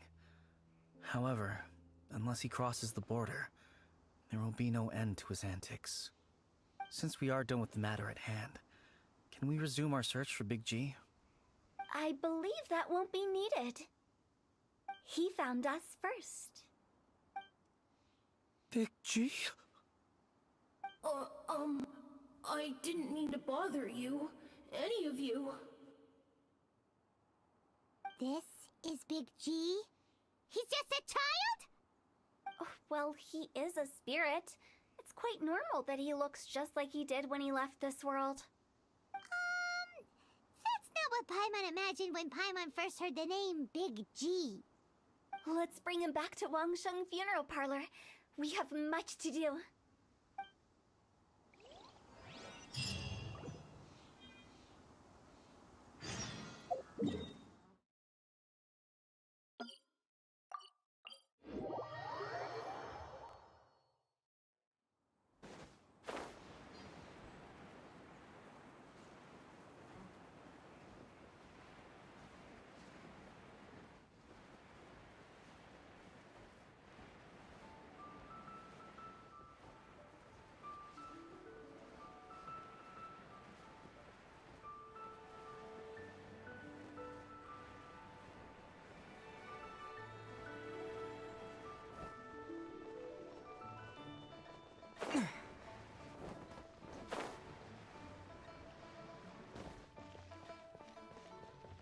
After all that's happened, Pieman's not even sure what's going on anymore.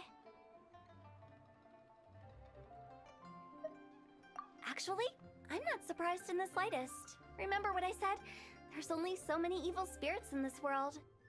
It was a twist of fate that made him leave Wuwang Hill in the first place. Now, for some reason, he can't go back. This explanation sounds a bit far-fetched to Pieman. Actually, she pretty much summed it up.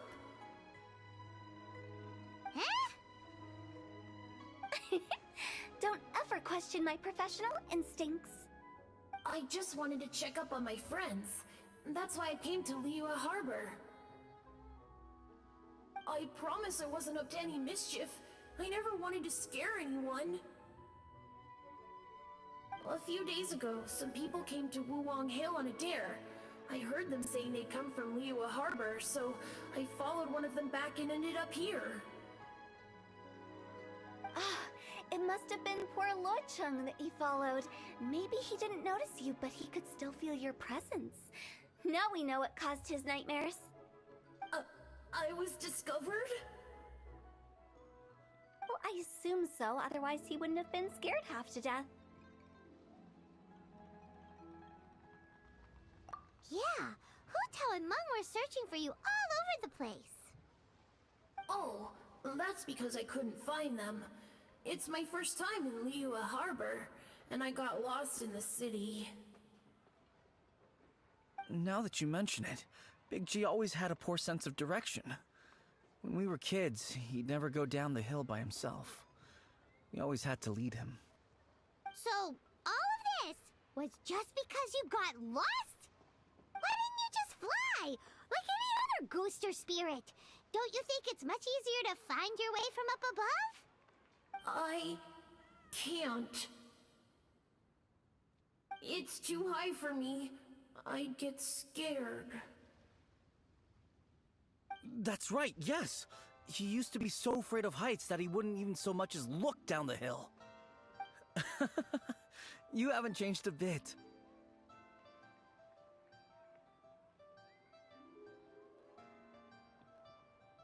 I knew I wasn't supposed to show myself to the living, and with so many people walking around Liyue Harbor, my only choice was to hide. I wouldn't have found you if it weren't for the Leyline Monolith's call. I'm so relieved that you haven't become an evil spirit. Like I said, don't ever doubt my professional instincts. Now, all we have to do is escort this lost child back to Wuwang Hill, and we should be done and dusted. But he just said he wanted to visit his friends. Apart from me, there's also Little Wu, Mumu, and Songze. Well, if that's the case, we can't let him down. We'll ask them all to help us prepare a farewell ceremony for Big G. Meng and I will escort Big G back to Wuwang Hill. You meet with those three and ask them for keepsakes to symbolize each one of them during the ritual, then come and find us. They're all friends. Can't we just go there all together? Or maybe we can take Big G to them. That's not a good idea. I don't want to scare them. I wouldn't want ordinary folks to become superstitious. The less they know, the better. So be careful what you say when you collect the keepsakes. Are we really going with Hu Tao's plan? At least by keeping things low-key, we won't be giving anyone nightmares.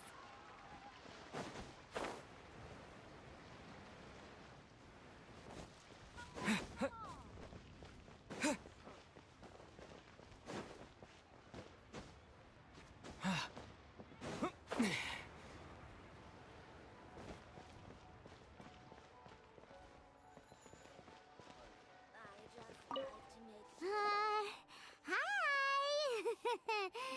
Do you remember us? Oh, you. Sorry, I won't be needing the funeral parlor's services anytime soon.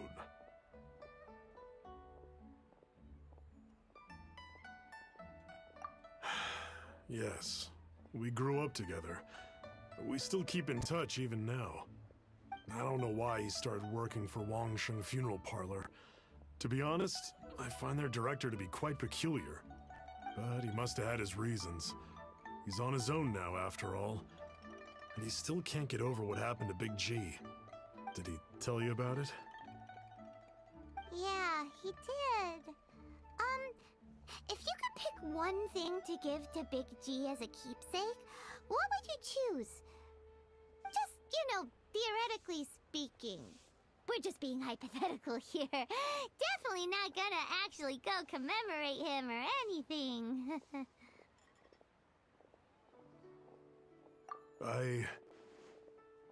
I'd cook something for him.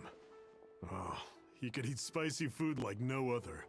His favorite meal was extra spicy Jueyun chili chicken. I can make it for you if you bring me some Jueyun chilies. I'm sure he'd appreciate the flavor of his childhood years. I still use that old recipe. Deal! Just give us a minute.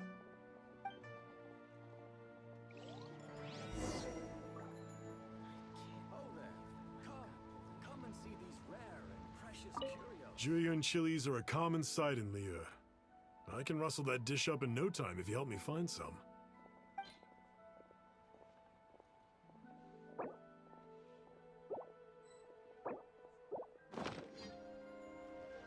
Jueyun chilies are a common sight in Liyue. I can rustle that. Great, this should be enough. I'll get started on the Jueyun chili chicken. I guess you've got other folks to track down? When everyone's ready, I'll get the dish over to you. Great! See you later! How did he know about the others?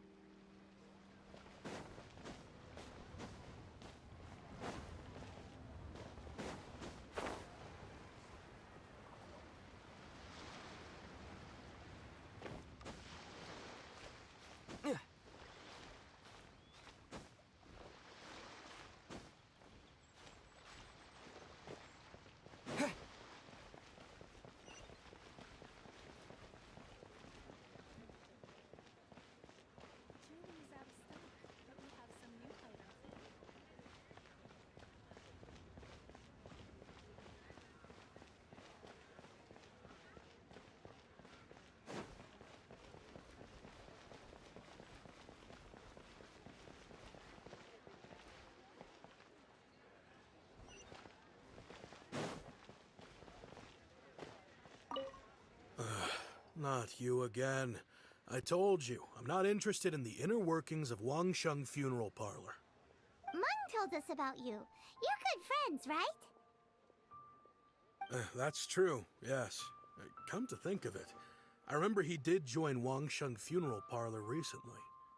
It didn't take long for his good friends to figure out why.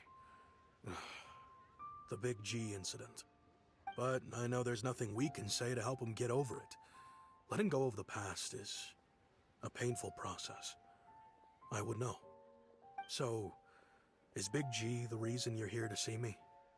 How did you know? We didn't even say anything! I'm a businessman. I've got a sixth sense for this kind of thing. Everyone hears the name Moo Moo and thinks I must be dim-witted. I never heard the end of it when I set up shop. But I'd say I proved a few people wrong. Here, take this. It's a top-of-the-line toy box we all dreamed of owning as kids. Back then, none of us could afford it. We were penniless. Today, business is booming. I ended up buying loads of these. It was a dream come true. Wow! You must be, like, super rich! For me, it's a memento of a childhood long gone. Without it, we wouldn't be where we are today. So, having found me, I guess you'll be looking for Little Wu and Songza next. Mm-hmm. We already saw Little Wu.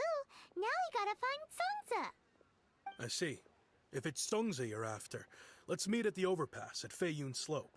It's just above the staircase leading down to the dock. I've got an errand to run. I'll come find you as soon as I'm done.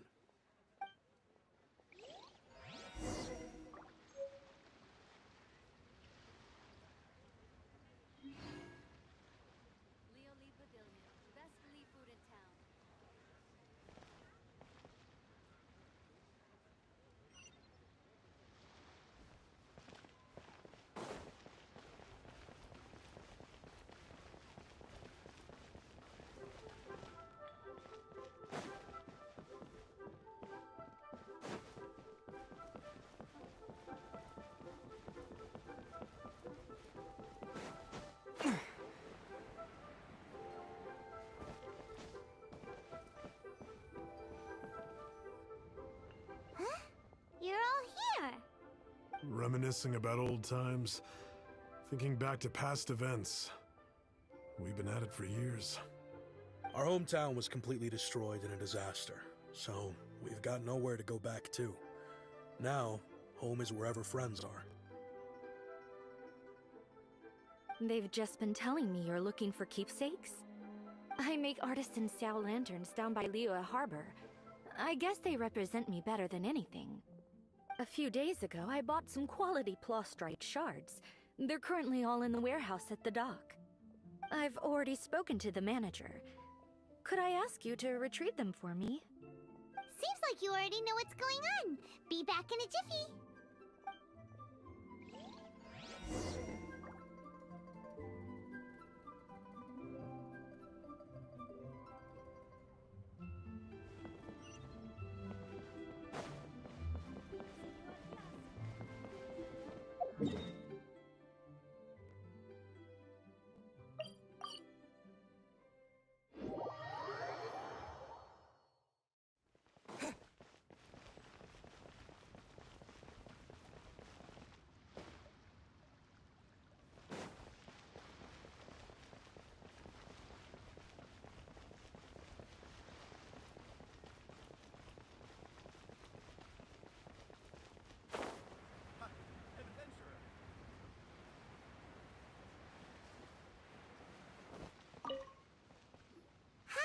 We're here to pick up the plastrite shards for Sansa. I think she mentioned it. Yes, here you are on the register. No problem. The plastrite shards are over in that crate there. Please, help yourselves. Hey, who's that skulking around? Doesn't seem like they're here. Let's look someplace else. Doesn't seem like they're here. Let's look someplace else.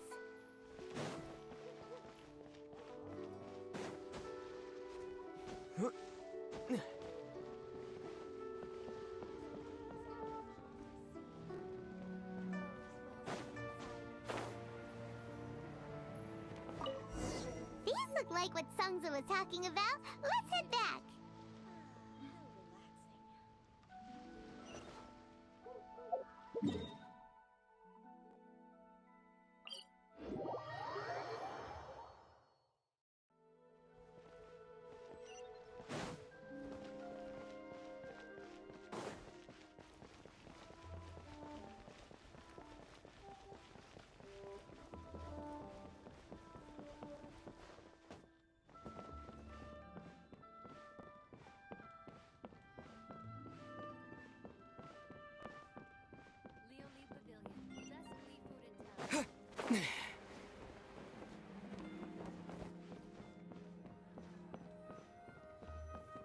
My thanks to both of you.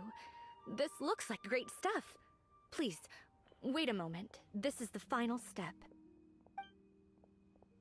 Okay, there we go. I wrote all 5 of our names inside the lantern.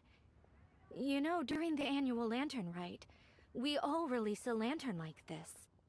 No matter what the days may bring, whichever roads we choose to take, while this rite remains observed, each of us remains the same. As for the matter of Big G, the 3 of us have discussed amongst ourselves and agreed we won't press you on it. But if you get the chance, please let him know we're doing well, and that the things we once spoke of, they've all come to pass.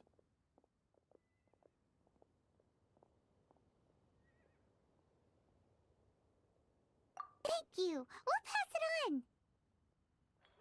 Big G is lucky to have friends like you. We got everything we need. Let's go to Wulong Hill and find Hu Tao and the others.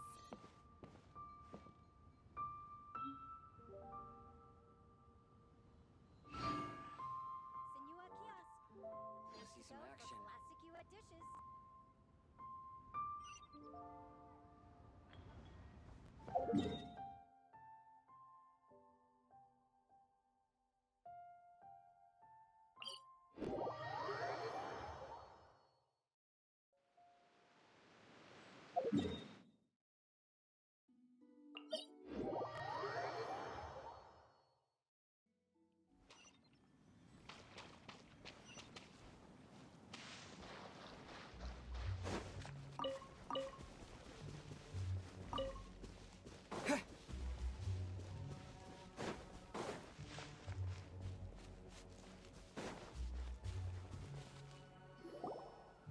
you're back already? Sooner than I expected. You didn't go spilling the beans, did you, Pieman? Does Pieman look that unreliable to you? I'm kidding. Anyway, looks like they were willing to hand over some keepsakes, so I guess they knew the deal. Nevertheless, when it comes to things like ghosts and ghouls, spirits and souls, the one thing everyone knows is you never know what to expect. Which explains why they were reluctant to pry and find out the full story. Which is just as well, because if they had attempted to, it would have been too much for me to deal with. Guard the border between life and death. This is Wangsheng Funeral Parlor's most important responsibility, and I'm stricter than most. So what about us? Does it matter if we cross the border? Of course not. After all, you were caught up in all this already, just like Meng. It's not the end of the world if you catch a glimpse behind the curtain. And where we're going, don't be surprised at what you may see or what may occur. All of it exists within the border between the living and the dead. An ordinary place, really. The only special thing about it is that nobody really knows about it. Whatever you do, don't get all worked up over nothing, okay? Or else by the time we're out, I'll have to erase your memories. So listen to everything I say. Let's go. Pieman's scared. But like Hu-Tao says, we're already caught up in this. We better see it through to the end.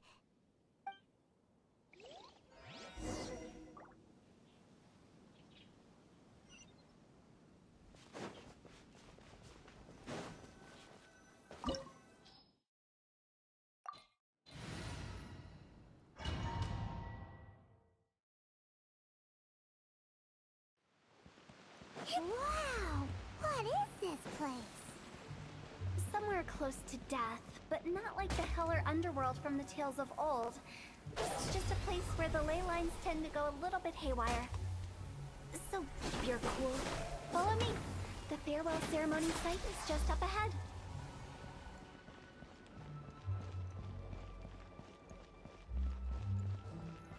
That pattern looks familiar.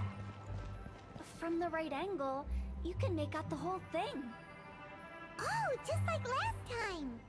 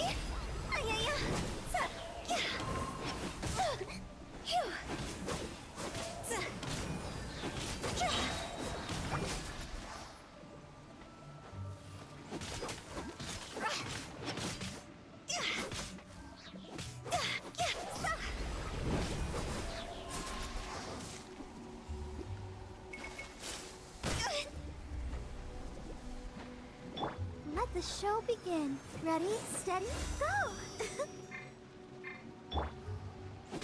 Cross over! Go!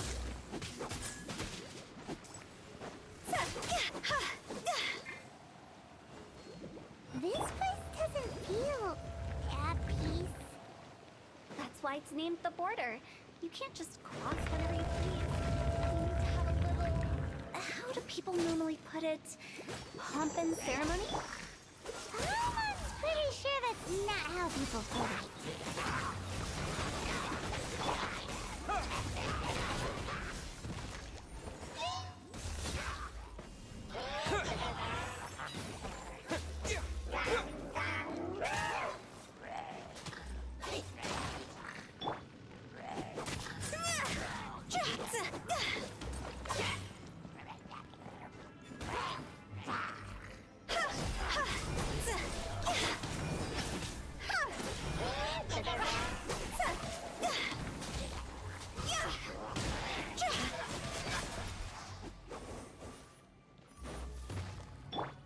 Let's dance.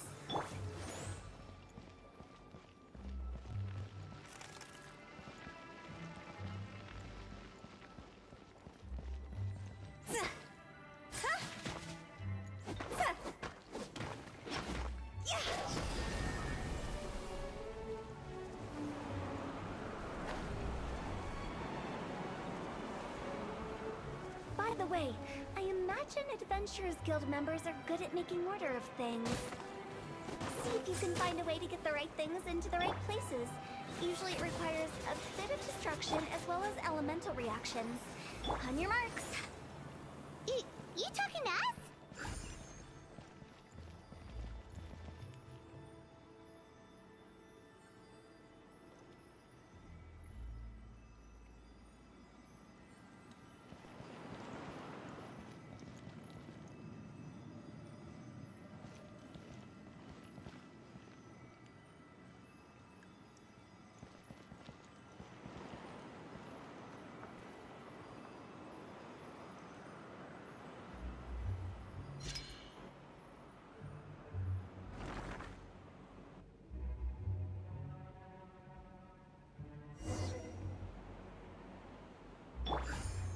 Let the show begin.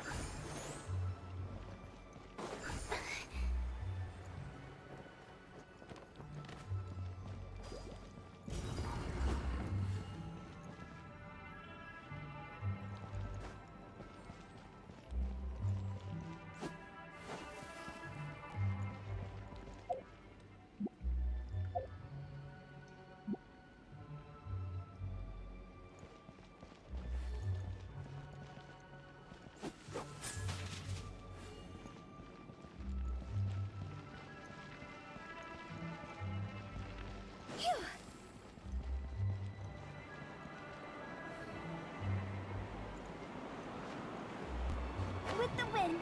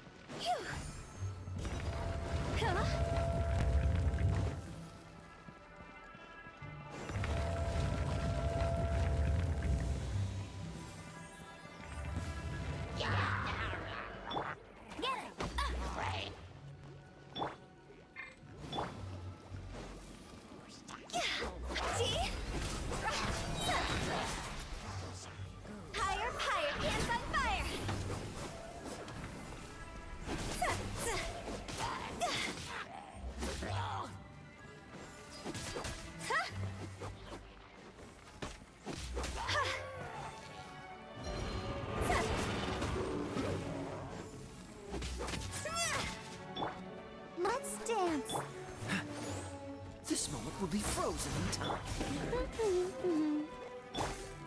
Terra Smash! To dust!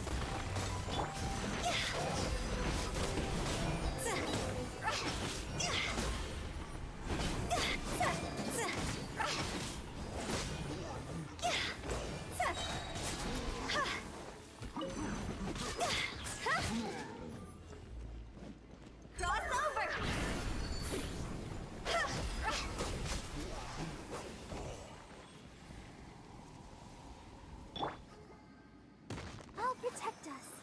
La, la, la, la, la.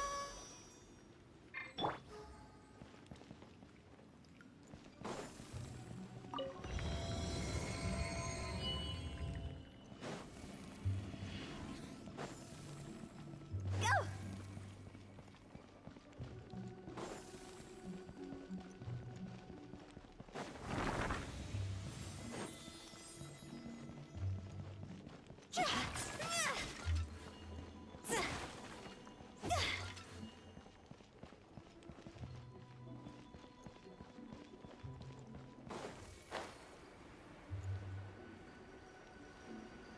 This looks the same, but there aren't enough.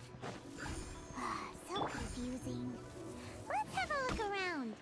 Or up ahead.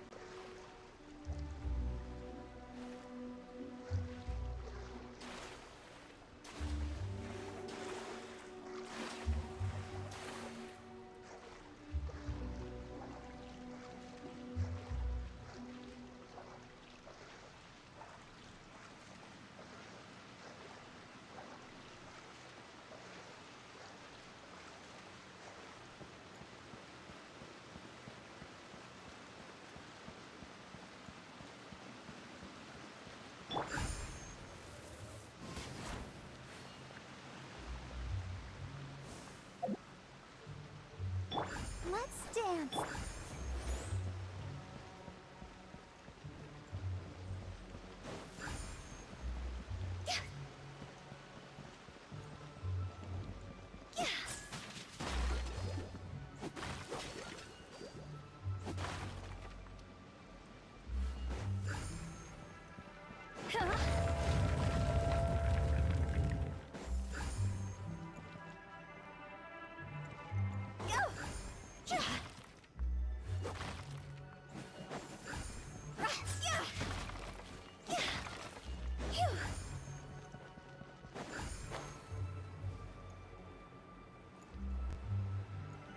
Huh? Isn't this where we just were before?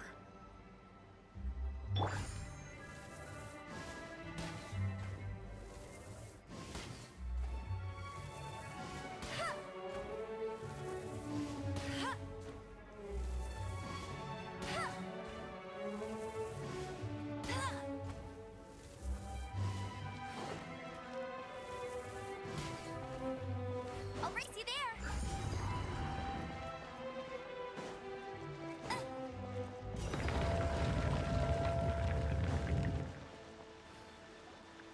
Finally! Pieman thought we were gonna be trapped in that weird place forever.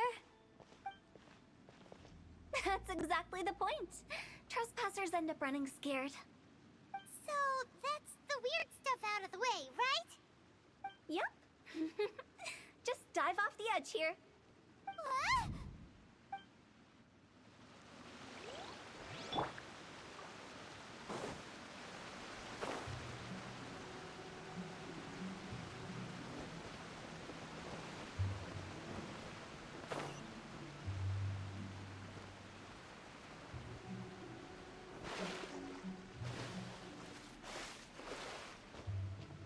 Let the show begin.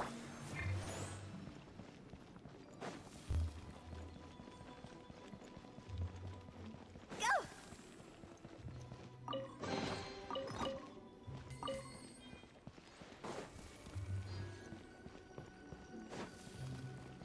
Welcome to the farewell ceremony site.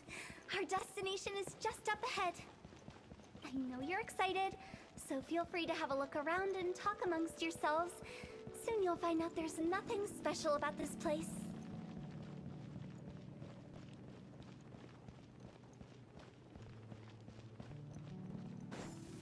It's the lantern rite again. Wouldn't it be cool if we got to see the lanterns ourselves one day? You can make a wish without a lantern, you know. My mom told me. As long as you yell it really loud, your wish will come true in the future. Yell it?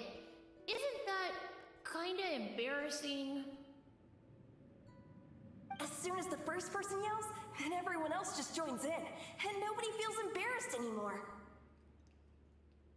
That's right. Little Wu, you start. Alright, I wish I could open a massive restaurant with never-ending dishes and snacks, so I could enjoy you and chili chicken every day! That's your wish? If that's so funny, what's your wish? To get rich, of course. Do big business and make a load of Mora. With Mora, you can do whatever you want and be happy. Yeah, if you get rich, you could buy that super expensive toy box. Not just one. One for everyone. No, loads for everyone. Well, if Momo's gonna be a businessman, then I don't need to earn any money. Whoa. It's tough getting rich. Don't put all the pressure on me. As for me, I want to learn to make Mingxiao lanterns. The big kind! And Xiao lanterns, too. I'll be the best artisan around. Yeah! That way we don't need to go to Liyue Harbor to release Xiao lanterns. Anyway, those are our wishes. Mung, Big G, what about you? Me? Huh? They all disappeared. Right when he was about to make his wish. It brings back so many memories. That was the last lantern rite the five of us spent together. It's been so long. Everyone's all grown up. Have all those wishes really come true? We asked each of them for parting gifts for you. Little Wu's become a chef. Momo's a successful businessman. And Zongza makes great shell lanterns. Really? Wow. We've never forgotten our childhood dreams. We've kept them in our hearts as a promise to each other. Anyway, time to release this lantern.